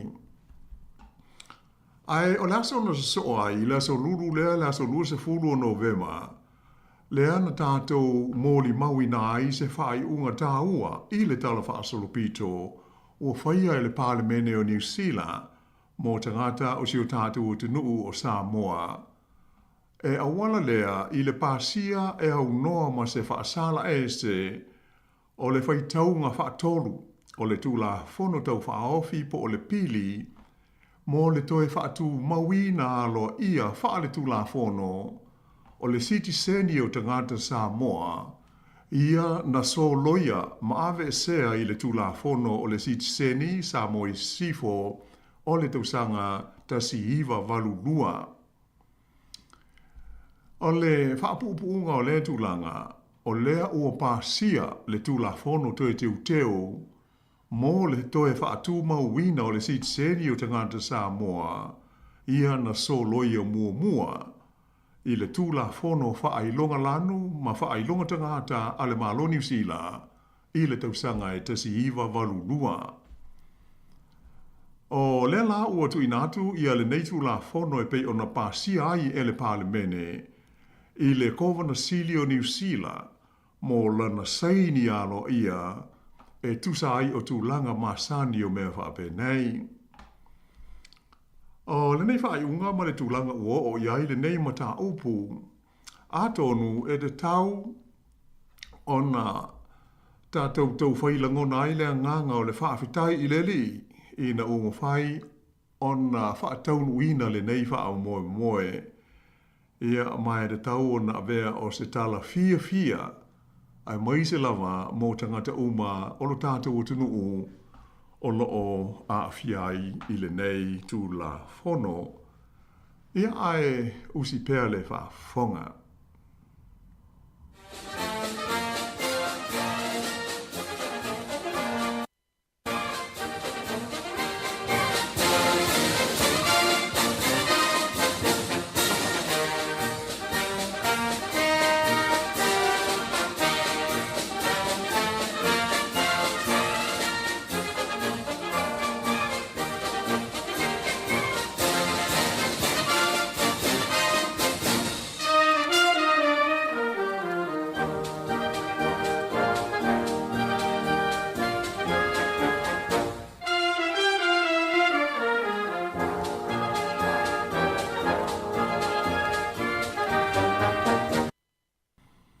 I le toe so i nātu la o le tātou tala. O le a mumua o na oto i nātu le winga ma le a ano moni o le tūla fono toe teu o le citizeni Sāmoa pei o na pāsia i nei e le palemene o New Zealand. A mai a lea ia o na so toi lea ma se whaamtalanga e tūsai o le hikoi e pei o na tūla i mai nei vai aso. Ina ia fesoswani e sanga whaamanino i nai, ia le tāpo inga lo tātou tunu e tusa o nei mata upu te tele lua. Ai maise ni a fianga mō tātou uma. A whai e iei pēr se teimi o tutoe ia on se atuailea i isi vaenga o le kelope i nisi o mea na tutupu mai ai nei hoi vai aso. Ai pei ona whaafonga mai na pāsia i se tūlanga fulisia ma le au tasi e au noa ma se tasi na whaasala e se du tonu o le palemene New Zealand i le afiafi o le so lulu na te nei. Ia le whaitaunga whaatolu o le tūla fono tau whaaofi le nei, mai ua whapea ai o na tau au i nātu i le ofisa o le tamaita i kovana sili o New Zealand, mo le sainia ina i alo i ai loa ma amata o na wha mamalu i a lea tūla fono e pei o tūlanga masani. O se suinga te le lea a wā e pei o na sila fia, o le whaitonga mua o le pili le nei, sa lango ina e pāti uma o loo i te tonu o le maota, se ia vangana ai le pāti a le national, lea o loo ta ia nei le whainga mālo sa o whaatasi a New Zealand. O isi pāti e lua e pei o na sila fia o loo i te tonu o le whainga mālo sa o whaatasi le nei le coalition government o le act whaapea ai ma le New Zealand First. O le fuafuanga la e pei o na whaai lo mai, e whapea o la songa fua o luma nai nei le aso 25 leo Novema, e te tau ona o iai ua whaia le saini a le tamaita i kowa na Silio New Zealand o Dame Cindy Kiro, ia o nā loa ia i lo lea o le whaao ngā ina o le neitu la whono e pei o na pāsia. O lona winga la, e amata i lea so lua o le vai so fōu, lea so lua sifuruono o novema, o na whaao ngā i le tū la wholo de nei, e whaiai i a si seni New Zealand, o te ngata Sāmoa uma o loo soi fuapea, sa whāna nau mai i le vai taimi o loo whaasino i aile tū la whono, i le vā leo le tausanga ta si iwa lua whā, a whe iwa se lau lua se fulu whā, ma le tausanga ta si iwa whā malu, a whe iwa se lau whā malu. O tangata uma e a awhia o loo iai de tonu o New Zealand, e mana umia o nanga iane i ofisa o le malo, ia ma wha amau ninga o lātou aso soifua, ma tūlanga wha pēnā, mō le wha ngai o ia o lātou tālusanga o le sitseni le nei, a o tangata o loo i Sāmoa, o le winga o le ofisa o New Zealand i pia, e te tau o nā ngai ana iai, o le a maua uma tuai ia wha amatalanga au ili, e tusa o le whainga o tau sitseni New Zealand. Ai, o isi atunu o le lalolangi, o so se ofisa lava o le malo New Zealand o loo iai, e te tau o nā ngai ana iai mō lea wha moe tā ua. Ia manatua, e le tulia se i e o mai i New Zealand nei, o na wha atoa whaiai leo lo sitseni i lalo o le tūla whono e pei o na pāsia nei. E pei o le vaenga tāua lea e tau o na sila fia le mamalu si o tātu o tino. Po o whea lava o le lalolangi o iai le tangata e angawaa.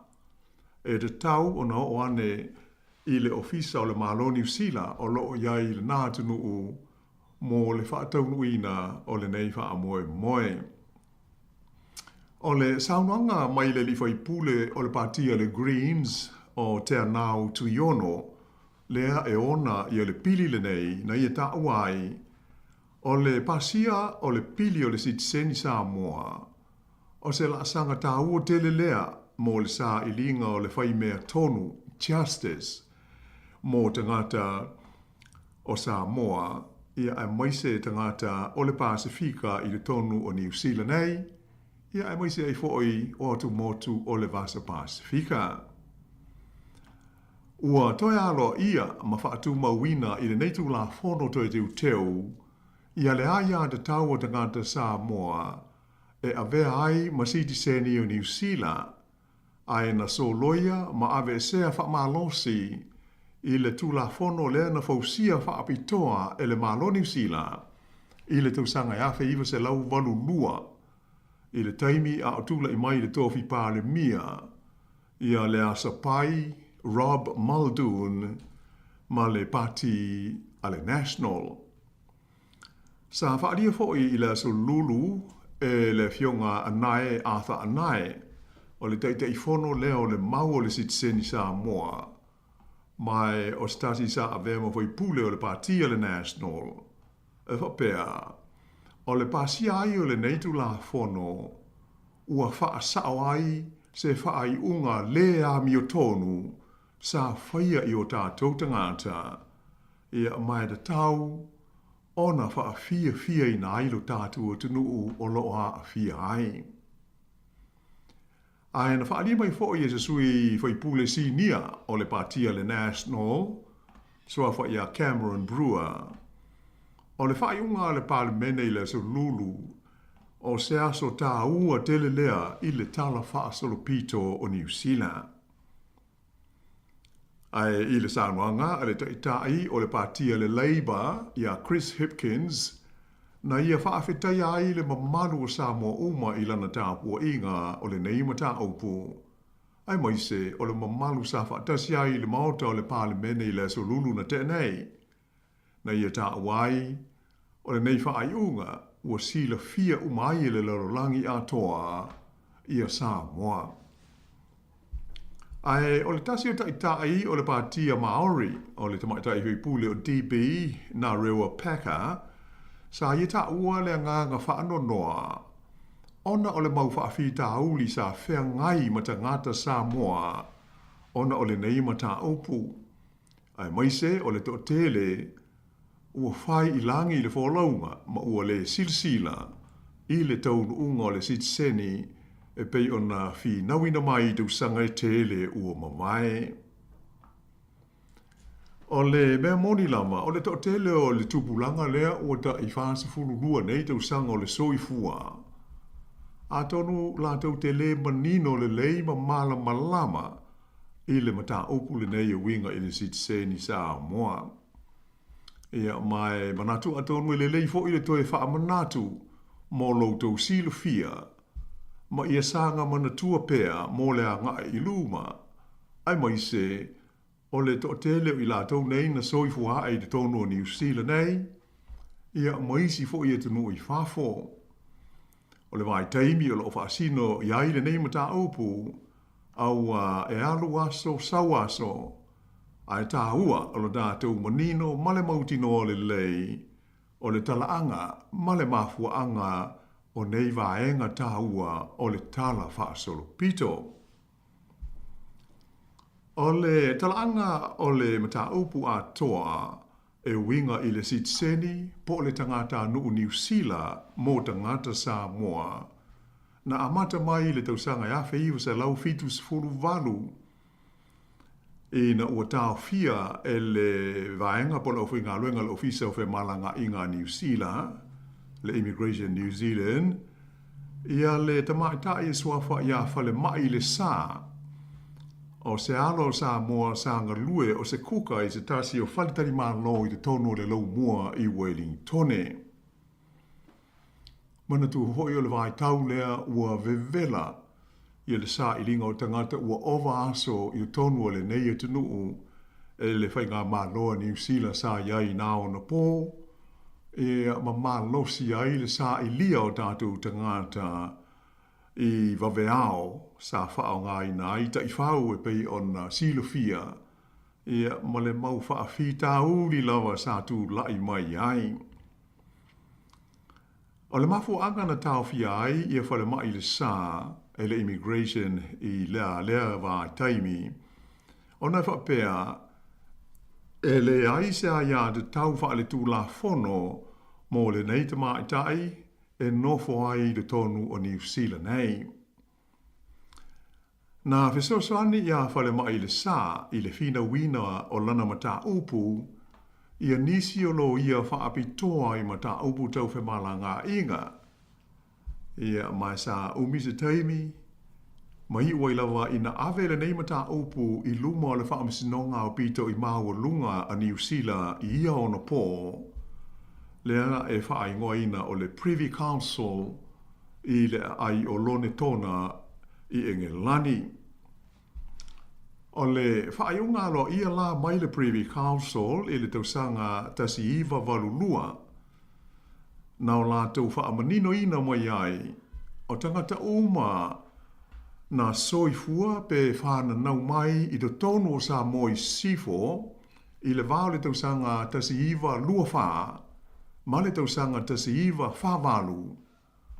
O tangata uma ia sai lalo, o pūlenga ale malo peletania, ia po santa ua i le ngana peletania o meo o British subjects. Ia maolona winga la, o la te uma nei e anga waa i le sitiseni o New Zealand.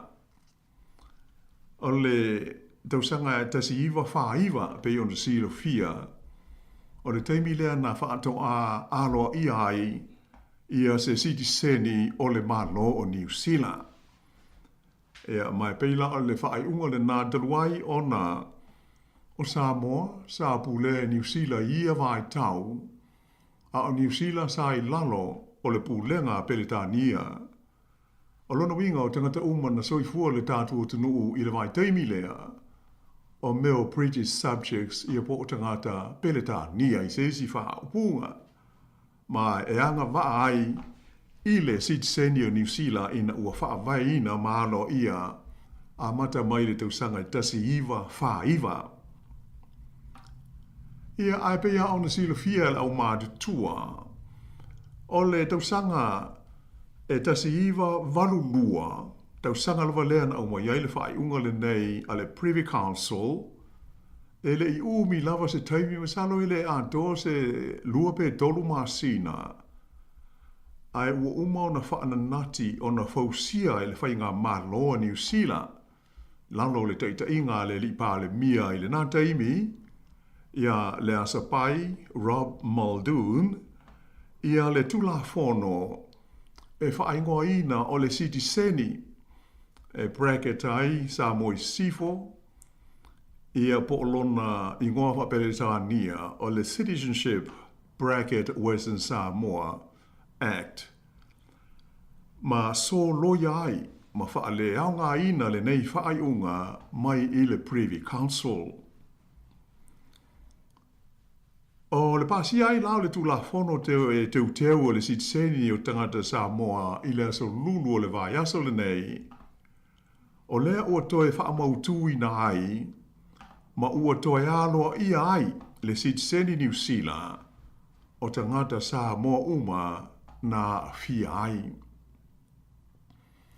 Ia ai panga lea o se tu e whaano no te leai pe ona ta ua mua. Ona, o se vaenga tele o lo tātu o te nuu, sa ao fia ai le nei whaai unga. Ua lango mau mai tia sā, ma ua whai i langi le fō launga. Ua lātou lesi le sila, ma mori mawina ia le nei tau nuunga fia. E ui lava ina iai ia nisi vaenga e le tau o na sanga whaale leia, i la nga iatu i luma, o le nei lava mata upu. Ai mo le sila fia, o le tausanga i lua afe ma le tolu, lua o tolu.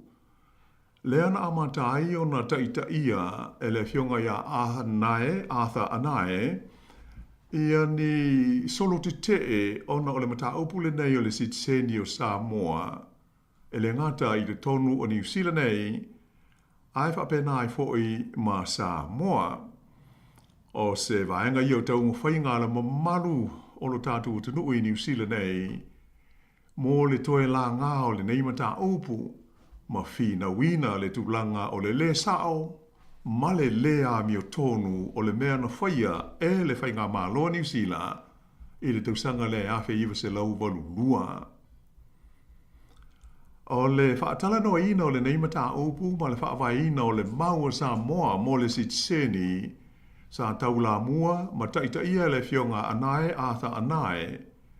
A walatu lea i lana Paul Kalame i lunga o le ala leo le 5 tolu tasi pi ai i au kilani i ia o na pō.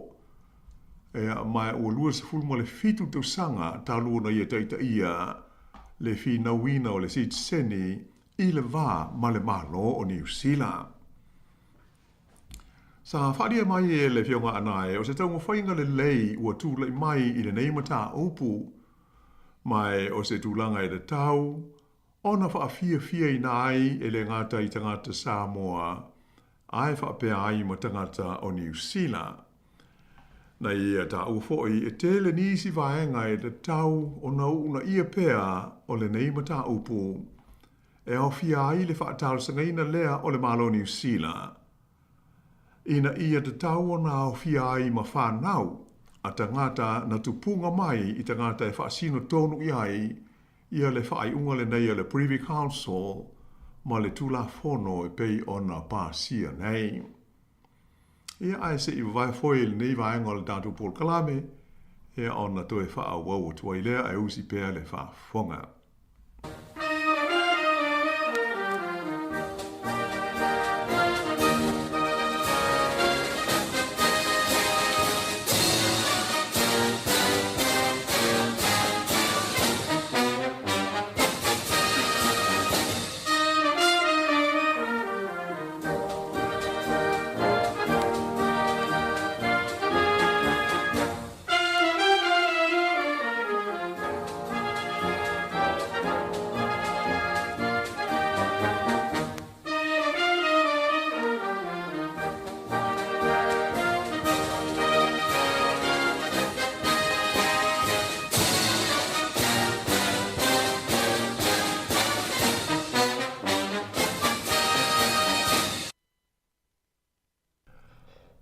I se fina ngalo whaalia o le komesina maulunga o Sāmoa i Wellington le fionga i le matua usoli i a awhamsanga whaamatala upu tole fua.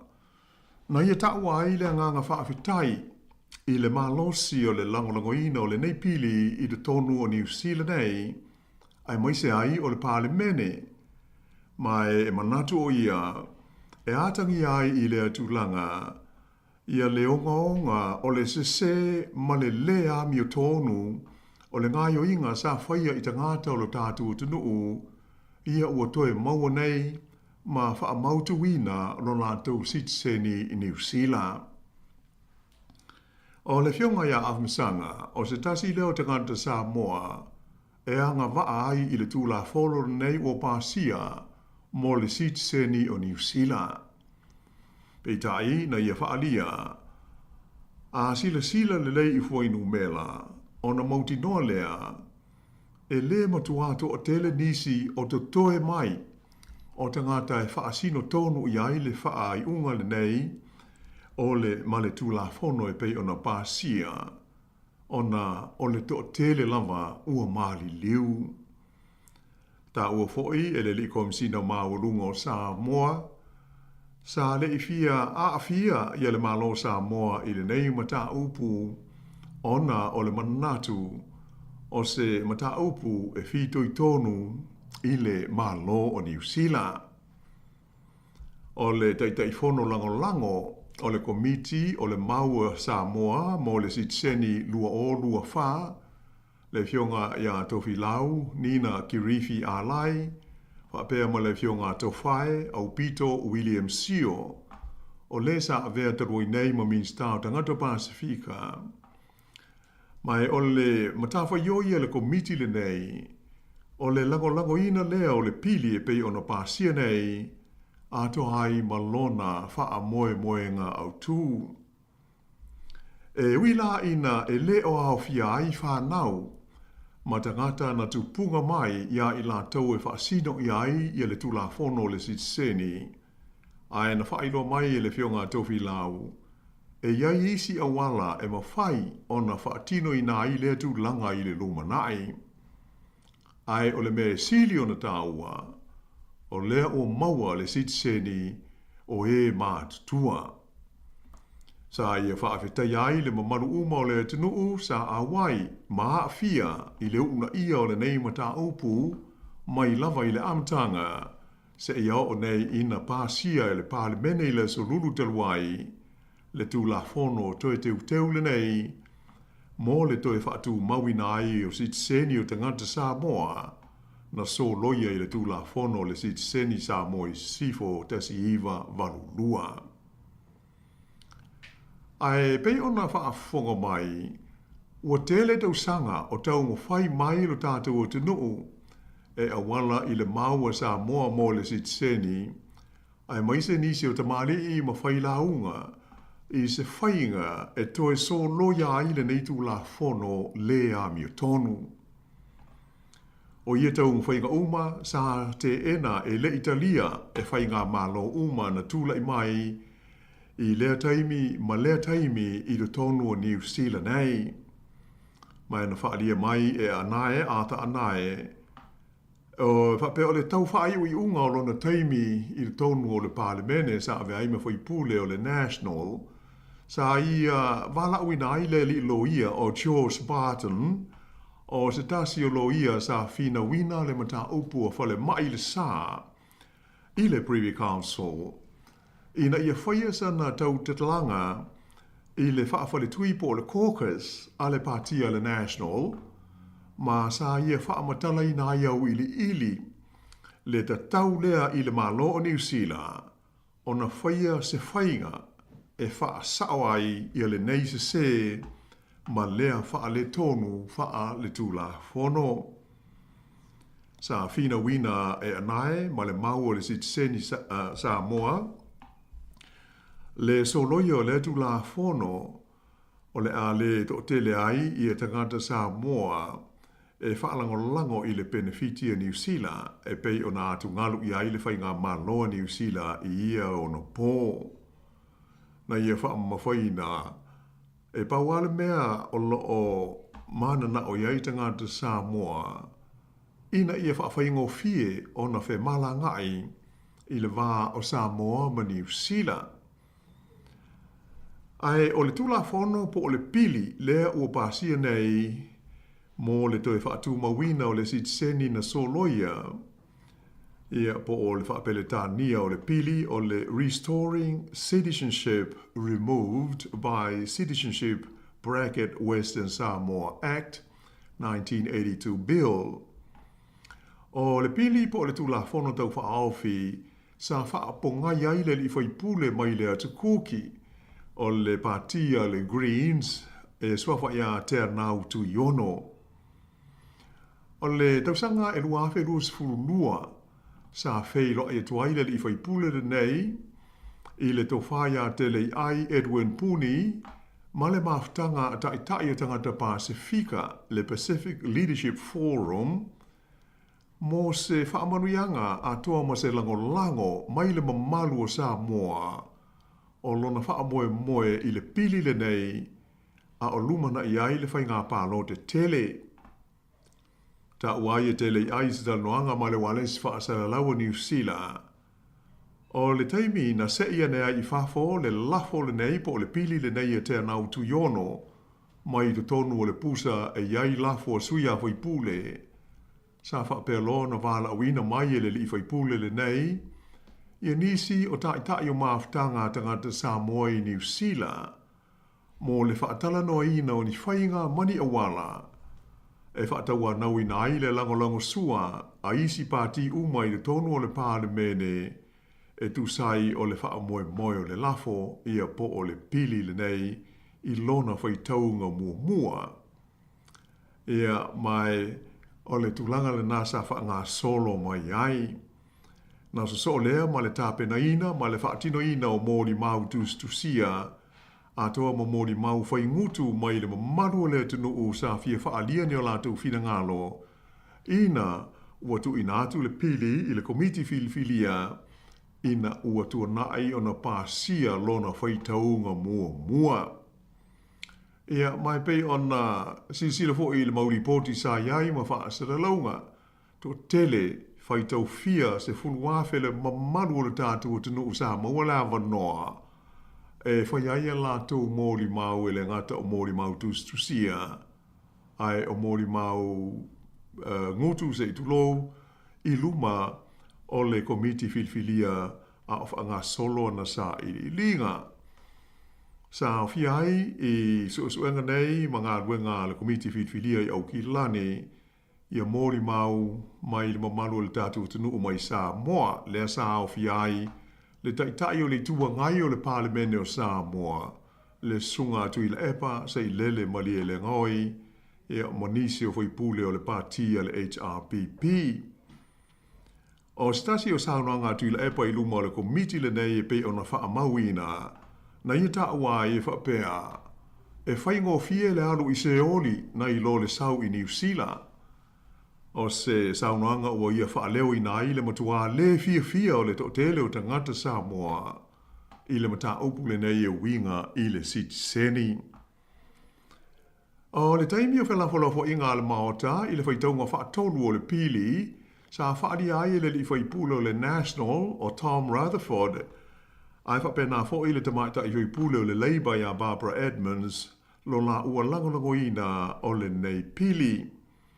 Sa ranga te mai tai pule ya Barbara Edmonds sa ia ta wai le tele o mea se ma le lei sa whaia le malo New Zealand ia so ua mawai ia sa moa maona tangata e au fiai le wha mai tele o le tesi iwa tesi valu ma le aso to na i pōngi sa ai wha pēa ma le waa o le mana wanui le na ngoto la ta mai nei ngā tai whale o sa whata ta awai le te mai tai pule le nei o le Labour o le anganga ato le pili ma le tula fono le nei o le sitseni, ina ia wha asao ai se ma mea pio na whaia le malo New Zealand ia Samoa ia so ua mawai.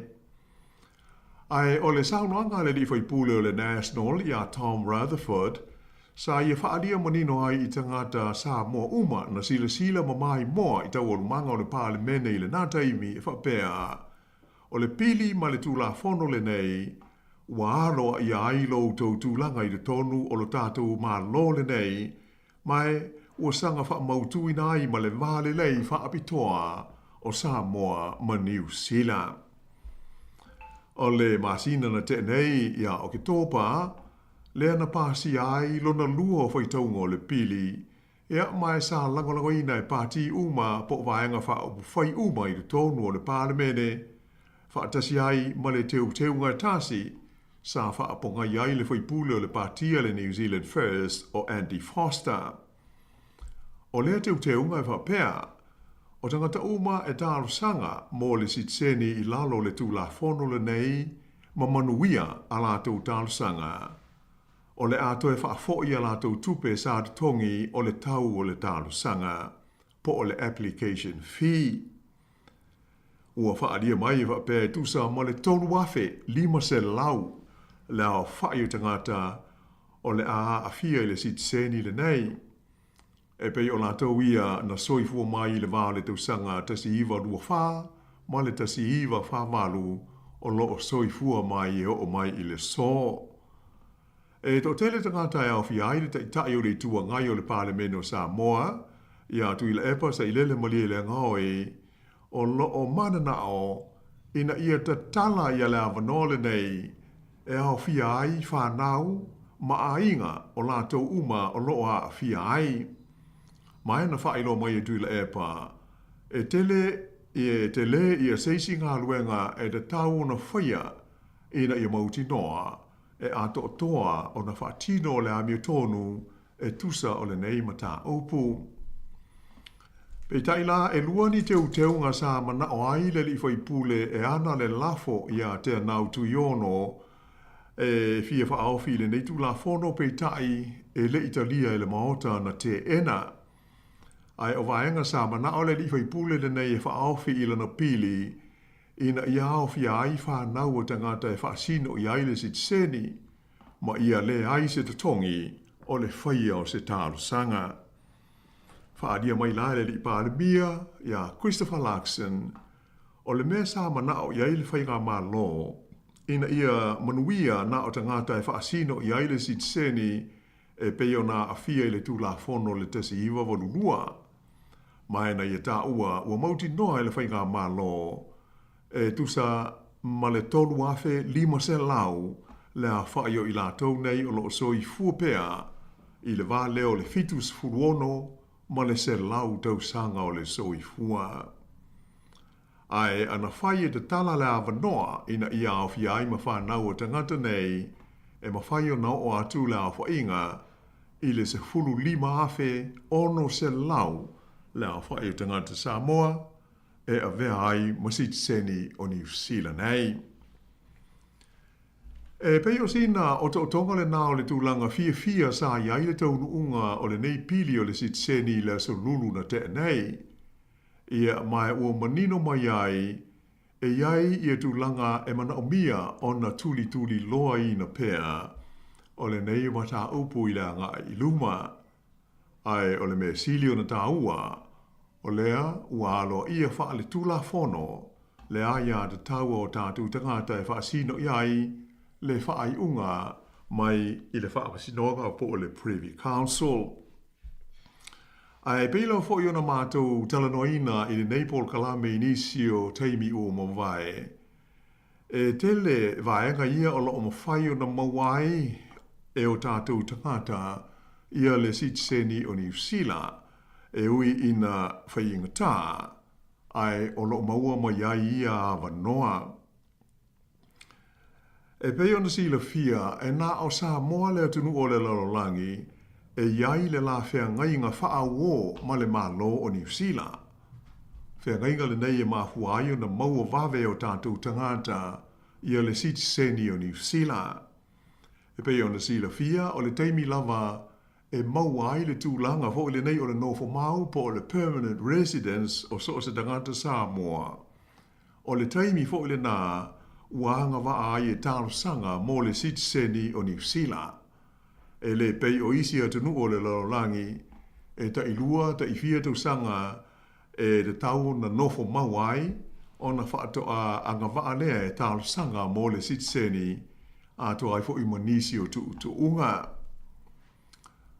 E le ngata i lea, o le polkalame o le quota o Sāmoa e nofo mawai tangata i New Zealand nei, e le o mawhai lava o na whaatumu po o lona winga e le tai a toa le fuainu me la e afe se lau, tasi le afe, tasi le se lau o tangata Sāmoa i le tausanga.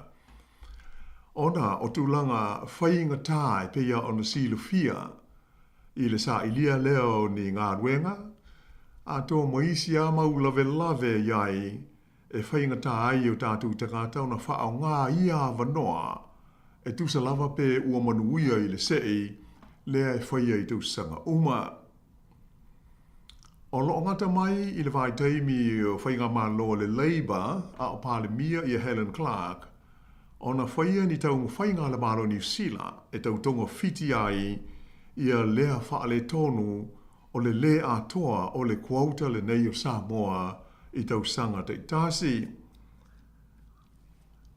O ia awanoa sa awala lea i le aveina o le awanoa i tangata na ova o la te waso i te tonu o New Zealand i nao na pō e nofo mawai e tau wha atoa ai le quota. Atoa ai fo'i ma le awina atu i Sāmoa o kompani New Zealand nei e ana i a ngā ruenga e whaingo fia ai o na maua ni pepa whainga ruenga o le mamalu o le tātu o tunu Sāmonuia i le sei ina ia whaingo fia ai o na whaia lātu tāu sanga o le nofo mau ma le sitseni o New Zealand. E pei ua auto e ta ua ia vaenga o na onisi ia vaenga e mawhai ona sanga whaatala noi na pēr o tātu o tunu i le wā ma le malo o New Zealand. Ina ia whaingo fia ai o na maua le sitseni o whanau o tangata ia o sitseni i lalo o le tula fono e pei o na tātou talanoina i le nei polo kalame. O lea ua uma o na manino mai le fina ngalo o le malo o lo tū nei le foe lo tātou o tunu i Sāmoa. E le fia i la tau i le mata upu o le sitseni. Ona o se mata upu e patino i le whainga malo o New Zealand. O lona winga la, o i tātou lava e te tau o na tui pēr ma whinau e a wala tui o tātou sui a whaipule i le tonu o le Parlemene o New Zealand. O lea o tātou mōri mawina i le tūla whono pei o na pāsi ai nei vai aso le māta ngō fie, ma le tāu o le ngā rurua whaatasi e pei o na o pongi ai e pāti ma vaenga whai o mālo uma i le tonu o le Parlemene ia le nei tūla whono. E mā tātou tālu sia o le a awewea i lea tūlanga le lei i le angai atu i luma. Ia ai whaamalo atu le tāpua i le mamaru uma o le tātou tunu e tūsai o lea ma tā upu ua e ma le mālo. Ia ai se iwa vai foil nei vaenga o le tātou polkalame ia ona toe wha wawina atua i la lea.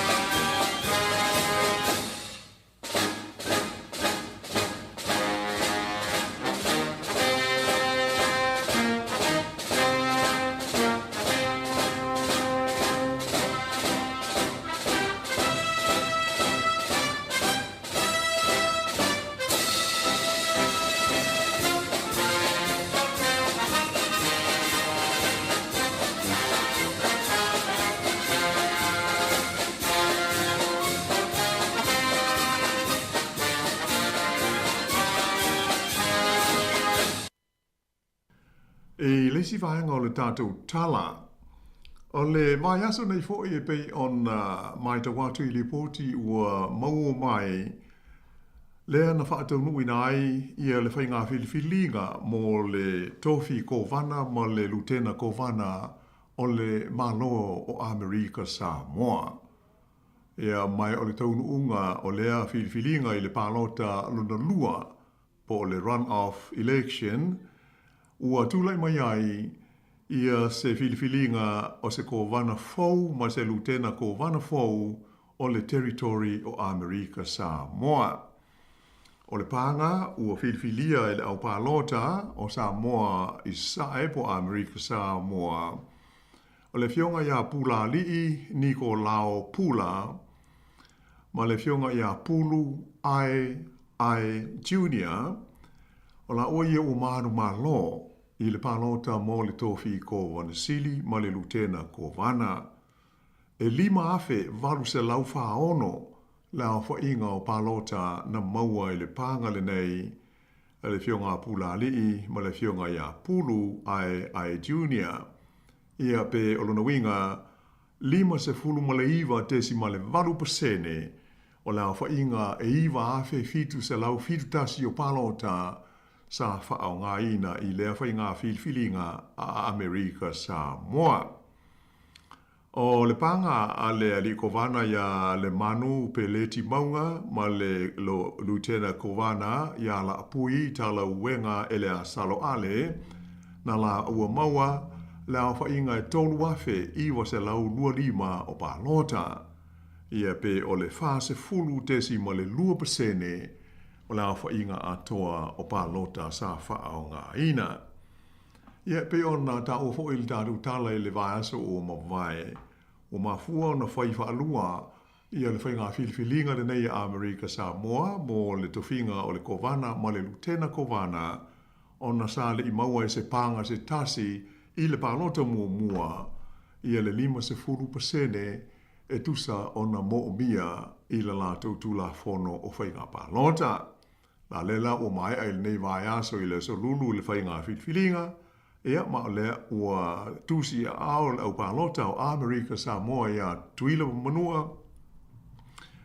Ua whiliwhili ai le fionga pula lii Niko Lao Pula ma le fionga ia pulu ai Junior o la ua ia o le atula i mai le teita inga o le whainga malo a Amerika Samoa o le asa tolu o le masina o Januari e te tau o nalo i ai i o la ua whiliwhilinga ia ma tau aveina ai le taita inga o le whainga malo a Amerika Samoa.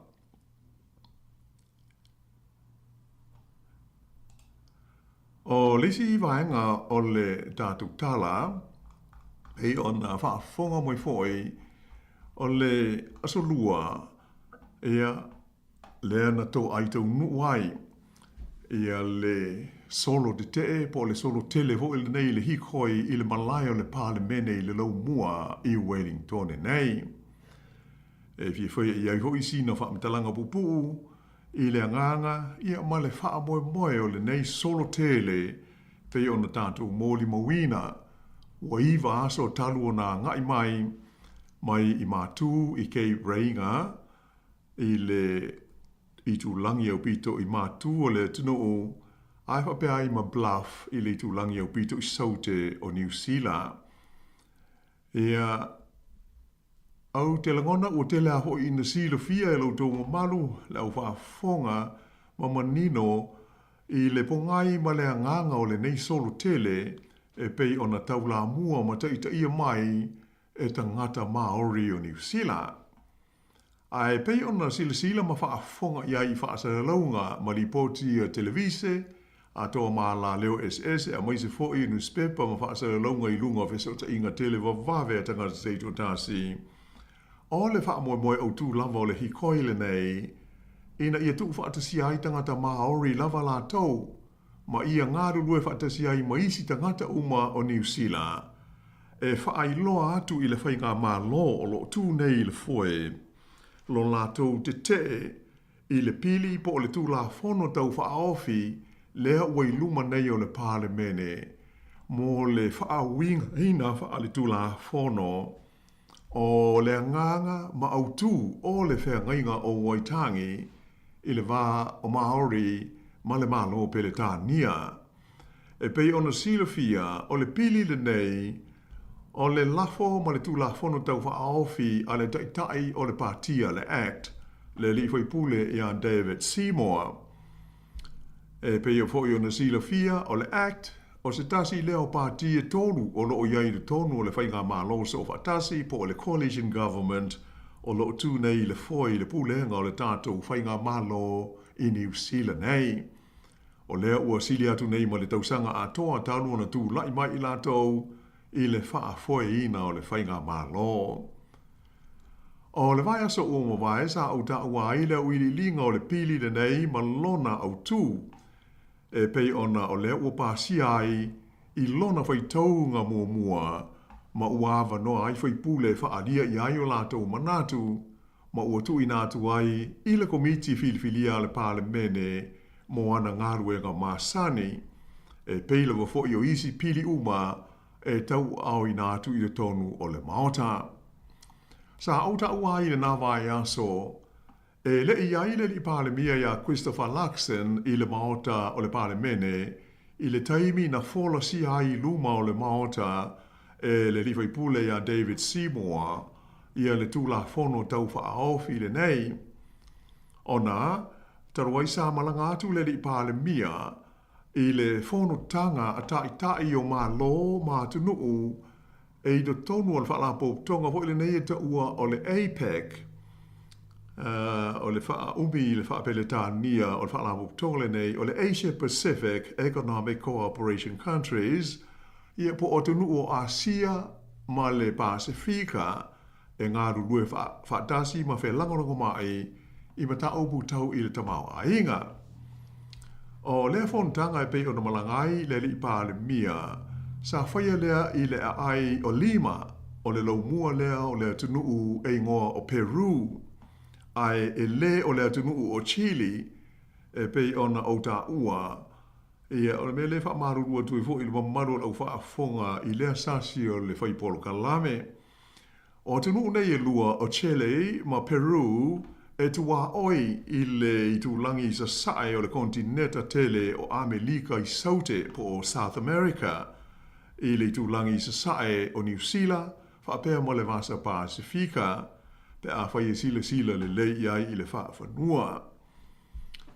E whiaunga la le toe taliu mai i whanua o le li pālemia ma le tau nuu o le hikoi i Wellingtone ea mai pei o na tātou moli mawina o se tūlanga winga ese ma le matautia le to o tele o tangata na awai le nei solo te o lo o ese lava vo i whai tau iai o whainu mela leo na da wai e whapea ma salo i sili atu i le whase furu lua afe le a whainga o tangata na awai o nisi whai tau na ta uai ma salo e sili atu i le tolu se furu afe ma o na tupu ia ai a tono tofu al tangata ia malana foi tau iai ai a sila le leila wa iata sa puina mai le aso i le laumua i Wellingtone i lunga o le ea malalo i le fonga ele ona mautino lea e matua sili mamau atu e pau le tulanga o loo i oe uma iai tangata wha asana lau ma le au mai tau laulu o meo o te tupu i le atunuu e whapea o se hikoi au pito i maua ele nei le to tele o tangata ua awai ma whaatumu li ai e le ngata o le malai o le pālemene ai o le whaata amile o le vaenga o le lau mua i le aso lua na te nei. Ai o le tūlanga e au pito silio na le lei e le ai amani whaalawe lave po o ni vevesi na adi ali mai ai le taimi atoa o le hikoi le nei sa file mu ma mio pulea le lei le whaitau fia se furu afe o tangata sa au fia ai mata maitia onga na awai i lea wha moe moe. Sa tau au ina tuai i whaipula le malo na ta lia le solo ia se tingi pusa na iai le tonu ia le talo sanga alo ia wa uma o na saini ai le sidi atu i le lua se lau afe o tangata fa ali ai o lātou manatu e ta tau i le whainga malo ona so loia loa ma tā fia loa le toi whai o seisi lava ngā yo inga i le pili le nei wai luma o le komiti filifilia. Sa fisiringia fo e lau whaasara laule li pāle mia ia Christopher Larkson mo sona whinangalo e tusa o lea mata upu. Mai sa ia whaalia manino ai. E le aise tūlanga i ono popole pe atu ngaru ai i le ono tūla i mai o se taua whaaloto i whale po o se Civil War i tu tonu o New Zealand ona o le nei mata upu. A o wha wau na whea ngai le whainga malo ma whai tionga. Ona o lo lātou langolango ina o le nei pili i lona whai taunga mua. La leo o ma fuai o nā wanoa tangata lautele e whaalia i aini o lātou manatu mani langona e peilo foi o isi pili matu la fono tau whaofi. O le mataupu e winga i le ono tūla i mai o se Civil War po o se taua whaalauto i whale a fi aitanga tau le tunuu na ta ua e stasi sa avema pāle mia o le partia le National o le tamaitai o Jenny Shipley i se whaatala noanga ma le ufasa lau le vāsa te luai na ia ta uai o le pili le nei o Sāmoa ma le Act e mauti noa e na o le vevesi le mea adi mai ai ma ono tupu mai ai se taua whaaloto i whale. Peitai lea o saunoa manino le li pāle mia, le aise me whaapole nai i le tupu o lea tu langa. O le aso le hi koi, o le totele lawa whai pule mai pāti SS e le tonu o le pāle mene, na maua le havanoa e o ane ai i whafo e mori mawina le fia se furuafe o tangata na poto ai le malai o le pāle mene, mai sa iaisu i whai pule o le Labour, whapea le Greens, ma le te pāti Māori, sa whaiaia lātou tau ta langa, e pei o pāti umanei, sa fia i le fuafuaina ma le whaatulungaina o le nei solo te te, sa waiai fo inisi o minsta o le kāpeneta e o fia Shane Jones, ma tama potaka, ai sa na o le whaalongolongo la ua e le i whaia nia lātou ta langa. Sa ia i fo i whafo i lumane o le maota o le pāle mene mo sina taimi ia le taitai o le pātia le actia David Sāmoa e ui ina sa whautua o ia leo e le te tau na awai ina ne ia tili ai le ita ma le fia o tangata na awai le hikoi. E le ia awai le pāle mia ia Christopher Larkson i le aso ai na awhai pule o le National na lātou talia i le solo te ele nei, ia mai na ia whaadia mulmuriane e le i whaate ia o ia i le to tele o tangata na awai i le nei solo, ai sa ia whaamawhai na ua whaamuta i le lango le partia le National i le pili le nei, mai e le mawhai o na pasia ma avea le pili matula fono. Ai pei ona silafia sa lango ina i le National ia le whaitaunga mua o le pili po o le lafo le nei, o se tūlanga na mālilie ma ioe iai i le taimi o talanoanga alo ia mo le whaavaina o se whainga malo so whaatasi ma le pāti a le Act. Ma e uila ina ua muta le lango le National o le pili, ma uti no fo i le pasia e vema tu la fono, peitai e le o fia pele o tele o tangata te te, ona o le ioe le li pāle mia i le nei mata upu i le amatanga. Sa ioe le li pāle mia ia Christopher Larkson, o lo ofenga i nei New Zealand mani taimi whainga tā, mai manino mai foi ma malama o ia i le tūlanga le fia o le to tele i le pili le nei, mo le fia whaawinga ina wha le tūla fono, o le nganga au tū o le whengainga o Waitangi. Peitai, na whaamamawhaina mai e le li pāle mia, o le moni le waia, o le winga lea o le tūlanga ma le whainga whaamomo pi. Lea e whiwhilo iai whaipule e whiwhilia mai e tū mālo, ma whaipule e whiwhilia mai lisi a pāti po vaenga whaauwhai o mālo. Mai manatu i al tātou pōkalame i le nei vai aso, e pei o le vaenga tā ua lea o lo tele ina ngano ia i tātou uma. Ia po o le reality lea o le MMP environment, o le nganga moni o le whainga le nei whaamomo pi, i le whaafuaina o pūlenga ma whainga mālo. A tonu o le upu whaapele tānia le tau o na manatu iai, o le upu hoi nei, o le compromise. O se whainga e masani ma anga waa te le ai o tātou o tunu, awa ao ina sa ili le tō whā ma le moe so o se mata upu. Ia e mā tele a ina ioe, ia matu au lava foi, ina ia mawhai o na sao mauli, ma tau nuu o i se whaai unga le lei, ia so o se mata upu e sila, ia ile mamaru o li i mahoi pule o so o se fio anga. Ia ona o le tātou taimi tasi o manatu, ia o le a whapaumo i le nei wha o poponga o le tātou polkalame, o le lalolangi o aso nei mo le nei fo i tula. Ia e whafti tele le so ni mai i le tātou ngā luenga nei. Ia mo le atu foi le whafti tele lo fionga le wano mo le tāpene no le tātou polkalame o le nei aso. Ia maa no le tāpena, tātou toe Pero fo ile as Florida le as fo le fa popongo le tato ko la me la longa so ne ia ia manuia la vale ia tu fa ingol va yaso tai fa pena fo i fa manuia tu ia le fa ingol va yaso le maltele o le tato tu no ma le fa fonga ia ai fa so i fo ia mo le nei taimi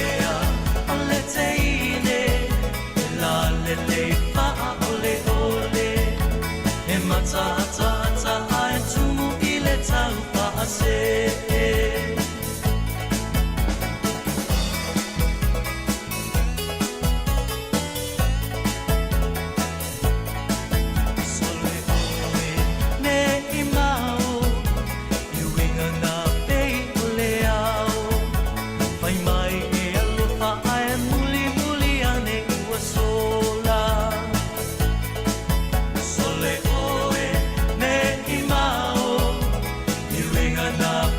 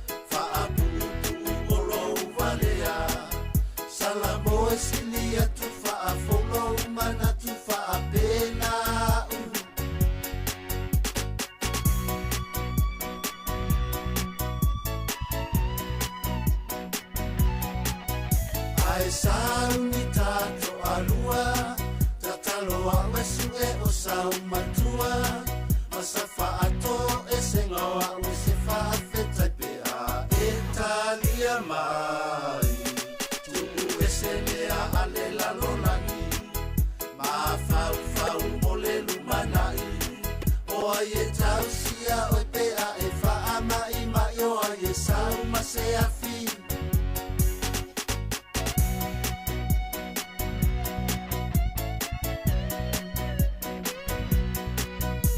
Se a e a sou manatu i sa u fautu e fia whai atu i le sa sala le leanga wha ati no tupuranga ua owa i le vasa.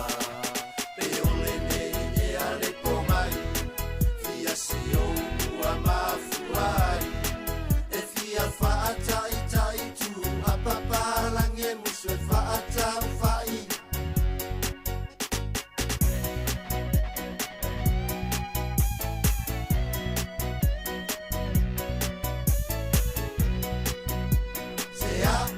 So manatu Sally, check. Ave o timangio. Ea, seka ko walu. Ele o ko makaka su ele le fa lo mai su ori lo ko fofo. Walu, walu. Ai ko be ko. Seka pe me Sally. O pape.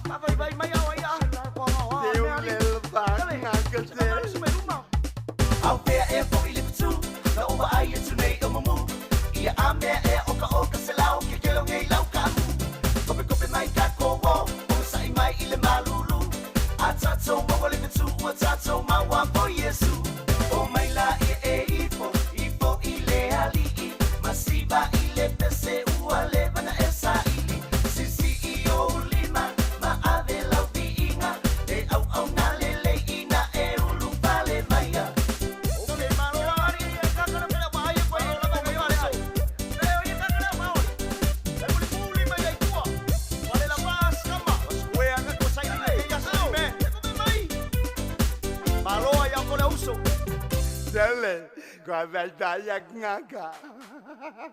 Malu alfa malu si uso. Malu apa? Merry Christmas, Bonta. Yeah, Happy New Year.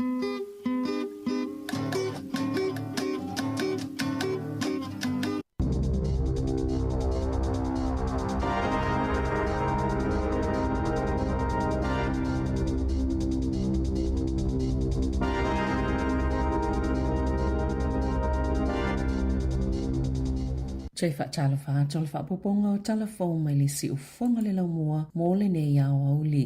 Ua whaitioina le whaululunga le komisi su e mo le COVID-19 whaatulanga le lokanga o le atunuu whaapea mapoloa inga o tui pui pui e whaapea ua mamafa tele na saunopolo Fisa Tony Blakely. O se whaitau whao whaama ipipisi e le tatauna whaonga ina ia taiala i se isi whaama ipipisi le lumanai na tu ina atu le lipo ti mai le vaenga mua o le iloilonga le komisi su e ile COVID-19 ini le sona ua o ina mai le tali atu le atunu i le whaamai ma sa whao o atu le minister mta upo le loto i whale Brooke Van Velden i le so e tolus fuluiva whautuanga watu ina whaatasi mai le su enga ma o le a whaalaulua ina whaalaua i tele be atatala atu le lipoti i le malo be ona saunoa polo Fisa Blakely o le tala le polo Fisa lautus tala o le Italia New Zealand i le whaama i pipisi e pe o se taalonga e lua afa na lele i le Italia le atunu o i le afa mua peitai na amata ona lele le ngā lulu e whaatasi mo le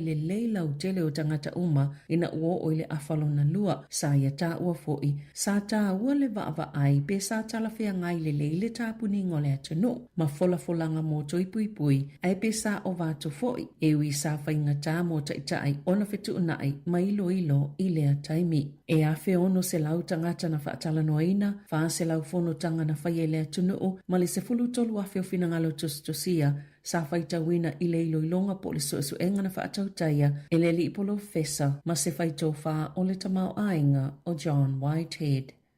Waititi fo male a whela whainga o ainga o lo ono nofo i whale mō tangata ua mo omia vaveni whale no nofo ai, pe to samale ono valu pasene ua pa ua i talo maili masina o te sema. E to saima sa saunanga le minsta lango lango mō whale, tama po taka, o le whainga le tau sangana te nei, e tolu afe se lau fastful tasi ainga. Sa no nofo i whale mō tangata ua fia vave mawani whale eno nofo ai, maana pa ui le iwa se lau iwa sful tolu, i le whainga o ke topa. Na whaititia fo ima le tolu tasi te maleona miliona tā laile masino o ke topa, tupe na whaaluina e tatongia ia whale i le tausanga taluai, i le sefulu tesi malefitu miliona tā la ia o ke topa i le tausanga nei. Sa whaatino folfolanga le national, ia na whaatausina, moni suinga i tangata olo no nofo i tutono no fuanga, moe ua fia vave maoni whale no nofo i peona sauno le minister, sa amataina le malo se polisi fo, e ta ua le priority 1, na whaamuamuai a inga, e yeita maiti, i le lisi whaatalitali mō whale mwhaiona umitaimi no no whai,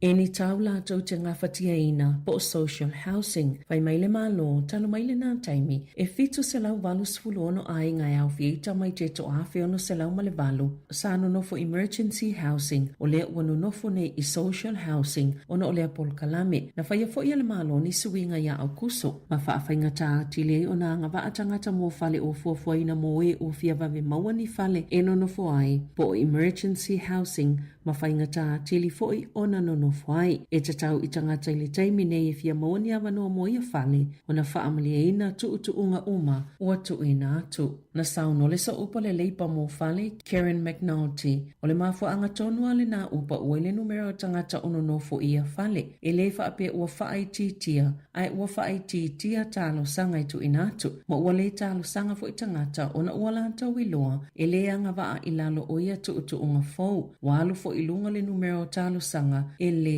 talia ina. O sau no le pale mia Christopher Luxon fa pele minister tupe Nicola Willis o le pa ua pasene tuluia tupe po le OCR pe ona fa iloa ilia solulu o ta umayai o le usa o lava le ala ua iai New Zealand. Na fa pa ua fal tupe fa leo le 50 basis points ma ua iai nei le fa te sima le lua 5% le tuluia tupe po le OCR o se fai numero pito maa walalo o fa amawina ile nei tau sanga o le ama faiona pa ua i pasene o tupe no e au fiei mo kesi mo tangata ye o lātou lava whale, wha pia no ngā tupe mo pisinisi. Wa tele ngese le alu i lungo le tau le soifuanga peitai, o lo o mawala lupe le tupu ma le ola le tamau ainga na Sāmoa Luxon, o le pa ua le pasene tulu i tupe po le OCR, o se tala fia le mo ainga ma pisinisi, na Sāmoa fo le minister tupe, o la asanga na wia le malo e wha mo le wha ai te o le malo i tupe wha alu, i ni vesi au nanga i whisanga i matangata, ma toi whaafo ili talitonuina o tamau ainga, o mea ia ua mawhaio na Yesuinga, ma ua sao le awala lea ua uia le malo. Na whaalia i whaamomonga le whalatupe whaaleo leo, na pa u le au te lenga o tamau ainga o le atunu o, i tutono o masina i tolu, e o mai a iuni beita a i fōlinga mai na pa u fo i tutono o masina i tolu, e o mai i a se tema. Ua whaate ia pisinisi ma au au nanga o whale o tiulu ma whale te ulu, i se pili po se tula whono fōu tau whaauwhi, e mawhaieo na awe i tangata ni awa malosi, ma o le to o telefoi e le oiloa, wala tau solia le tula whono, na whaalia le whaipula le East Coast, o Dana Kirkpatrick, o le tula whono na whaie le loa whamalewalu, sa whaasai na i le tula whono le awe o le iputi ma le ipukofe, po le awa malosi, i tangata i o atu i whaafuna pe te o la tau la wau, e ua nga le pili fōu e sui. Na sauno le waipule e eilo lanto manato e te tauna mōsi nei puwaino e whaato a while mōle le e tangata o te o lanto la wao. O le whaamitalanga Grant Pittman i le te o New Zealand o se tangata yeso na whale te ulu a e alu te tono se whale o te ulu e le na o le te o ngolo la wao a e o fuatu le iputi po le kofi po le waina foi pe a te ale lima i le afiafi. Ai leifo isa tangata e whaiso su enga molo soifua maloloina na whaai loa ni atunga lunga e maasani o na siake le soifua maloloina. La lātou pisenesi, ma lātou te tausisia fo ile soifua maloloina ma le tū mama peitai ele i whai atu lava ia i lātou e whaasā o na ofo i nātu i tangata ni vai inu vevela i te tono le whale te ulu o le popole ngau ia pisenesi o na e ono whaiti tia ile o ato tangata o na ole ale toi o fo i nātu i eini i kofe po le ti, po se waina. O lo o au fia i le pili, po le tula fono fauta wha au fi, le whaatanga o tamaita i whau, i te tonu o whale te ulu. E to o tasi le tangata na maliu ma le to o sifulu whāna mānunua, ina ua la vivea se tama i pasi e tumu i tangata ta whau mai whafo. Mani ta awali se lua i lunga le State Highway 1, i mātou o tirau, i le awa uliana nafi. Na ta ua le au nanga o ta awale le whalema e le hato hone St. John, e se fulu tolu ta awale na awina ato, e tali le whaalam lave, ma awe le to o sifulu tolu tangata mānunua i whalema i waikato, rotorua tauranga, ma au kilani, e to o lua ti ngā ina ma le to o wha, e whaifo i situ ngā tele o manuanga, o lo wha solo su enga, i lea whaalave lave.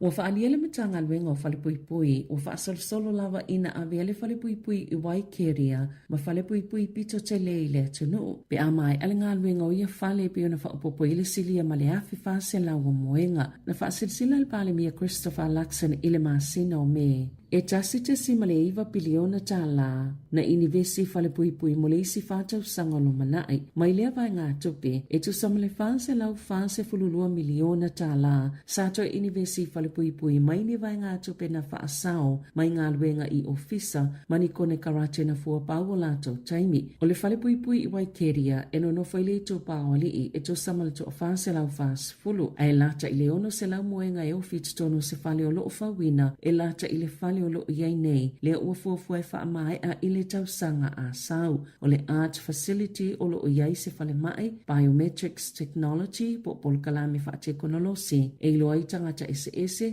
o potu e whaini pol kalame ese, lima se lau moenga mo pangota, ma le iwa se fuluono moenga e wha apitua moe e i wha apitauli o le soifua maloloina, o le mawhau, wa ile wha moe e tala i le lima tausanga o lo manai, le wha alau te lengo o le whale pui, bi ona toi wha apopo i moe ngai valu se lau se fulu, ma o le ao o atuwai i le afe valu se lau, le au wha ingo pango tae ma whai o na ofi, pe no no fuai. Mai lau wha inga atua e to afe lima se lau whai ngā luenga i le MP, po o le mta ngā luenga o bisinisi wha afutunga o mai fau ma ngā luenga. E na o le to tasi lava le Asia, i to finga pule, i le vaenga tasi anga i le tolu, pe o na wha atulanga ia ngā luenga, e luas fulu tolu pasene Asia fau i tutono ngā luenga le malo i le tausanga wha ale tupe talwai, i au kilani, o le tolu se fulu pasene o tangata whai ngā luenga umalava le malo, o tangata Asia, e le aima se tangata i to tasi mai le to ono se lau o tangata Asia i tutono le matanga luenga tele o wha amsinonga, e iai i tutono o se to finga pule, e to a lima afele au wha inga o tangata whai ngā luenga o lea matanga luenga. O ia whai numero na wha iloi li poti wha altau sanga matanga luenga o loo wha ali ai foi, le pa ua tutongi o tangata Asia i tutono au nanga le malo, na ilo isi tangata whai ngā luenga. I whawhata New Zealand, E fitu ma le awhatausanga ua whaasala ina i le whalepui se tina i Peritania na ia te wina lana pepe i totono se pusa lava lava ma tu i lalolo na moenga mo le umi e tolu tausanga e le o whailoina le ngole tina a na ta uana mawane le tene titi ma tua tele a fianga ilona tino atoa e o ile mawhau e tu sai matala whaasala lau ale PA Media na ta uile whaamasinonga na i oele tina i moli a ngai wha o le sawa ino le tene titi i le masina taluai. Masaia na na ina maila na pa anga sa masani o na nofo i le ainga wha atasi maisi o lana whanau o le taimine i o lo tausia le tene titi. I se isi no whanga ma ua amata mali e lava ona wa aia suinga i lona ola maloloina mai le tūlanga wha le tono sai ai sana o cereal e sui i le susu na whawhanga i lona tina bei ona lipotia o le whamatalanga le whamasino sa tu uto atasi na o le tene titi pe alu le tina e whainga luenga a veisi tamaitile a onga ai mai se fo i o taimi o ai eno no fo mai se o lātou ainga i le keresimasi o le whaamtalanga le loia le tina o le ngase o le mawhauwhau o a fianga mai le sa wao le tamao le pepe whaatasi e ma le COVID ina ua loka le atunu o ua tu whaatasi a mea uma matu lai mai ai se whaale tonu tele i le tina.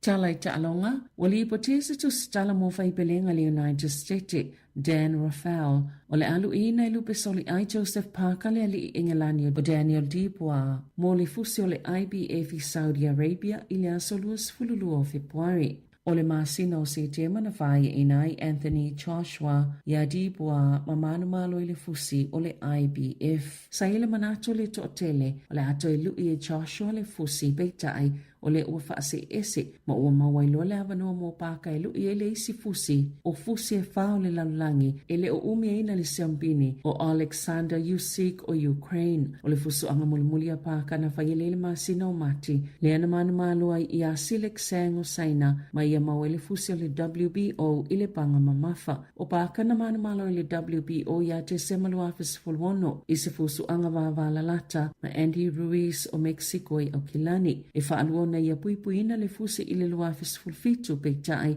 na whaia ina ia Joshua i le lua afis fulovalo. Tala fauia malisi ufonga le laumua mo le nei vaengo le awa uli.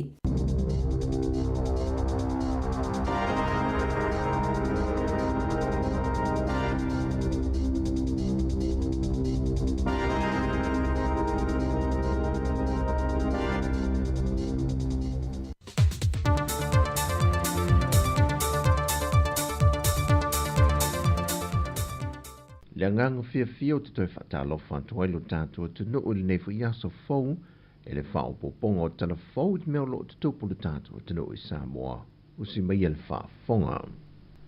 O le vai aso le nei o lo whaata ue na i e le soifua malo loina le tausia le leo lo tātua wola mai i le tele o wha mai pipise ai vaveo na afiai tātou i lo tātou whaata mala e le whaatino leo pui ngā o tātou i loa ma vave va ia se fo mai pea o ina dia e se ngase. E tu sai ma wha maumongo i te tono li tu langi le Pasifika i se sifo, o lo mawalunga i nu polensia i ai Sāmoa i le foi numero tangata wa fie ne ngase o ngonga. O ia ngase le faulo tātu tenu e fia i le suka, toto mawalunga, mai fatu le ka nesa ngungu maisi, i le tausanga i lua fes fulmaltolu, e tu sai masu e suenga na silia ma le valu se fulu ma le 5% tangata mātu tu o Sāmoa. Na maua i le tino puta, ma le ono se fulu ma le 3% e tino puta tele. E 5% i lanto e mawalunga le fuo le suka, e le tausanga e lua afe se fulu ma le valu i whamo maunga. Mai o Sāmoa e numero file wha asolongo nu e lua se fulu ma le tasi o le antu Pasifika, e le mawalunga o tangata na maa le liu ono le mai suka, mai fa pena fo inisio fa mai e a fia il fatu fa tasi ma ngase o le kanesa. Sau no le fionga le sui pandemia le fionga tuala Josefo Bonifacio talalo i e ino le neiva iaso le sui fua malo loina. E le o se foi numera le titi, ma o le popolenga, o na o le foi ui e mfa mau monga le tamai, o mawalunga i le au fai o whana wa fia, tupulang televou, o tinam tama itai, ma ua whaisi to te leo e ua maali liu I lalo I fo le 5 sanga le mātua. O le toe whaawawina o le porkalame o le pen wha Sāmoa, po le porkalame mo pui ngai nei wha mai, le whaongai nai komiti tinao a whio anga te itasi, e whaawawina matulutuli loa, e whale mai wha i tu malo. O le ao ngale ina ia vave o nei loa ia tong fitinga, ma ia vave foi, o na whaia iei pui ngai se wā fia. O lo whātua tuai whai ngā malanga a waa i le wā leo muli whanua masale longa le tai au nei. O no lo tau wha maea le wha mamaino le wafu mai le afianga o se waa na mui le afia nafi sa longa. Mai o le tai au nei o lo upoloka i whai ngā malanga i le wafu e pe o na masania i le ono le tai au, le walu wha solo tuai i le awa oli. E manatu le pule ngā wafu ma waa a Sāmoa wha pena fo i le vaenga le tine mu. E tā ua le saongo le muma le soifua malolo ino o tātu tangata whe malangai, mai wha le tonu o kasa mai le waa na mu, le olo ngā lue le o whinga lue ngai lo na wha mamaina. E le mau mai se wha maoninga ma se tala la tamai, e le fionga le komsena o le tine mu, le fionga tanuvasa pe tone maunga, e se mafu ang tonu o le adia e o le afi. Ai tasi se wa whangota sa tau le tuane o le whale einga le DMC sa lolonga, sa amata mai le mu, mai na maua i atan tu ina lungo pengta whailangi nisi o le atanu, na tau mawhai el to telo i lantou na whesoa swani, e tu le ese ta avale sa paka laktane i le vaenga sa mua i le waa, mo le saunga le mua ta avale ai lantou o lo malanga mai ia pia, o lo ta lia le fionga le komsino le tine mu, mo se tala e wha te tau le nei whana me lave. Wa le whaiti tia le au whai o tamai tai o loa a fie le whata wina petu le ino le whala au whaasai no le aisa. O loa i lima neo leo mata o fie se tina, na ngai a sielu na to lua loa il to ese, ai maua i leo le whalpui, se pepo le aisa na ia luatu mai e ave lona to lua. Na whamau nia mai el komsino na tanga wengo leo au pa aulongo i tino Filipo. Ni ka mai ka inga nga ia ko alwe asi se kasio alwe asi don ko wala fa pui kai kang malalo. Alwa ku ai mo wai pe pa isa. Ala ku mo ia alwe ave don ko wala le ala mo lia le. In process. Ala wo in custody se ia ka dia la so luo te sem e wala au ngam ka. Ele uma peo vai você o ka sa le ke ole le li nga maua mai lungo le o le wha alo o le wha le I vai wase e le li langa le kau fi ka ronko lua la le nga la ku e waku e asia e waku la ma waku me e nga maua e le sai nga le sa wa ki nga e ya lu kungu le watu le mata apoleta mai ta e tu la I lumo le wha masinonga e tali o na mōrianga I le masina fau. E tolua o ngatulanga lua I le antunu, e lua mai sa la fai o lano masili, ma lea o ngai tasi ia pia o vai tele, mo whamani e ina ni fisoswania se tama ita I Sāmoa au Maui a Amerika, ia Virginia to le pai, ma nisolan au malanga. O tusia onga ma computers, wa fua I le tama ita I malana au malanga, e ati na e le tūlanga tau ia o onga ialo ma whanau la Haiti, ma ielo na whanau nunga ina ia le leia o onga whanau, ma fausia I tu ai ngā meto tia ese, e una ia le whanau naunga o whanau e fia ia onga, e le I tau moe mitinga o la tolu manai. O lo iei le whanau naunga o le tamai tai malana au malanga o lo fisoa swani a te ia, e wha awau pēr la tau fisoa swani, e nisi a onga tūlanga lue le atunu, o lo iei le mana onga. O talafauia mai Sāmoa mo le nei fo iaso, manuia tele Sāmoa fasoi foia.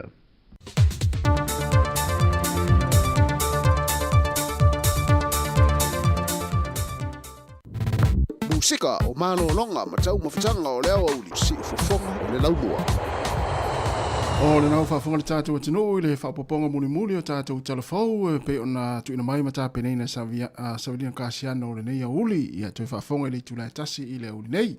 Ia mahalo lava le mafuta mai le tātou atinu manatu o le taimi masani fo I nei o tau mafutanga malo longa ia maise o tari ngā sua o vai ainga o le uli ma I lātou fo I o loo whia ngai pēm ngā luenga nisi fo I malo lo mai nei taimi mo nei malo longa pupu ia mo nei tau mafutanga ona toi fa o ile nga luenga i staimi o le uli nei ia ai mori atu fa malo na i matua tausi tonu ainga ia manatu na to te mafuta mai ia tali fo i sua ni so matua ma fa fonga mai ma mai mo mai ia i tatu tautu le nei uli ia malo na le talo malo le on sai malo fo fa malosi ia malo fo ile tal noa ia i fa nau wa ia fa nau na o i no fale ia mafuta le ma tina matua ia mo e fo ini le so na nga mo tatu ta mai ti fale ata mai ia a fai o le wa umala nga tongi nei va yaso ia pe ia ona ta una leila fa nau e fa fo mai ton wainga ia fa pe sa le fa ngol nei tau sanga ia to ti mata le upenga e to e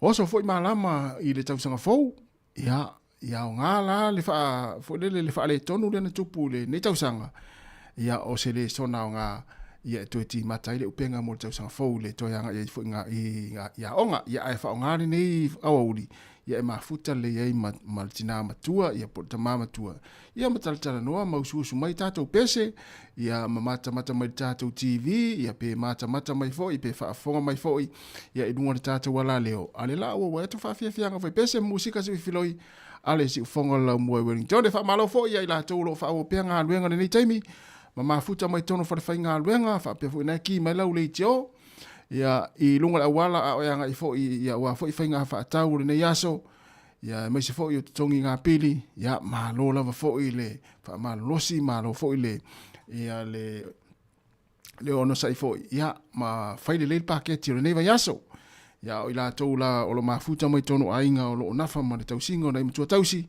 ia fa malo atu le tato proclame le fai ngo fie fo i to nga luenga i le ngata le tapina ina o na imtua tausi ia a o fainga fo i o la tau maftanga i le taiawa o uri a fiafi ia le ngata i lea o le momolina o nai whanau, ia o le tapirina o le whale oka, whamei le vaenga le whainga luenga, e si le atu tinga ina o le vaenga le whainga luenga, nei lo le vaenga le no whale, a o la ulava mau, e si le atu le tinga ina o le vaenga le no whale, nei lo le vaenga le whainga luenga, ia ese ata atau ti fu feita, mo le vaenga le whainga luenga ia tea, ia alanga sa oa, ti whapea fu i vai le vua, au fu le lio tasi fine matinama, ia ai le ai o le esa wala utar le fa tu lang wata oi fo o sole ile fa ngo fie luas fu lo minute te ni le tu la fu mal lua fa ya tu le tinale o mo lia le na mai tatu telefo savelina ia tu no i fafo oka tolu tau sanga ona nala na tamo ila lo muenga ta fio lai ia o te lo ele o tatu ma tu Sāmoa ia tu lang wai alo lo fa tele ma tu ai ia ina la tu fa na ia ai manuia lava tau maftanga o nei uli mai se foi fa saunga o mafuta mai ai tonu ainga ia fale fainga luenga mai se foi ia fa fo mai lungo le tatu wala leo o le tasi o no tesi ma le tasi fa mo fa salatu fa fianga musika le uli si fonga la mua i Wellington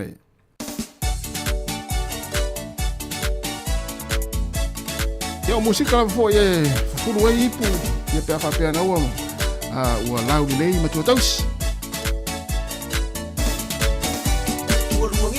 ele ka ele kalu sole lo fefe ile fola kona ale ai ngala le au ka fa ole bai ka ele ile la ko pe pale nga ma u fa alu wa ile fa nga la ka u sole ka ngo o ma wa i kala ma ka malo ole anila ole be afrika o ka sa o yai sole a ka sa o ki ba ai ile ka malo pe ole sa ai au le lo ma ko fo ia ma ku wale ma wala ko se ko le se sne ole ko o ku li pa nga ole bai fa ola sorry ma ye lo no ko o mai ma u ma we le pai pa fa amle mole fa andanga lo mai sorry ma ke o mai u ku o le vai o la ka mane nga e ki o le pai pa ai nga vai sorry ma se lo vai la lo pa u vai ma ke fa amalu ru ku vai i ko ai nga u ko mai ma u o le a ko fo i le ma u o le ka u mo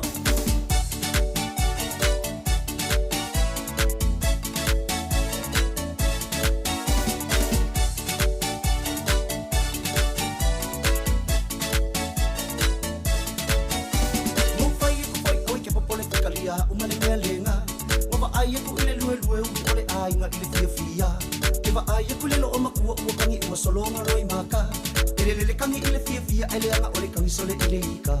Wo umangai lau le lo makua male koe inga koe langa whangau. Se awe te kukole ele le ia ulima uole mele i koe sau. Kia aesa o whaila oi, le muri whautua o toila o masau. Ngale fia iloa ula mo kofi kuri mai ai o oloa mele li se lau. Sole, ele mama i whaingai whanga. Mo wingi ile kai kofi kunga o lau kamai muri ai le ai. Sorry, make o mai uku o le vai. O lau kamale anga eki o le paipa ai ngā wai. Sorry, se elo vai la lo pa uai. Make wha amaluru o kuai i le kou ai ngā ua poko mai. Au mā ua o le a koe fo i le kei mā ua o le ngai ka umo.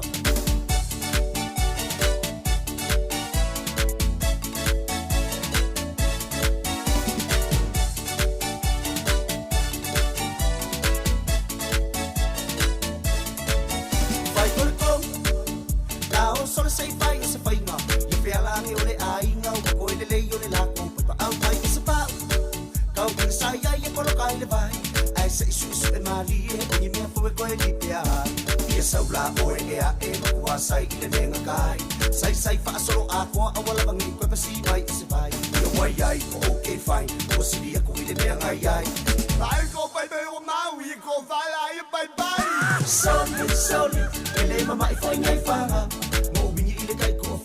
ola ukama muri ai le ai. Sorry, make o mai uku o le vai. Ola ukama le anga eki o le paipa ai ngā wai. Sorry, se elo vai la lo pa uai. Make wha amaluru o kuai i le kou ai ngā ua poko mai. Au ngā ua o le a koe fo i le kei mā ua o le ngai ka umo.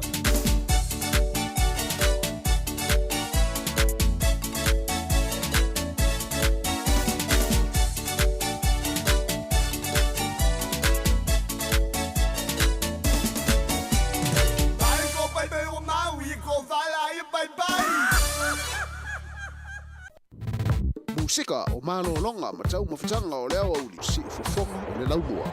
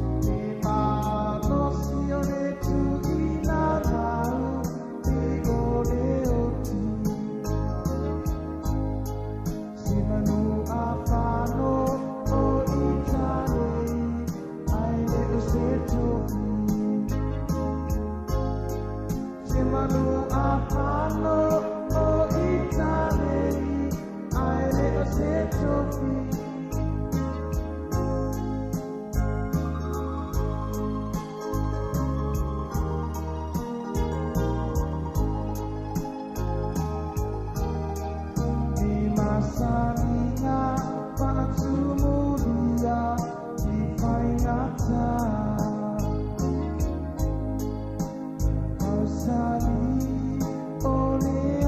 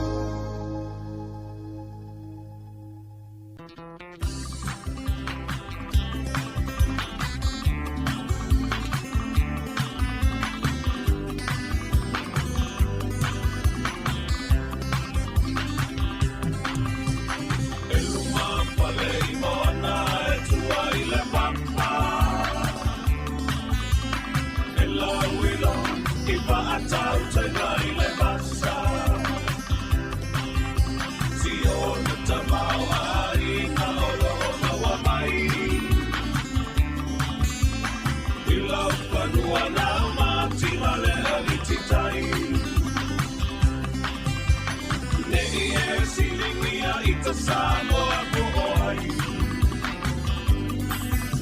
o talanga o le lalolangi e te sila pia ai ngai le tai e ua e matali o le toto o e tausia le pela pani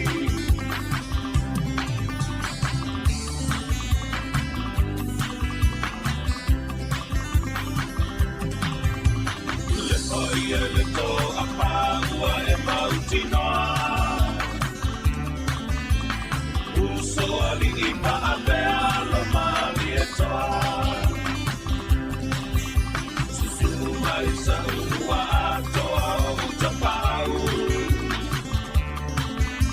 ai pola pui pui e puti mau a pau le e silingia I ta Sāmoa o talanga o le lalolangi e te sila pia ai ngai le tai e ua e matali o le toto o e tausia le pea le pani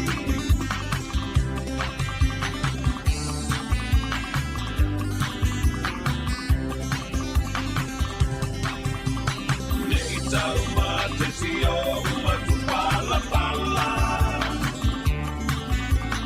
au tolu pale le alo tuiana o topinga la mawala iona e palupe o itanei o le peanga inga atumua kapule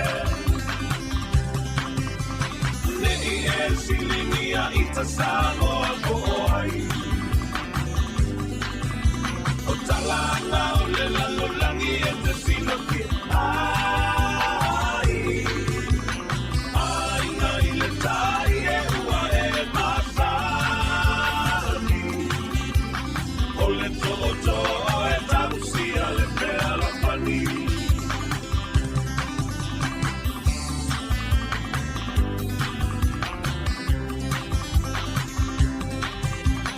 nei pa pea ua o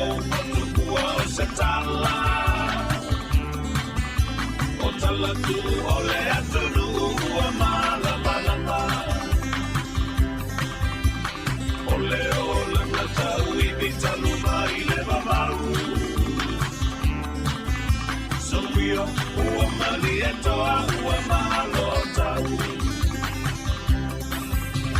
Nei e whiringia i ta Sāmoa ko ai. O talanga o le lalolangi e te sila ki ai.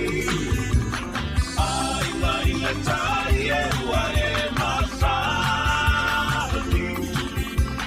O le toto o e tausi a le pea lapani. Nei e whiringia i ta Sāmoa ko ai. O talanga o le lalolangi e te sila ki ai. Ai mai le tai e ua e masani. O le toto o e tausi a le pea lapani.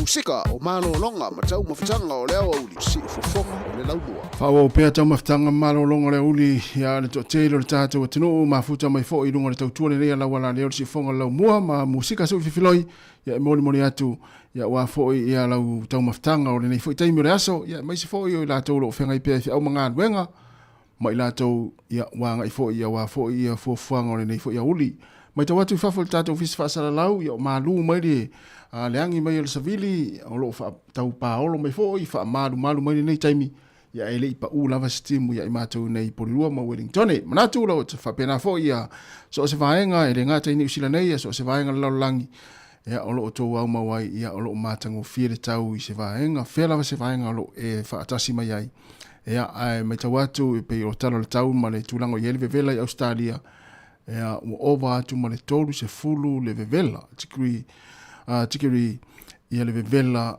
o le tau i Australia le vale tolu se fulu ma le fase fulu ia i neva yaso lona winga o le matua vevela lava ia o le la anga ia tātou ia sofia fia ia nona wha manatu atu pea whapea nate malanga i Sāmoa ia tau fo i ona ai mo mua fo mai ma vai ni au fuala au e ave e ta pena le ilau malanga ia ona e malanga loa le i Sāmoa nona wha manatu atu e manatu na ua i loa o me tātou me taunu whai ia ua mese lava nei o tātou matua tausi ia pea whapea o le a malanga i Sāmoa e asiasi fo i mata whau ia inga ia ma whanau ia ona toe taliu mai fo i lea i le tausanga fau ia o i lātou malanga mai fo i mata whau mai ni usila nei mai si lātou lo mafuta mai ia i le tātou tautua le si fonga le lau mua mai Sāmoa lo tawhau mai ma asiasi mai a inga ma whanau i nei ni usila ia po nei fo i Wellington ia whapea nei te whafonga mai ma e mai mo mai ia i tātou whaafiafianga ma le tautua le si fonga lau mua ia i tātou ofisa o lo tu ina sawatoi tātou whaasala launga i le nei taimi i porirua whaatalo whaatu ia e manatu ia o awa le tūlanga leo ta mai tauina so stangata whaelele malanga mai Sāmoa mai se lava nei tangata u mātutua tangata fo ia le malolo nei mātua fo ia le malolo ia i Sāmoa le whainga le maumanga o whi au whare ainga o mea whare nu tangata la na au mai e wawe anto e fia o awa au mai nei na ole nofo lava e pefo le wale maasani le tino le ngā yoi ia ai mana ia fo ile faima malolo ma ngai mai ma mai tafa mai New Zealand ia mafuta ma inga ia mo fo se fasiringa malos e ui lava ina o leu te iloa e tele tātou e malanga mai Sāmoa ia ai to e fia vaveo ona wale maasani le tino le malolo na ole ala ia faile tau maftanga ia malolo ma tafau a Sāmoa ia maasani lana i tangata na le malanga mai tafau ia au te fia vealu paware me fu na fa ya to yo mai mai tina le ainga polsa ma le ainga pe a malang mai i wale si fia to fia va vealu ai va pe sa no ta ma pe sa no tina oka e va vean to fia o to fia fo i Sāmoa ia ai o ta to la ia le ala sa une malanga i Sāmoa ia pe ia ona mata di e to na li la mo sia to fuema mata to mafuta ia fa pe mai al vai ngala i Sāmoa fa pe na ta ula i Sāmoa fa pe mai vai ngala i Sāmoa au te atu no fole la lo ma fo pole ale ma fuanga o le mana o to ai nga te watu te fai ki si masiatu na te lo ma fuanga Ia. Ia, no se whamuna tu atu. Ia wai le, o tātou uma tau te whio i tātou ai, e alan tātou o i Sāmoa. Tau te tāwha whao ma wheloa ai fia le Krisimasi ma tau sanga fōu. Ia, ai a whaapea, o nai whai mailo a inga, e aue te alu atu. Ia, o na e loa leo me tau na whai. Aue te alu ai alu na winga ai alu. Ia, le ima se fia ai mai awe. Tātou ye nei sila i po atu no i whafo. Ia nao ni tala fo ia e tātou talitali e whapea fo. Ia se ia tala lea li lau tas. Ia ai malo whaftai atu. Whatalo whatu le whaltua. Ia portina ia Tustina, atu ia whelolo whaftai tele lava.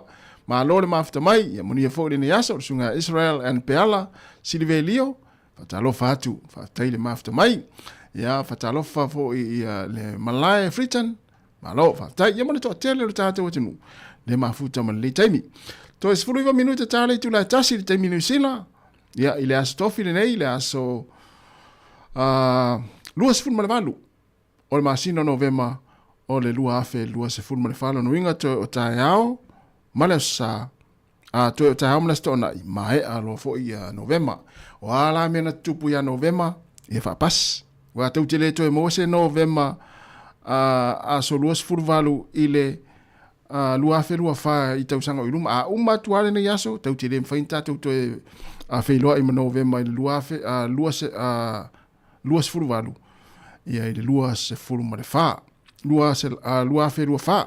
Tau te le to e maua. Ia.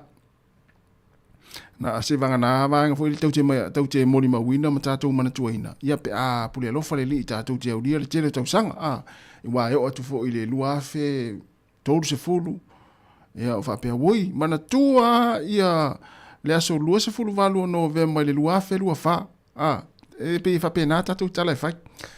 Ia ai malo lava whaftai lava le mawhata mai i alo i tau mawhatanga o le nea ulim wha au pia malo longa. Ia ale au vaenga ia malo loe toi amata le tas. Ia ona toi wha au leo ngā luenga. Ia ai nai matua tausi tono ainga. Tono mo tangase ngase. Mauta o tangata mātatua. Whatalo whatu le tātou puklame le nei taimi a te utou. Malo lava fo i le mawhata mai.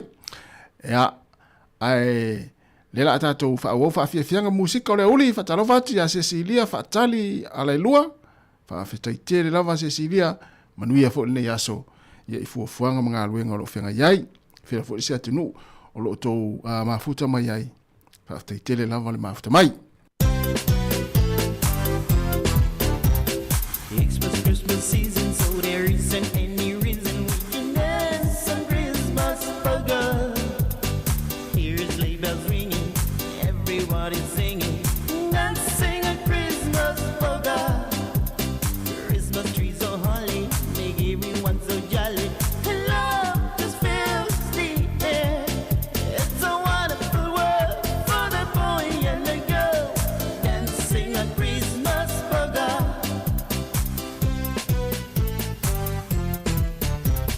Merry Christmas bugger. Let's dance, let's dance, let's dance. Everyone so happy. The air is filled with men. What's the sweetheart kissing as they dance need for me to do? It's a sign to behold from the young and the old.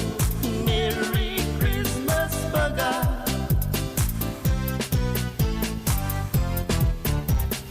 Xmas Christmas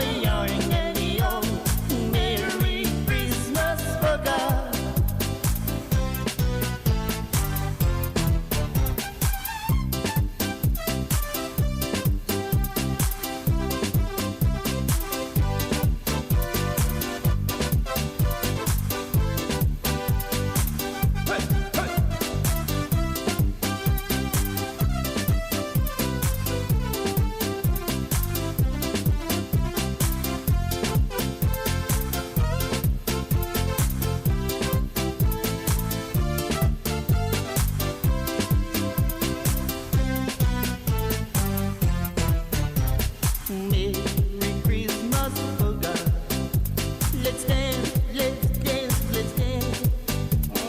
Everyone so happy. The earth is filled burning. What's the sweetheart kissing as they dance for me?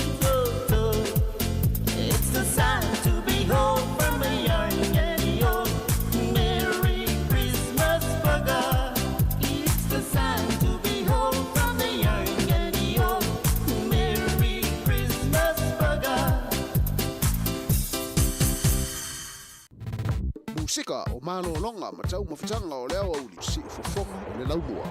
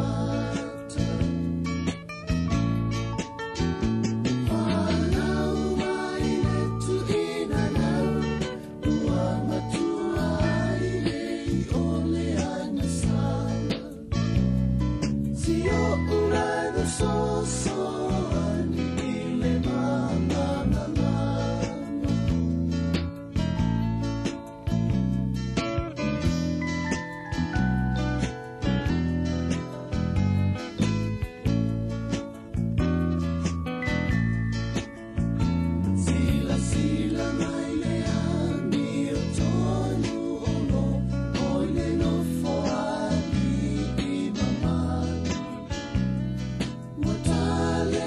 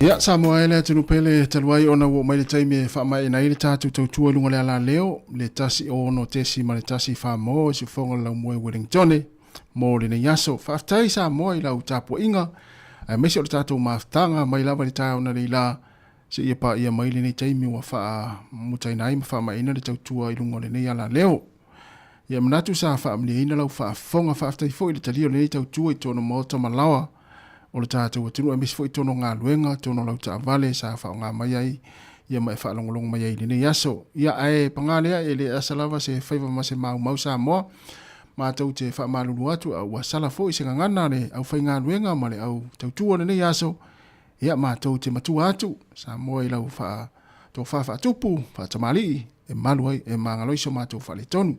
Ai ia manuia lava fuafuanga o te toe nene yaso, wha manuia le atua i le tātou wa tunu, ia i fuafanga wa fuleanga ia tu le fiafia na nei tatu tu filo i tai au tai masani ia li tu la fitu i le tasi ono tesi ma le tasi Sāmoa ale la fa mai atu le pese lea ia ona tu fa fonga le tatu telefou e pe ona tu va tu Savalina Casiano fa poponga moli moli le tu la sifuma le lua tu fa fonga ia pe uma le tatu pese lea ia fa tu ai ia i le tatu tunu ia tatu mafuta lo le si pa ia le tu la tolu i lunga le Facebook ma le YouTube pa si fonga lo mua mo le nei fo yaso fa so fo ia ila tolo fa lo mai le ala leo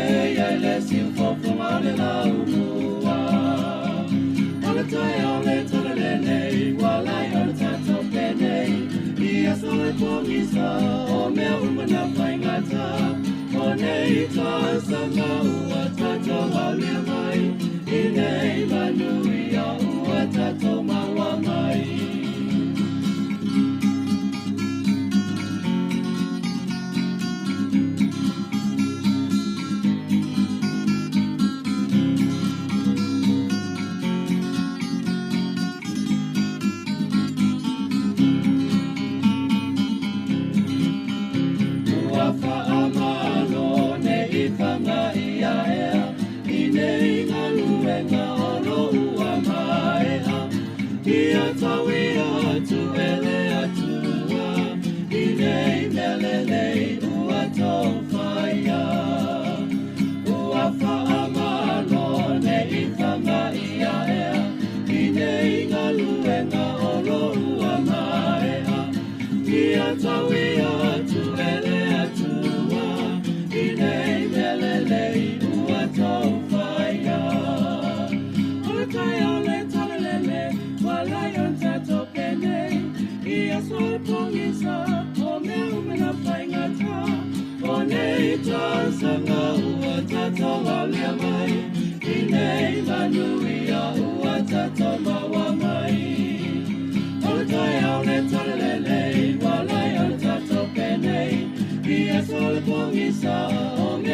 na whaingata o nei tai sanga ua tata wale mai i nei manuia ua tata maua mai.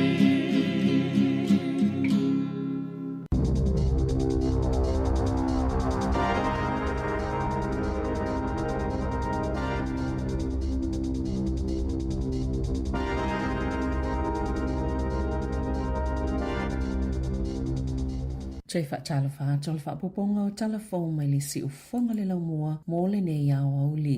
Ua whaitioina le whaululunga le komisi su e mo le COVID-19 whaatulanga le lokanga o le atunuu whaapea mapoloa inga o tui pui pui e whaapea ua mamafa tele na saunopolo ofisa Tony Blakely. O se whaitau whao whaama ipipisi, e le te tauna whaonga ina ia taiala i se isi whaama ipipisi le lumanai. Na tu ina atu le li poti mai le vaenga mua o le iloilonga le komisi su e ile COVID-19. Ini le sona ua o oina mai le tali atu le atunu i le whaamai. Ma sa whao o atu le minister o mta upo le loto i whale, Brooke Van Velden i le so. E tolus fuluiva fautuanga wa tu ina whaatasi mai le su enga, ma o le a whaalaulo ina whaalaua i tele, be atatala atu le li poti i le malo, be ona saunoa polo Officer Blakely. O le tala polo Officer Lautus tala, o le Italia New Zealand i le whaama i pipisi, e peo se ta alonga e lua afa, na lele i le Italia le atunu o i le afa mua peitai, na amata ona le ngā lulu e whaatasi mo le lau tele o tangata uma, ina ua o i le afalona lua, sa ia tā ua foi, sa tā ua le vaava ai, pe sa talawhea ngai le tāpuni ngole atunu, ma folanga mo toi pui pui, ai pe sa o vātu foi, e ui sa whainga tā mo taitai, ona whetu unai, ma ilo i lea taimi. E a whe ono se lau tangata na whaatala noaina, wha se lau whono tanga na whaie lea tunuu, ma le se fulu tolu a whio whina ngalo tustosia, sa whaitau ina i le iloilonga po le su enga na whaatau taia, e le li polo fesa, ma se whaitau wha o le tamau ainga o John Whitehead.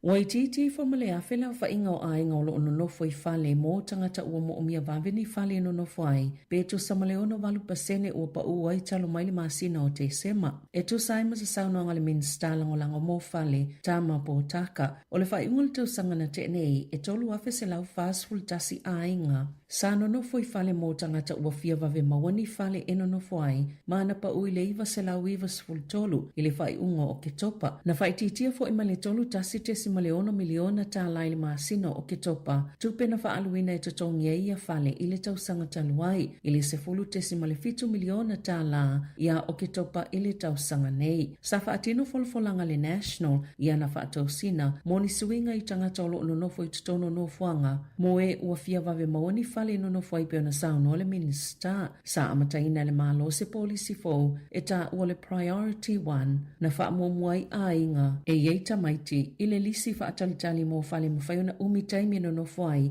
e ni tau lātou te ngawhatia ina po social housing. Whai maile malo, talo maile nā taimi, e fitu se lau valu sfulu ono ai ngai au fieta mai te to awhi ono se lau male valu. Sa no nofo emergency housing, o lea ua no nofo ne i social housing, ono o lea pol kalame, na whaia fo ia le malo ni suinga ia au kuso. Ma whaafenga tā tile o nā ngā vaatangata mō whale o fuafuaina mō e o fia vave mawani whale e no nofo ai, po emergency housing, ma whainga tā tili foi ona nono whai. E te tau i tangata i le taimi nei e fia maoni awa noa mo ia whale, o na whaamali e ina tu unga uma, o atu ina atu. Na sauno le sa upa le leipa mo whale, Karen McNulty, o le mafua anga tonua le na upa ua le numero tangata ono nofo ia whale, e le whaape ua whaititia, ai ua whaititia talo sanga i tu ina atu, ma ua le talo sanga fo i tangata ona ua lanta wiloa, e le anga waa i lalo o ia tu unga fau, walu fo ilunga le numero talo sanga e le talia ina.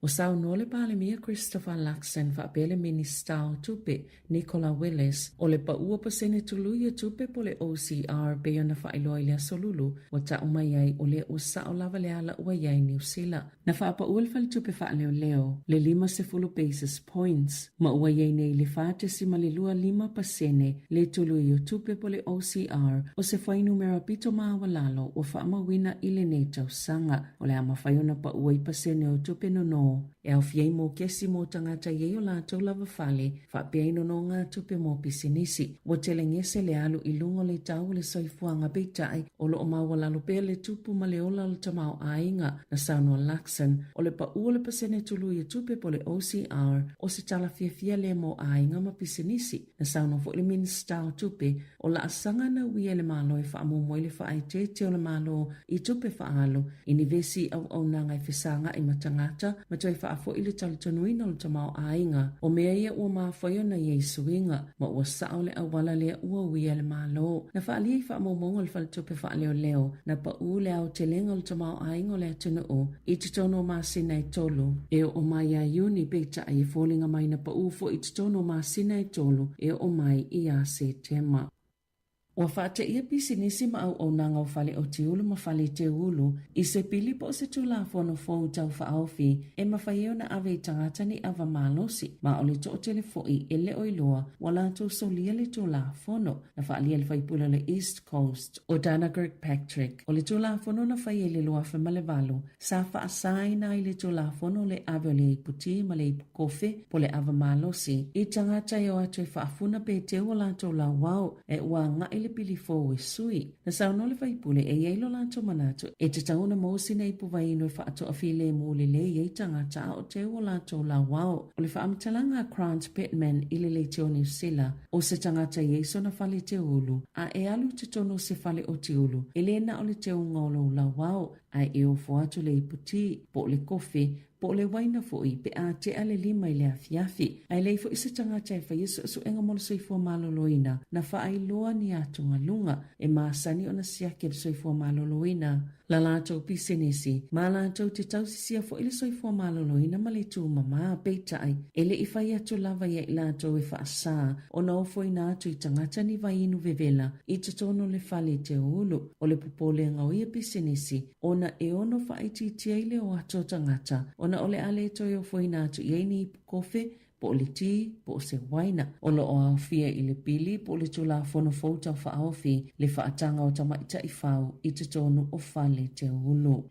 E to o tasi le tangata na maliu ma le to o sifulu whāna mānunua, ina ua la vivea se tama i pasi e tumu i tangata ta whau mai whafo. Mani ta awale se lua i lunga le State Highway 1, i mātou o tirau, i le awa uliana nafi. Na ta ua le au nanga o ta awale al whalema e le hato hone St. John, e se fulu tolu ta awale na awina ato, e tali le whaalam lave, ma awe le to o sifulu tolu o tangata mānunu e whalema i waikato, roto rua tauranga, ma au kilani, e to o lua ti ngā ina ma le to o whaa, e whaifo i situ ngā te leo manuanga, o lo whaa solo su enga, i lea whaalave lave. Ua whaaliele matanga luenga o whalepuipui, ua whaasolo lava ina aweale whalepuipui i Waikeria, ma whalepuipui pito te leile tunu. Pe amai ale ngā luenga o ia whale pe ona whaupopo ile silia ma le afi whaase lau o moenga, na whaasilsila le pale mia Christopher Luxon ile maasina o me. E tasi te si male iwa piliona tā la, na inivesi whalepuipui mo le isi whātau sangolo manai, mai lea vai ngā tupe, e tu samale whaase lau whaase fululua miliona tā la, sato inivesi whalepuipui mai ni vai ngā tupe na whaasao, mai ngā luenga i ofisa, mani kone karate na fua pau o lātou taimi. O le whalepuipui i Waikeria, e no whaile i tō pāoli i, e tu samale tō whaase lau whaase fulu, ai lata i le ono se lau moenga e ofi tono se whale o loo whawina, e lata i le whale o loo iai nei, lea ua fuafua e whaamai a ile tausanga a sau, o le art facility o loo iai se whale mai, biometrics technology, po pol kalame whaate konolosi, e ilo ai tangata ese, o potu e whaini pol kalame ese, lima se lau moenga mo pangota, ma le iwa se fuluono moenga e whaapitua moe e i whaafitauli o le soifua maloloina, o le mawhau, wa i le whaamoe e tatala i le lima tausanga o lo manai, le whaalau te lenga o le whalepuipui, pi ona toi whaapopo i moe ngai valu se lau se fulu, ma o le ao o atuai i le afe valu se lau, le au wha ingo pango tae ma whai o na ofi, pe no no fuai.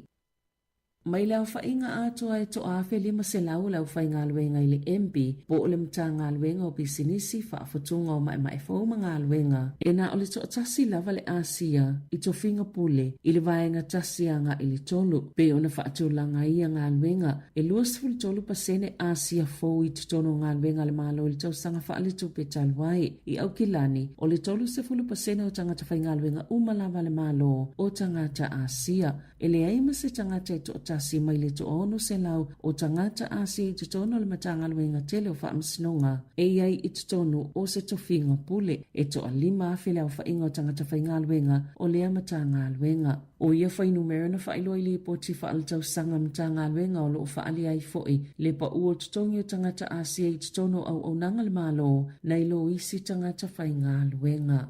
I whawhatau sila, e fito ma le awhatau sanga ua whaasanga ina i le whalepui se tina i Beretania na ia te wina lana pepe i tutono se pusa lava lava matu i lalolo na moenga mo le umi e tolu tau sanga e le o whailo ina le ngole tina a e na ta uana mawane le tene titi matu wa tele a fianga ilo na tino atoa e o ile mafau fau e tu sai matala whaasalalao ale PA Media na ta uile whaamasinonga na i oele tina i moli a ngai wha o le sāwain o le tenei titi i le masina taluai. Masaia na nai na mailana pa anga sa masani o na nofo i le ainga whaatasi maisi o lana whanau o le taimine i o lo tausia le tenei titi. I se isi no whanga ma ua amata maali e lava ona wa aia suinga i lona ola maloloina mai le tūlanga whaale tonu sai ai sana o cereal e sui i le susu na whawhanga i lona tina vei ona lipotia o le whaamatalanga le whaamasino sa tuuto o tasina o le tenei titi pe alu le tina e whainga luenga a vei si tamaiti lea onga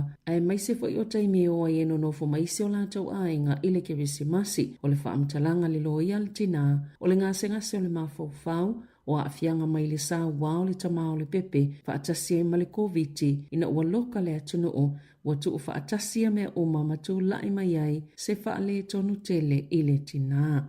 Tala i ta'alonga, wali ipotia se tu stala mo whaipelenga le United States, Dan Raphael, o le alu ina ilu pesoli ai Joseph Parker le ali i Engelani o Daniel Dubois, mo le fusi o le IBF i Saudi Arabia i le asoluas fululu o Februari. O le masina o se tema na whaia inai Anthony Joshua ia Dubois mamanu malo i le fusi o le IBF. Sa ile manato le to'otele o le ato i lui e Joshua le fusi beitai o le ua whaase ese ma ua mawailo le avanua mo paka e lui e le isi fusi o fusi e whao le lalulangi e le o umi e ina le siambini o Alexander Usyk o Ukraine o le fusu anga mulimuli a paka na whaile le masina o mati le ana manu malua i a Silek Sang o Saina ma ia mau le fusi o le WBO i le panga mamafa o paka na manu malo i le WBO ia te semalu afis fulwono i se fusu anga wavala lata ma Andy Ruiz o Mexico i Aukilani e whaaluo na ia puipuina le fusi i le lua afis fulfitu peitai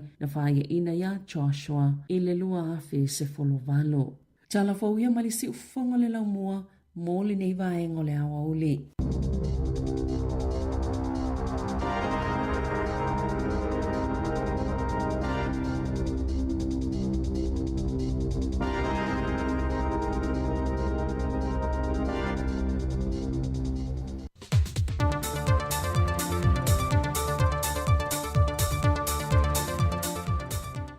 Le ngang fia o te toi whaatalofa atu ai lo tātua te nuu le nei fu iaso fau e le whao poponga o tala fau i meo lo te tupu le tātua te nuu i Sāmoa usi mai le whaafonga.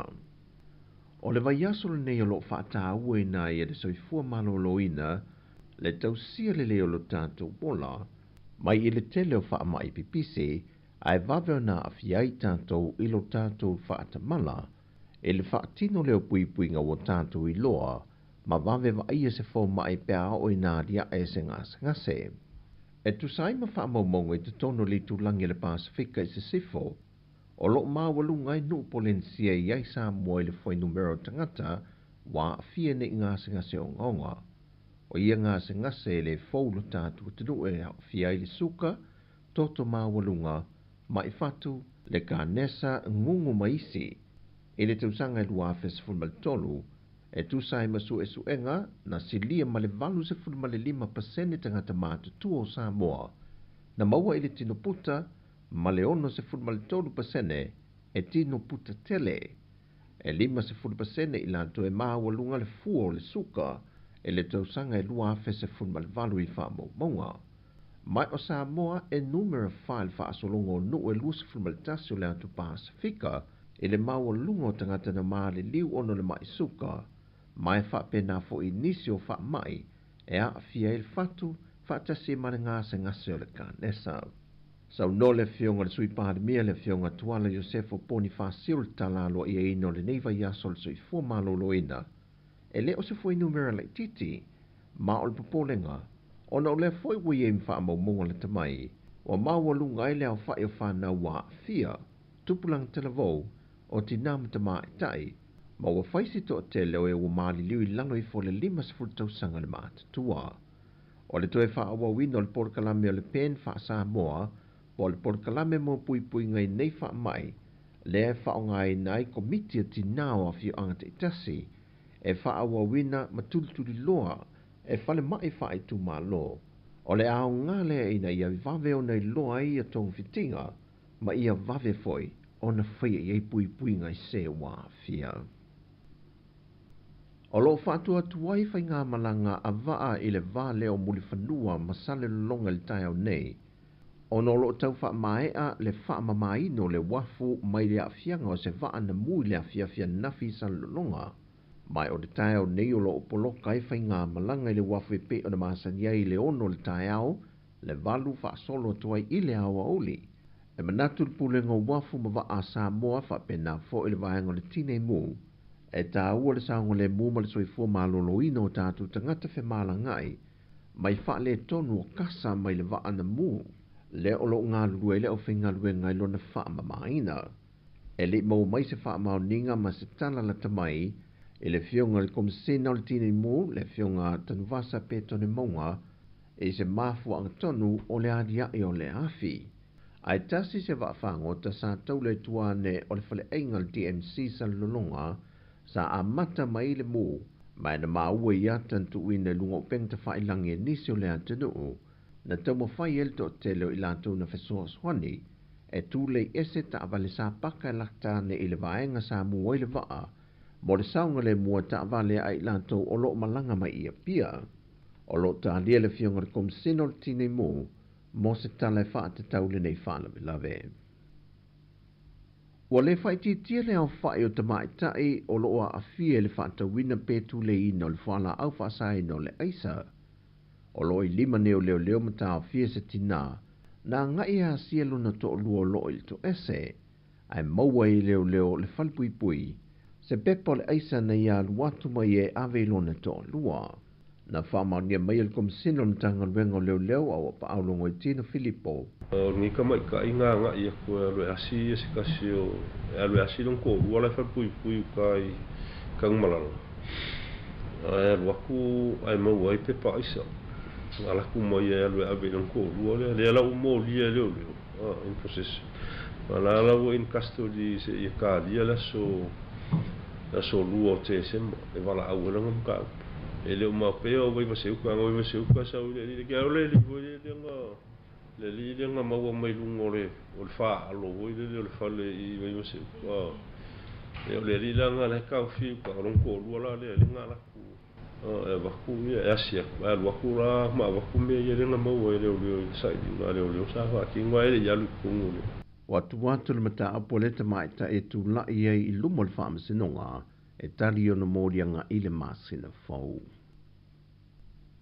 E tolua o ngatulanga lua i le antunuu, e lua mai sa la whai o lano masili, ma lea o ngai tasi ia pia o vai tele, mo whamani e ina ni fisoswania se tama i ta i Sāmoa au Maui a Amerika, ia Virginia to le pai, ma nisolan au malanga, o tusia onga ma computers, wa fua i le tama i ta i malana au malanga, e ati na e le tūlanga tau ia o onga ialo ma whanau la Haiti, ma ielo na whanau ina ia le leia o onga whanau, ma fausia i tu ai ngā meto tia ese, e una ia e le whanau nunga o whanau e fia ia onga, e le i tau moe mitinga o la tolu manai.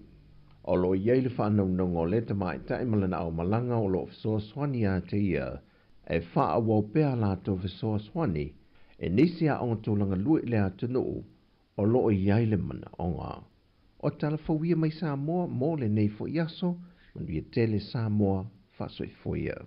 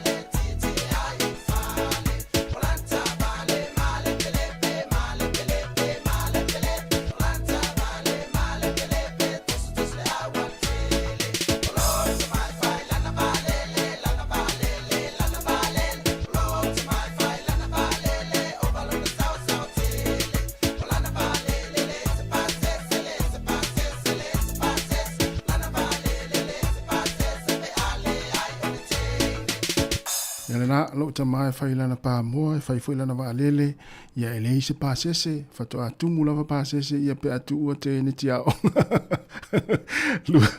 Luas por 20 minutos te nei le tu la tasi le tau tuar si fonga la muelu ngol tatu penga te fai langi te fa talo fa me te fa filo ya tu malo la vale mafta mai malo le mai mo mai lunga le tatu Facebook ma YouTube par si fonga la mua ya mai si o le tatu app le na le Sāmoa Capital Radio app o lo fa nga mai ni si o to telo le tunu ai mai se la vale wa ta vale ya o lo ki mai ala to le tio le ni ala to app le ni time ya fenga i fo i au mga luenga ma lo lava le ona sa inga luenga le yaso fa ma losi le hotel tasi le to ma fo ya talo fo le tolu ya ma nava fo le tatu to nei ma ya ma nava to ai ma fa inga luenga va inga le sa si fiao ya tu sa le tu si fiao wale tatu ama ta mai le fitu na le la talo le tolu ma nava lo si fiao le ai tatu te ma nava fa tasi ala ma ai al tu si fonga lo mo le tu la tolu ya ai ma nava tu ai ia ma ngaluenga tu ua ma o nga whanau ia ma lor wha malosi a whai o nai tinga lue pele nei taimi on sai i leo toi mau tasi lewa la awhare tasi lua tolu ia toi tasi li tu la ia ma minute fia tolu sifuru lua ia o na mai a fo i lea o ngaluenga o nei yaso nei whanau a onga ia wha mai nei taimi e ia nei whanau lei tono le lei a inga ia o lo a malolo ai ia ma o mai a foi a onga o le foi tau sanga malo la van fa malo si nei fa nau ia so soani loi nei matua ia mai se o tinal na o lo il fale ia te pena le fale ma so soani me tau na fai ia ta tu fa nau ia vai ngari o matua ia vai ngala ia vai ngala na lai o la onga lai tu o la onga ia a o pe ona mata no to fo le tau na le la ia fa malo fo ina fa nau ia ila tu tau sinio fo ni tau sanga fa le onga lua fe lua fa ia le we umul manuia malo lava le on sai ia malo Chris ia malo lava mana vai le lua o ia ele to ma vo na le to ia fa tu la mana va malo Chris malo lava fa tai tele lava malo fo on sai nga rengo ni yaso ia mis fo ia to tele ta to no fa tu terini malo lava terini mai mo mai ia o la to umala foi fish malo fish ia malo lava fa aftai le mafta mai ia va foi le tua portina ia aloma mano ia Justina tu ai feol a fe tu ia felolo sole ia se vai la ia ile tu ia felolo fa malu atu ia wa afalitas tatu mafuta i fa fianga foi ma tulanga pe ona i foi musika le uli ma tau tuar si fonga la mua tal tolu tatu fa ma vai lo fo mo le yaso ya e pe ona to va tu lava walena ana to e fa long wat fo ima to e mai tau atu tulanga le satal no to fo na leila o te lo po la so flangona o ele ma sani ona e alu i fale o tiulu se tu lo lava ngana le nei uli e mai se fale te ulu ya tau fale te ulu fale fo le o ina tina la tau ngal fale na Selon polea le tau ngal fale le fa palang il fale selon ya na se utile lo se won ya utile lo polea so langona ye pe fa pe te fa longo ba le se fa fonga mai le vatu sa velino tatu telefo le na matal no te fa le lam tu fu ya le tau fai le o le tasio fai pule ya a fo ine tau fai ia whaahulu se pili fo le tau whaofi.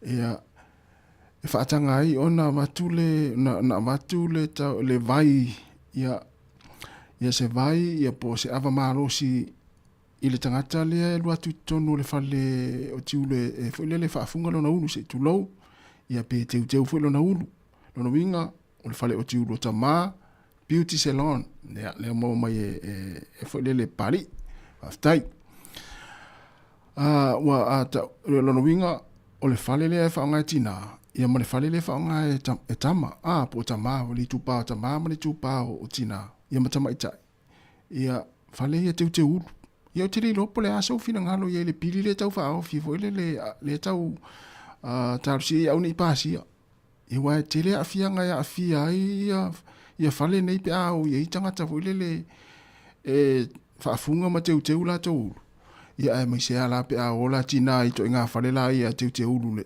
Leo e vali ai ulu ma whai ai ia me hoe o aingo isi mea le te masangi te whalongo isi tina e hoe whai foil lele foil whai foil o foil o la to ulu ma a te whalongo ni isi tina wha mai ia te ale whaine o foil se tolu te ale whaine o foil se wha i tiri lopo aingo nā mea tiri lopo preale nā to ainga nā mea po le foil lele le whai e ilu au lele le afifi e ilu au ia o te le iloa po le hale a fianga o te le lopo rasi fina ngalo so fina ngalo ia pea e alu se whare wha pea a alu atu tangata fo lele whaafungula nunu a kiri vatu ia ile awa maa losi mane ia e matua le sefe e whai ole le sefe I tangata ia whai ngā ruenga a ole le sefe fo I tangata ia whaataritari le whaataritari fo lele lona taimi e luatu e lana fo lele whai lona ulu ia ai mai se ala ia o ta mai tau fo I tina ia pe ai whai ulu I whai ulu ia sole toi te tita I lua I tū la o whai se o whai le ulu tū lau ar whafonga me le teo pe sao ia tire ia alo no winga afa pe lua I tū la ala e whai amakiri vātu le vai fo le vai tau mafa ia pole ava maa no si tina ala e whai lona ulu pe whai ona tingi vai mona tingi lima ma vai ngam wha pena lona inga e umane foi e ono la fai e mai to fai mi manisi foi se tu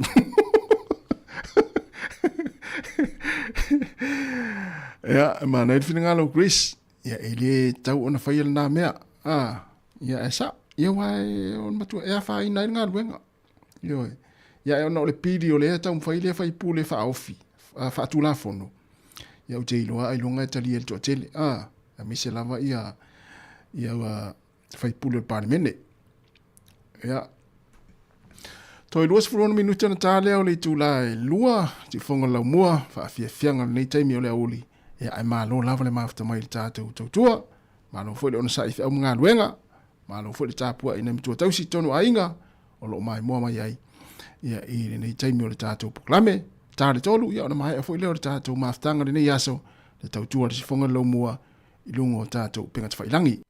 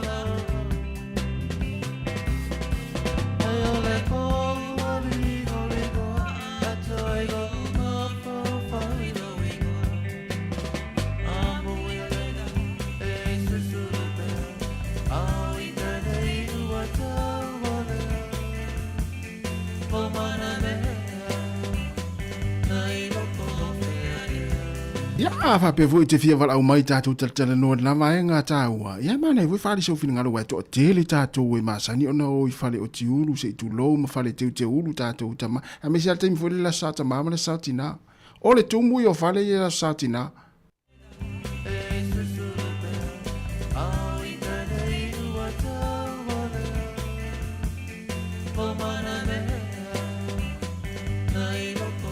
Tolu valu lima lua vatasi pe fia vala au mai ai ia male foi tatu tala no foi ni taimi ia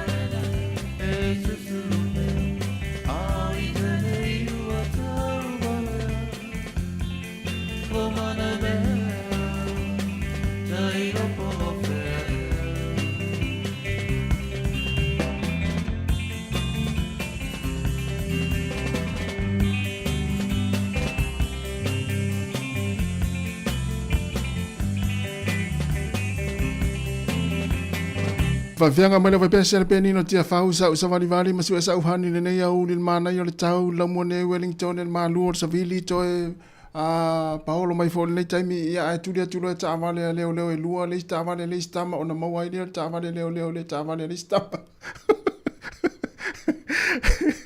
ole mana yo tu langa le il ta to visa vasa la e mai se ta to studio ole iluma pito lava iluma la wala mau te ilo le ya tu ame tu pula wala io ya le fo na tu le tu ai le uma lo pesel peni no te fa ai fa mai lo mata vale le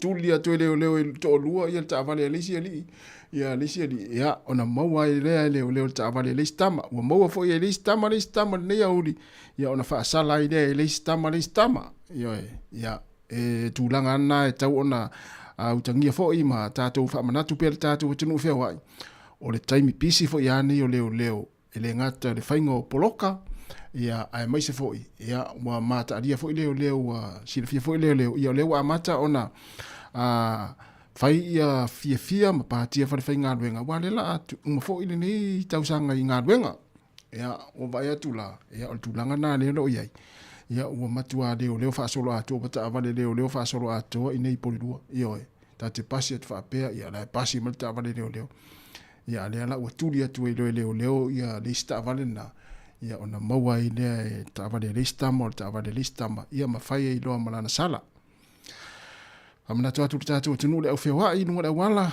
ia pe ona mai fo tatu telefo sa vlino le yaso ia le fa la ta vale le na tu puina i ti rau ia le watu le nga i ngai au kilani ia fa te lava fa mana tu ia le saunga le mu no wala ia le fe afio i fo tatu tunu ia se singa ia inga i le nga ia mesi lava malanga mamau ia na fa mana tu pe tu langa fa pe na le saunga le mu ia e malo lava fa tele mafta mai ia malo lava Chris ia le la mana va malo Chris ia e fa tala fa tu malo lava fa tele mafta mai fa tala fo ia makerita mo nanu oi le la fa mai makerita mo nanu ia e fa ile lima i tu la taimi pe apisi ia no ia e fa ile lima i tu la fa ile ulo tanga to atasi pe tina le tala no atu ia sa ole le ia no na winga la ava pe e fa fai tu la le fai le ulu o le tina ma vai ngam pena ai mi se mela na o foi le masanin fai le ulu makerita ia no na winga umane ia esa oi o matua le tautanga ta si tu lo la vanga ngana ia tangata tina le na la tu felo no winga la te tama la elo tu piki mai ala sa vale me fa mai o fea ja ai o viu e fatani ai nalo foi mai te so va ai mai lo ulu I lo foil so va ai mai o e te ila tama to nga me fa pena tal wai la to nga pilia tal si ya una I pasi pe ona sa no mai ni sir tatu watino I wana mena tupu e tate te no nga na la la tu fiesta mai piki mai se iva ai le ite unga si on to lua ia on to nga mela na tu pupe a pasia pili le pili le tau faof ade fai pule ia e malo fa sta tele lava ma fa mai tatu tinu ia tatu te fia tatu tele no am fa so fia ai fia vala mai por aso mona tu le va nga i le pili le tau fa off mai fai tu da fono ia I le fa tanga ina o le tu ina tu o vai tau mafa ma foi le ma ava ma lo si tanga tai o atu e fa fungo la to ulu ma te la to ulu nei li tu party na To is 45 minuti tale tu lai luar si fonga la mo Wellington ma lo la vale ma after mai nei taimi ya fai ma di le au fa vesia fai le la fa so le nei aso mai se foi pa fa pe ona tia lu tongi pili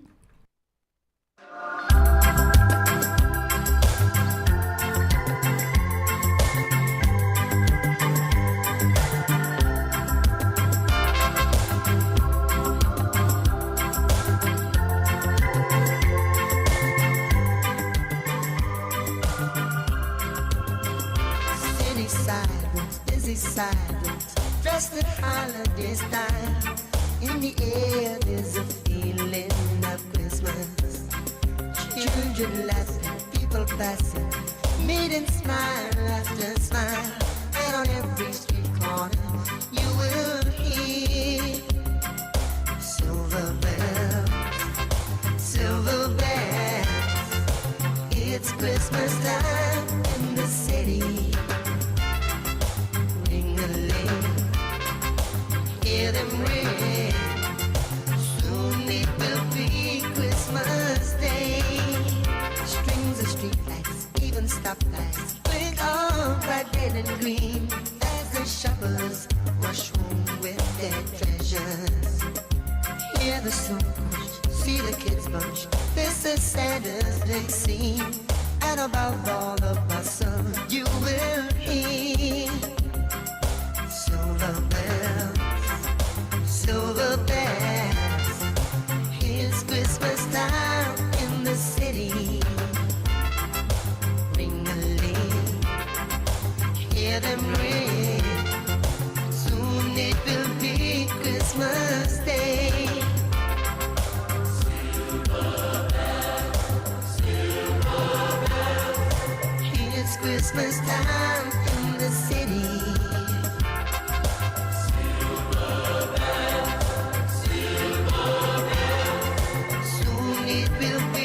Christmas Day. Silver bells, it's Christmas time in the city. Ring-a-ling, hear them ring. Soon it will be Christmas Day. Silver bells, it's Christmas time in the city. Ring-a-ling, hear them ring.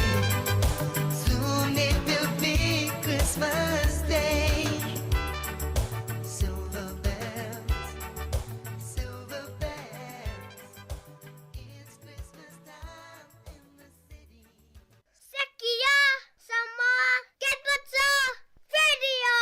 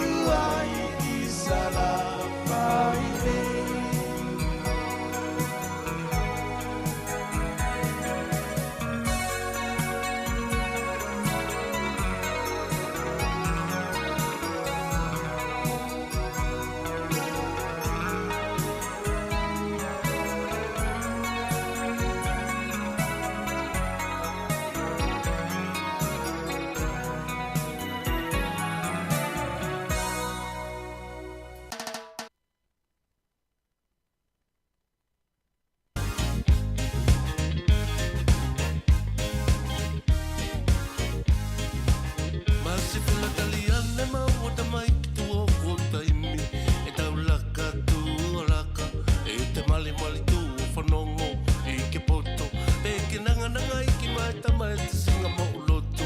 I want moto, okay. Won't feel what we tell ni. Taio, taio, taio. Tuli, tuli, tuli, taio. Taio, taio. Okay, won't feel what we tell ni.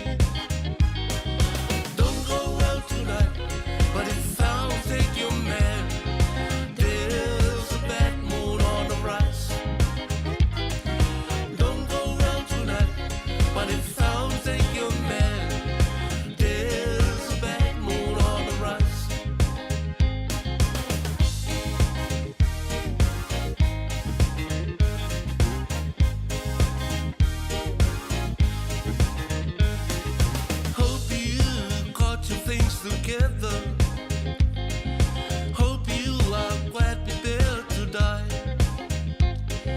Looks like we're in for nasty weather. One eye is taken for an eye. Don't go around tonight, but if I'll take your man, there's a bad mood on the rise. Don't go around tonight, but if I'll take your man,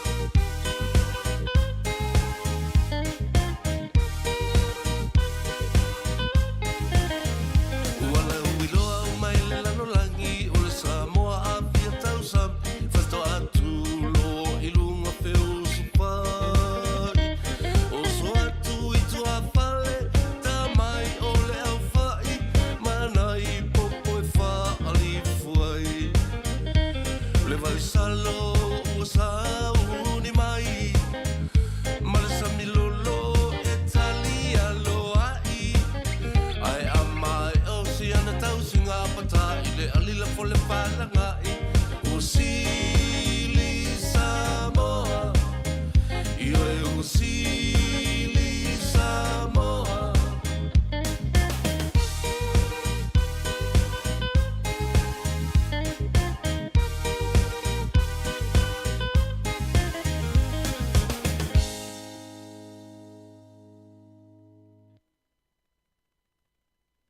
Le fafianga malisunga ya Semi apo Sami asiu ia male tamaita ia Seri na ivaenga o tatu fafianga si filo ia si fonga la mua ina wato tasi minuti na tale o le tulai lua ma lo lava le mafta mai faftai lava le tapo mai ma lo fo le talo mai fatalo fatu le sunga por fatu Amy Robert fa pe foi ia tina matua ya Terini oi te o fa matua si tenu Terini ala tina ya Terini le Chris malo Chris ya manuia fo le nei vai ngore fiafi ya pole nei ya uli ya maltatu watunu ya lo mai mo mai lungo Facebook maltatu YouTube ya ole ala fa wa peta tu fa fianga le wata tonu na vale tu la lua ma na valo fo i malto tele ya oisi ya ma na vai tu la tolu ile au nei tu uai ma nai whana wa onga. Ma lo lava le wha malosi, na nai wha manatu lava le au whaatau, ia e pisi fo i la ua amata fo i na pisi wha i ngā whaatau o le kirisimas.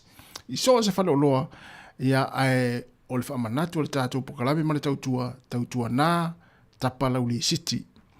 Tapalauli City o lau whaatau, o na iai a whale o loa, lai ala tau te iloa le lei, o lai fulele no fom wha ova mai, ia wha ova le tongi na lau whaatau. Ia e la itia o loa la iai, mena o taimia nei, e leo fale o loa uma, e iai a fale o loa, fui lele, o loo whaia le a miole na, ia a e tile o iloa, o na le sa tupu ia, e tupu fo iso o ia tia, lea o ina mai le sona, so se fale o loa lau te alu iai, e mua,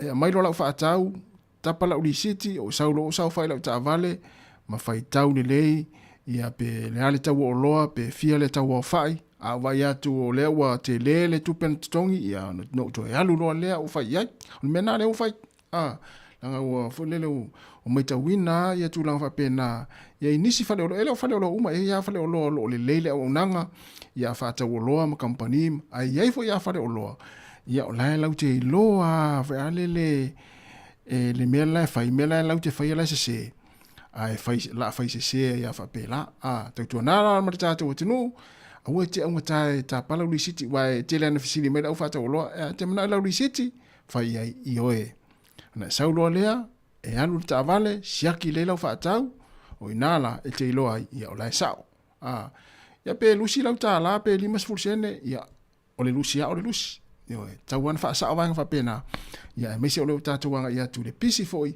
ia ai mai se o le anga ia tu ia matatu anga ia tu ile masina fo le tele fo fa tau mo le pisi fo yo le au fa tau o lu minuta te ene le tu la lua fa watu fa fia ngwe pese ma lo lava fa sta tele lava le fa le mafta mai ia le faltua ia Marie ma fui mo no David fa sta tele lava ma lo fa sta o Justina tu ia filolo ui le ma futa mai altina Justina alo tato oi fa fianga musika o le uli talo le tolu ia tato fa ma vai ia e alna tonu mana ia na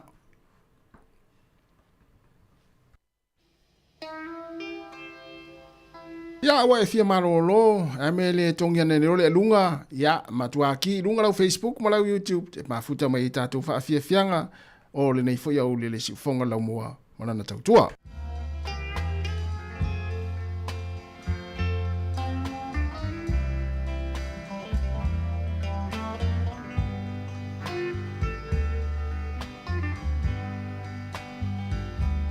Patu zeu sa Yanel sana mara John ya mani foi nga lenga pa fa pio na foi nga lenga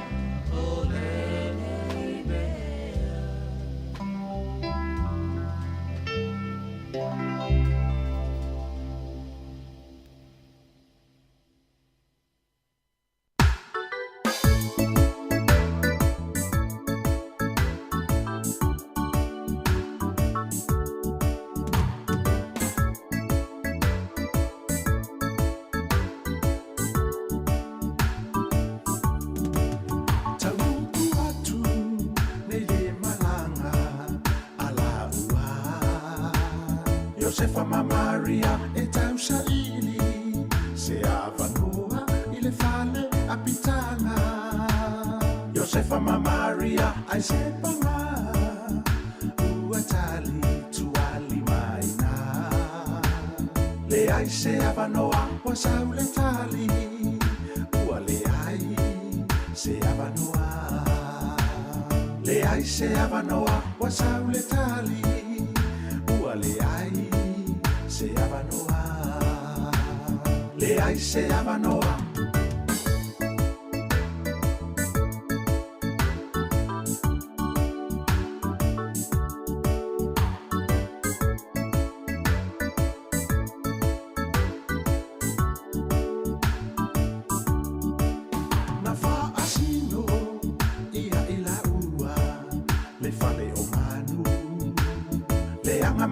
Tama ai satalia e ila ua ma le fia fia. Talia ma le fia fia na api ailoa o ila ua i le fale o manu. Whanau ai o Yesu, whanau e Maria o lana pepe le lio le file mu. Wai moa nei a Yesu, whanau e Maria o lana pepe le lio le file mu. Wai moa nei a Yesu.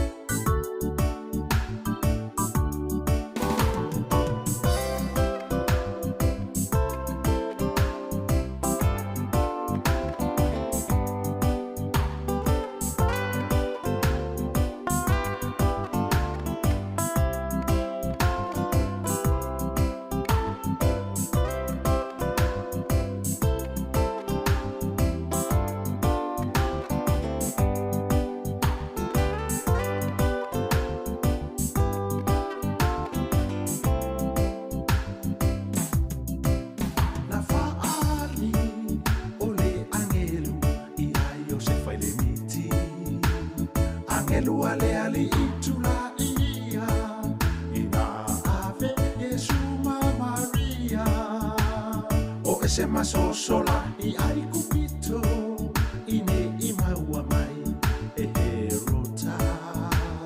Le topulea mawhaia le ona maua mawhasi oti i le tama.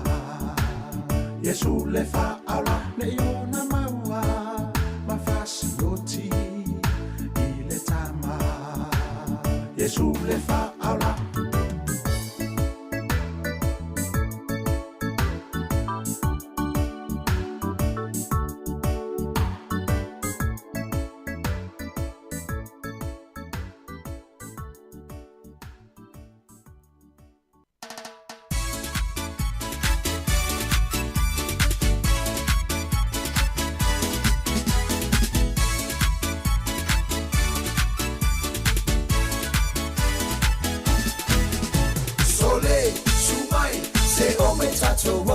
Tato te eva le Pacific love e fa mai o le po le apatuna e le lolono e te le mai fo iai eva mai eva iai fa te ai lo vai vai ia ti tais tia seka pisa musica te via fiai sau ma mai lo panga fa manga iai la we manga e uma o le polu ko fo ia ko fisi o fa ma fa fanga yeah ale ai fo yo le nga ko sau kasi ma fa fanga fa seki ai o fiko le u ko mai o le musica. Put your hands in the air yeah yeah and move your body side to side yeah yeah put your feet on the ground shake me on the ground move your body shake your body jump up and down.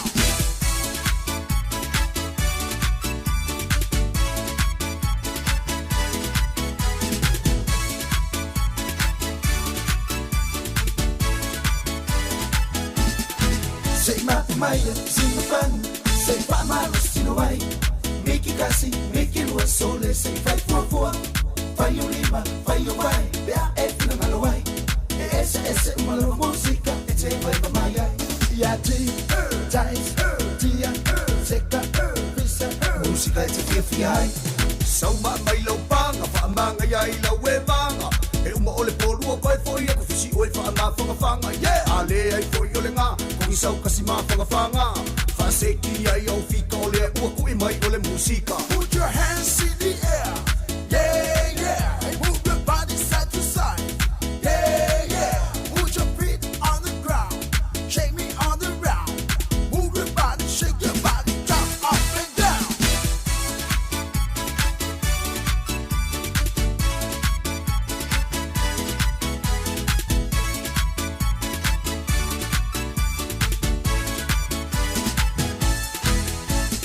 Sauma mai lau panga fa manga ya ila we manga e uma ole polua koe foi e kufisi oi fa nga fanga yeah ale ai foi ole nga kung isau kasi ma fanga fa seki ai au fika ole ua kui mai ole musika. Put your hands in the air yeah yeah and move your body side to side yeah yeah put your feet on the ground shake me on the ground move your body shake your body jump up and down.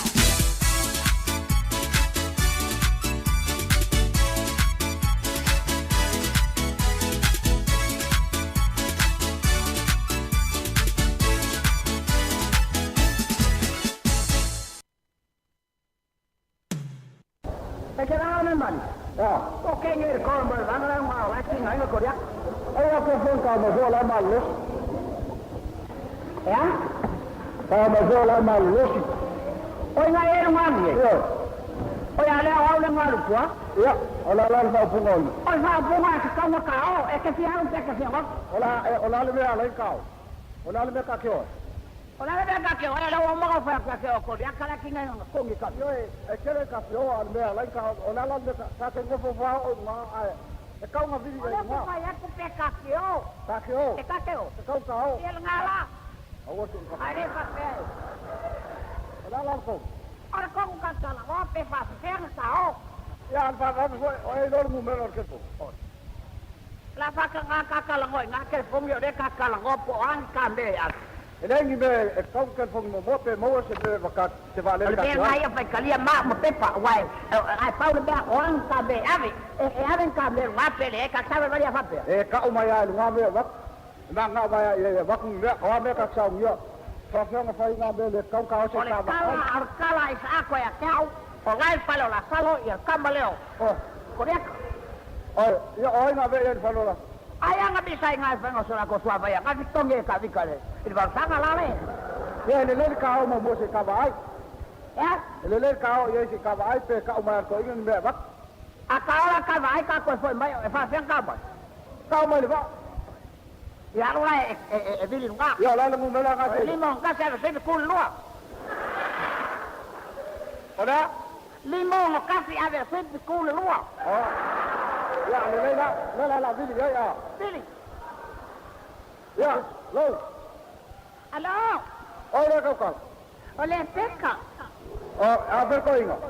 Le aquí la va pues en cupón, ¿eh? Hola, le con. Hola, Coca. ¿O qué mo? ¿Qué no? Oh. México. La con más ojo. ¿Qué no? Oh. Ana yoko. Hola, manguia. O mawar ko pila la pa kala kwangpo.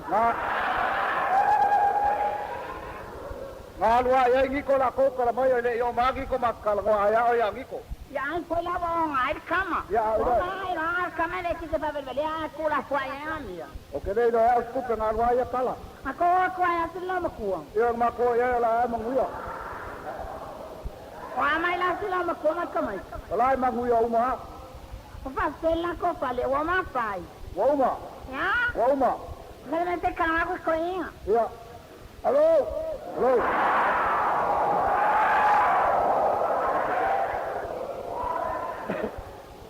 Aló. Aló. Aló. Sorry. Oh. Tarofa. Tarofa. Eu quero mais lá, mulher, me caminhei. Yo. Olha o co. Olha, mangue maco. Olha o cala.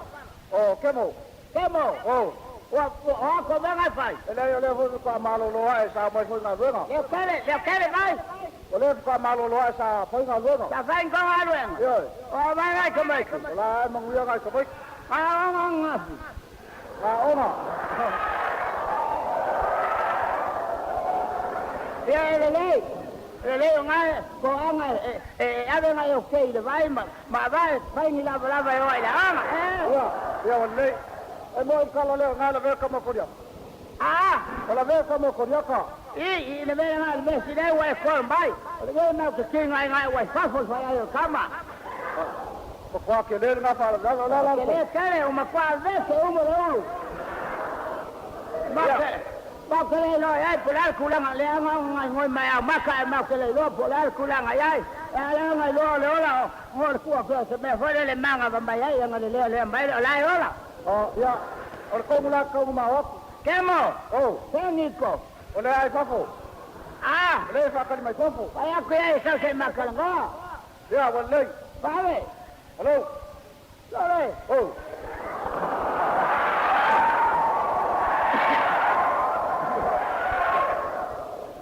Kemo kemo le kau pai Kiko ngawa o makal ngom kemo ya la skala ko kemo la skala ko kemo le o makal ngo le o kau vel fa la mbapu ya ngai awoni men konga ya va o yesa kingi va ko ina o yesa kingi va le ko ina ba ko ma ko fela kingi va la mo ina ya la ya ke le ko le ya la ya ke le ko le ale vanga makakula sao yani melau le ya sidi kuri ma ga swa sole ke makak tele ga wasa ko fala nga bea o fa zel papa wala le papa wala le papa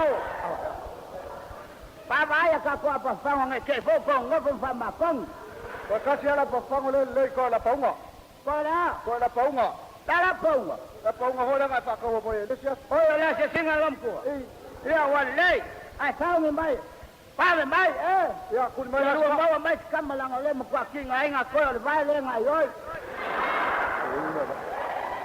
ngi ba ngi ba ku o mai ka ko popo yo la ko le popo le po ole o po le si ko le popo o po nga yo le ka de ni mo se ni apa lo ngol ba apa ngol me ba ku mai ka ko sea yo era lo kusha la suelta ale mawa ngo betelo ko le la kurba le ko fa alo fa ko lom kom mai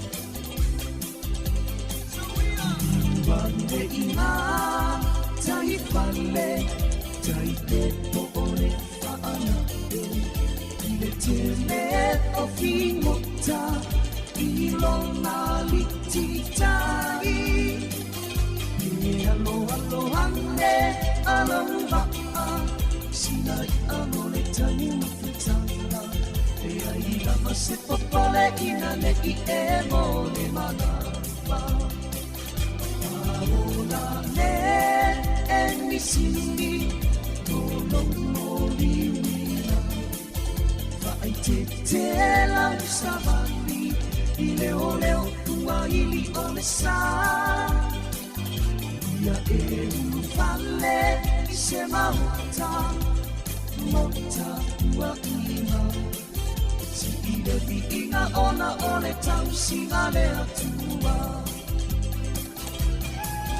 Fale tua matamsi ole pautua lena Sa oa a matama ita I pe amalo tia o fanua A ole tautua I le pule Ko ole pa amae moenga Le alimanga tama ole lilo mahiava Fale tua matamsi ole pautua lena Sa oa a matama ita I te amalo tia o fanua A ole tautua I le pule Ko ole pa amoe moena Le alimanga tama ole lilo mahiava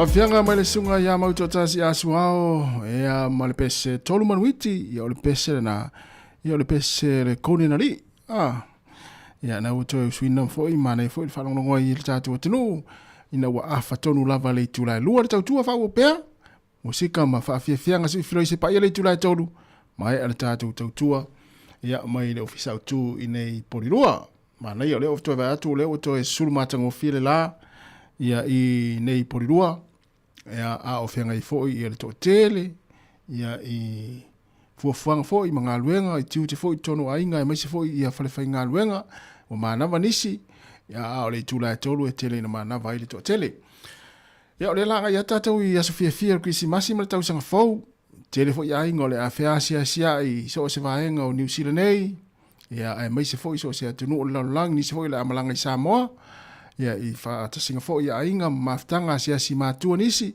yo nisi foi le amalanga mai ya I momeo tulang foi le reunion ya mafuafanga maftanga ainga fa foi nei atunu ya wa o isi ya mai foi isi tanga tai fai Christmas mai fa ya Sofia fia nei Wellington New Zealand maso se va o New Zealand ya sia ya po nisi foi malanga I Australia malanga foi nisi Samoa Australia I Samoa malanga foi nisi America ya tafa wai ya au nei lava ya Wellington ya I le vai taimi nei o le langa ya tu le tau mafana ya o le ato tele foi la to le anga I mai ya ai pe o le matai ai lava ya tele na la ulo ai nei Wellington ma tele ya o le tau mafale o le paua ya ana fa mana to tu pe a fa pe le sa e asia si mai le lua tau sanga toru tau sanga taluai o ta se fulu paua ave lunga tanga tafangota o leo wa yel tu la fono o fa malu foi e lima pa ua ave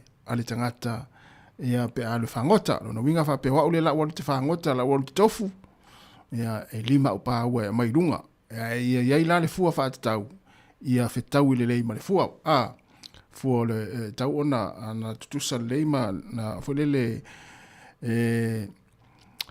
ele lalo I fo ele antasais pa we fa salai oi ia fu fa apito fo le fu ai pa wa ia ona fai ona mai lunga ia na fa manatu wa le fo ato tele tatu tunu le la malanga mai sa I Wellington ia je wa fa pe fo le tai se fu pa wa le altangata to tasi le ai wa sui wa le o to se fu ale wa lima pa wa ia afa pe to fa le ainga ayo uma fo le fai pa wa ia luas ful paua al to fa la le ia o me la le sami ia susu mo le o fa sami ai le lo lo atu no fo tu lunga ai o se to fu paua le salva nga na se vangana ua e whaasu fo le ua alu e tofu sami.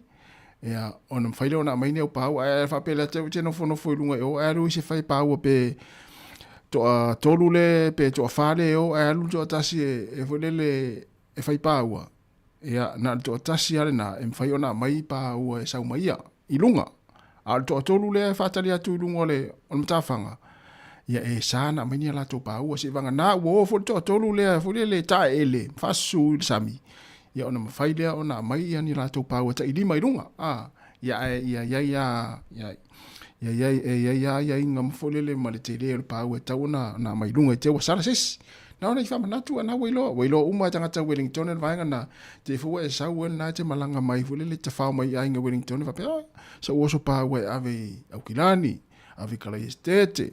Ia pe ave foi Australia po se vaenga lolangi ana e na whamanatu atu vaenga whapena. Ia ele whaingo fie foi. La ole mele pāua, ele whaingo fie foi le whainga sole. Le toa te le tato whai pāua le mai mua mai. Whataro whati a ES, vai whale Stefano, whaafetai tele lava le maafta mai. Ia i le nei taimi o le tato poklame. Ia manuia foi ia le nei aso. Whataro whati foi le sunga Robert Peterson, malo Robert. Ia manuia foi le nei auli ma nei fiafi. Ia i le whiangai foi. Ia i fuafang foi mga aluenga. Ani lafu. Atalo fatu, malo faftai. Mafuta mana Glen Innes, sao. T.I. Glen Innes. Ya na, malo faftai. Toi luas fulona minute. Ona talo lea o le tu la tolu, ya, tatou whama vai loa mo le nei aso. Fatua tatou toi whelua i foi le tai au. I lea oli wa leu so mai i le sonde wao ya te fue te tala le tatou tau tua tai au. I le fitu se i pa i le sfululua. Ya ona wa me foi lea, ya wao ya manisi foi lo whainga nuenga.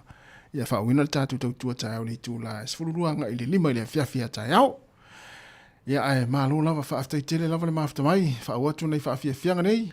Manuia fo ia, mālo fo ngā lua ia te ona te mafuta mai lewa e anu le whale, le sai mānawa le lua. Ia, na ona whaamalo atu ma ia te tātou poklame, ia te ona i ngā luenga fo i sāwhianga i le iaso, whaamalosi to e tasi ale aso, ia ona mai a fo i leo ngā luenga o lewa iaso.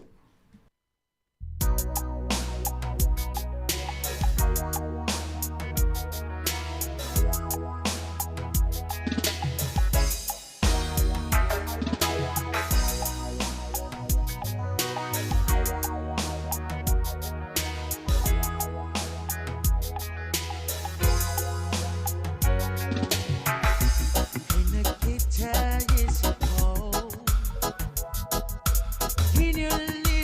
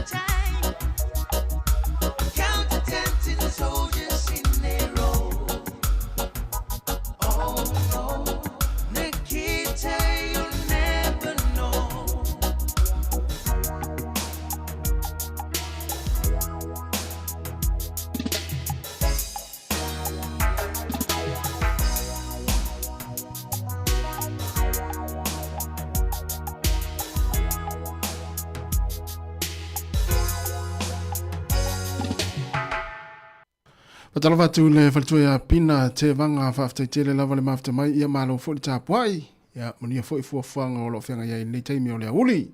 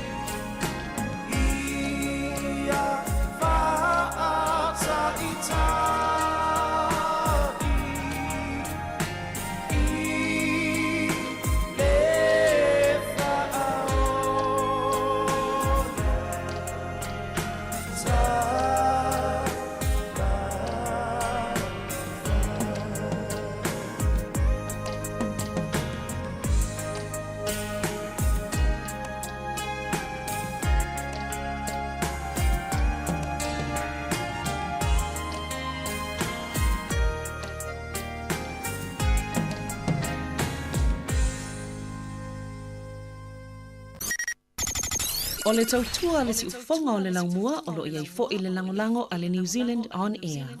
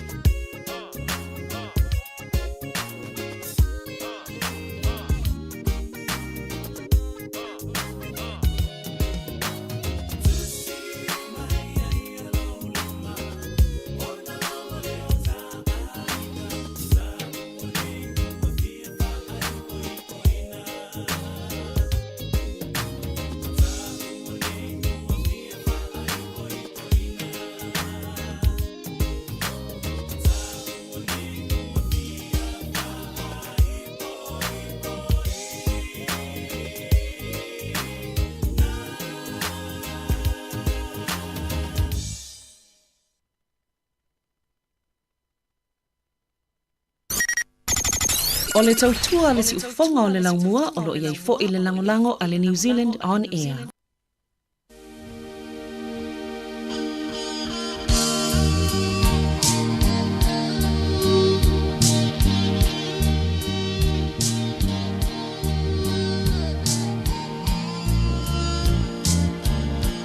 Ia o le whaatawhiti nei o le tātou mawhitanga fo i ma le tātou atunu i mo le nei fo i aso ia e ulo whātua i mo o tō le pese nei ia mai le uwe pese le tia maa ina o tō e sfultasi minuti ana tā leo le tū la tōlu mai alo le tātou pese lea ia o le tātou wha maa vai loa lea mo le nei aso whaatai tere lava le mawhita mai.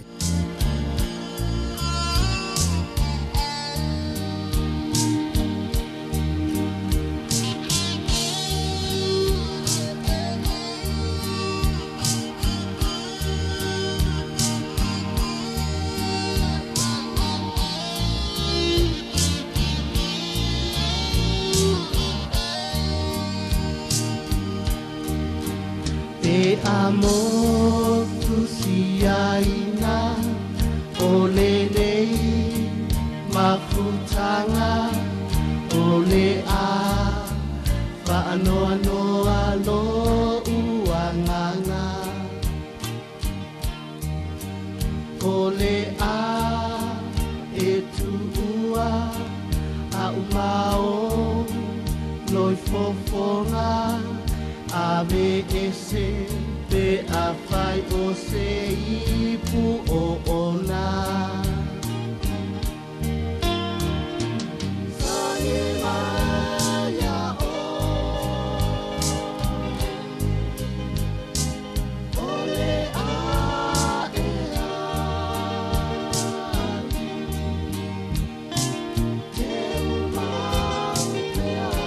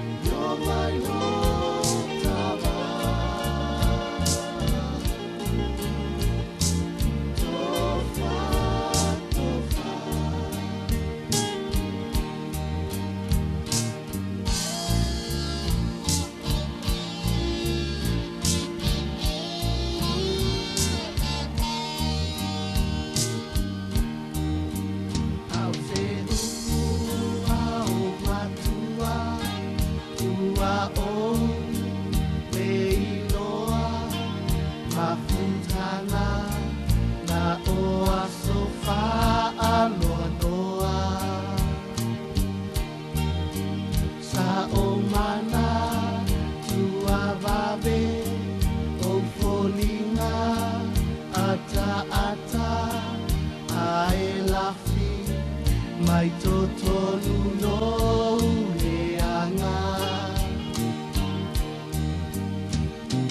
Sani maya o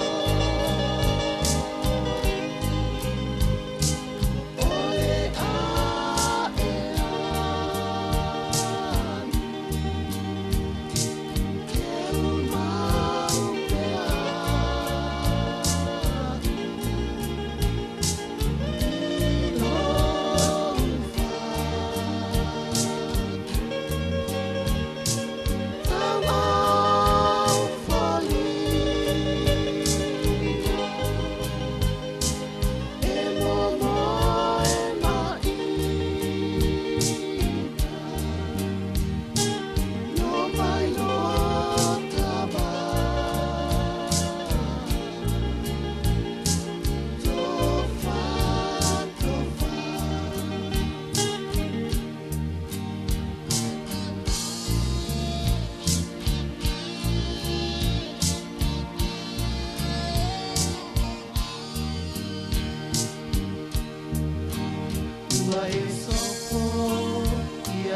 Vasa ma esau ilo malo la upere manatua mai la wo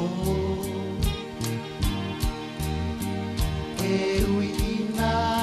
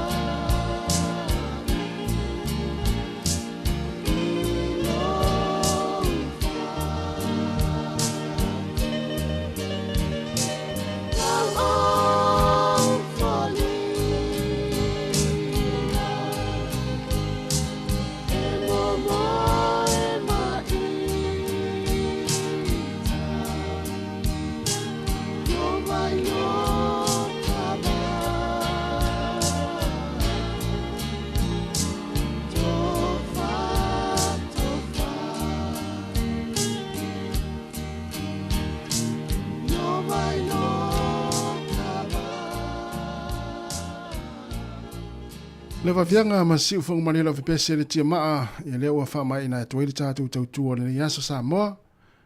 Ia, mātou te whaaftai atu i lau tāpua inga le nei aso, a meise o lau te talo lea ua i umane manui ai le tātou tautua. Ia e pei ona tātou ma futa mai ai le tāo na leilai li tūlai fitu se i pa i mai li tūlai tolu. Ia mule atuai lo mātou nganga whaaftai tele. Whaaftai ma vi ia le tua pia whaapea sa whaamali hina lau whaafonga mai le tātou pokalame fo i o le nei aso ma le tautua ale au whai ngā ruenga. Ia e pangalea, ia e le ato atoa lava sa mātou tautua i le aso ma le aso. Mātou te whaamaluru atu Sāmoa. A ua sala fo i ngana i lau sila mai. Ia, mātou te whaamaluru atu whaamangaloso mātou wha le tonu. Ai ia manuia lava fuafuanga o tutoe le neia fiafi, e meisi o le neia uli. Io nisi o tunu ia lea ua pongsa. Tātou tue whiro i tae aole tai māsani le tūlai fitu. Ia ai mai le si fonga le rau mua i Wellington e manuia lava.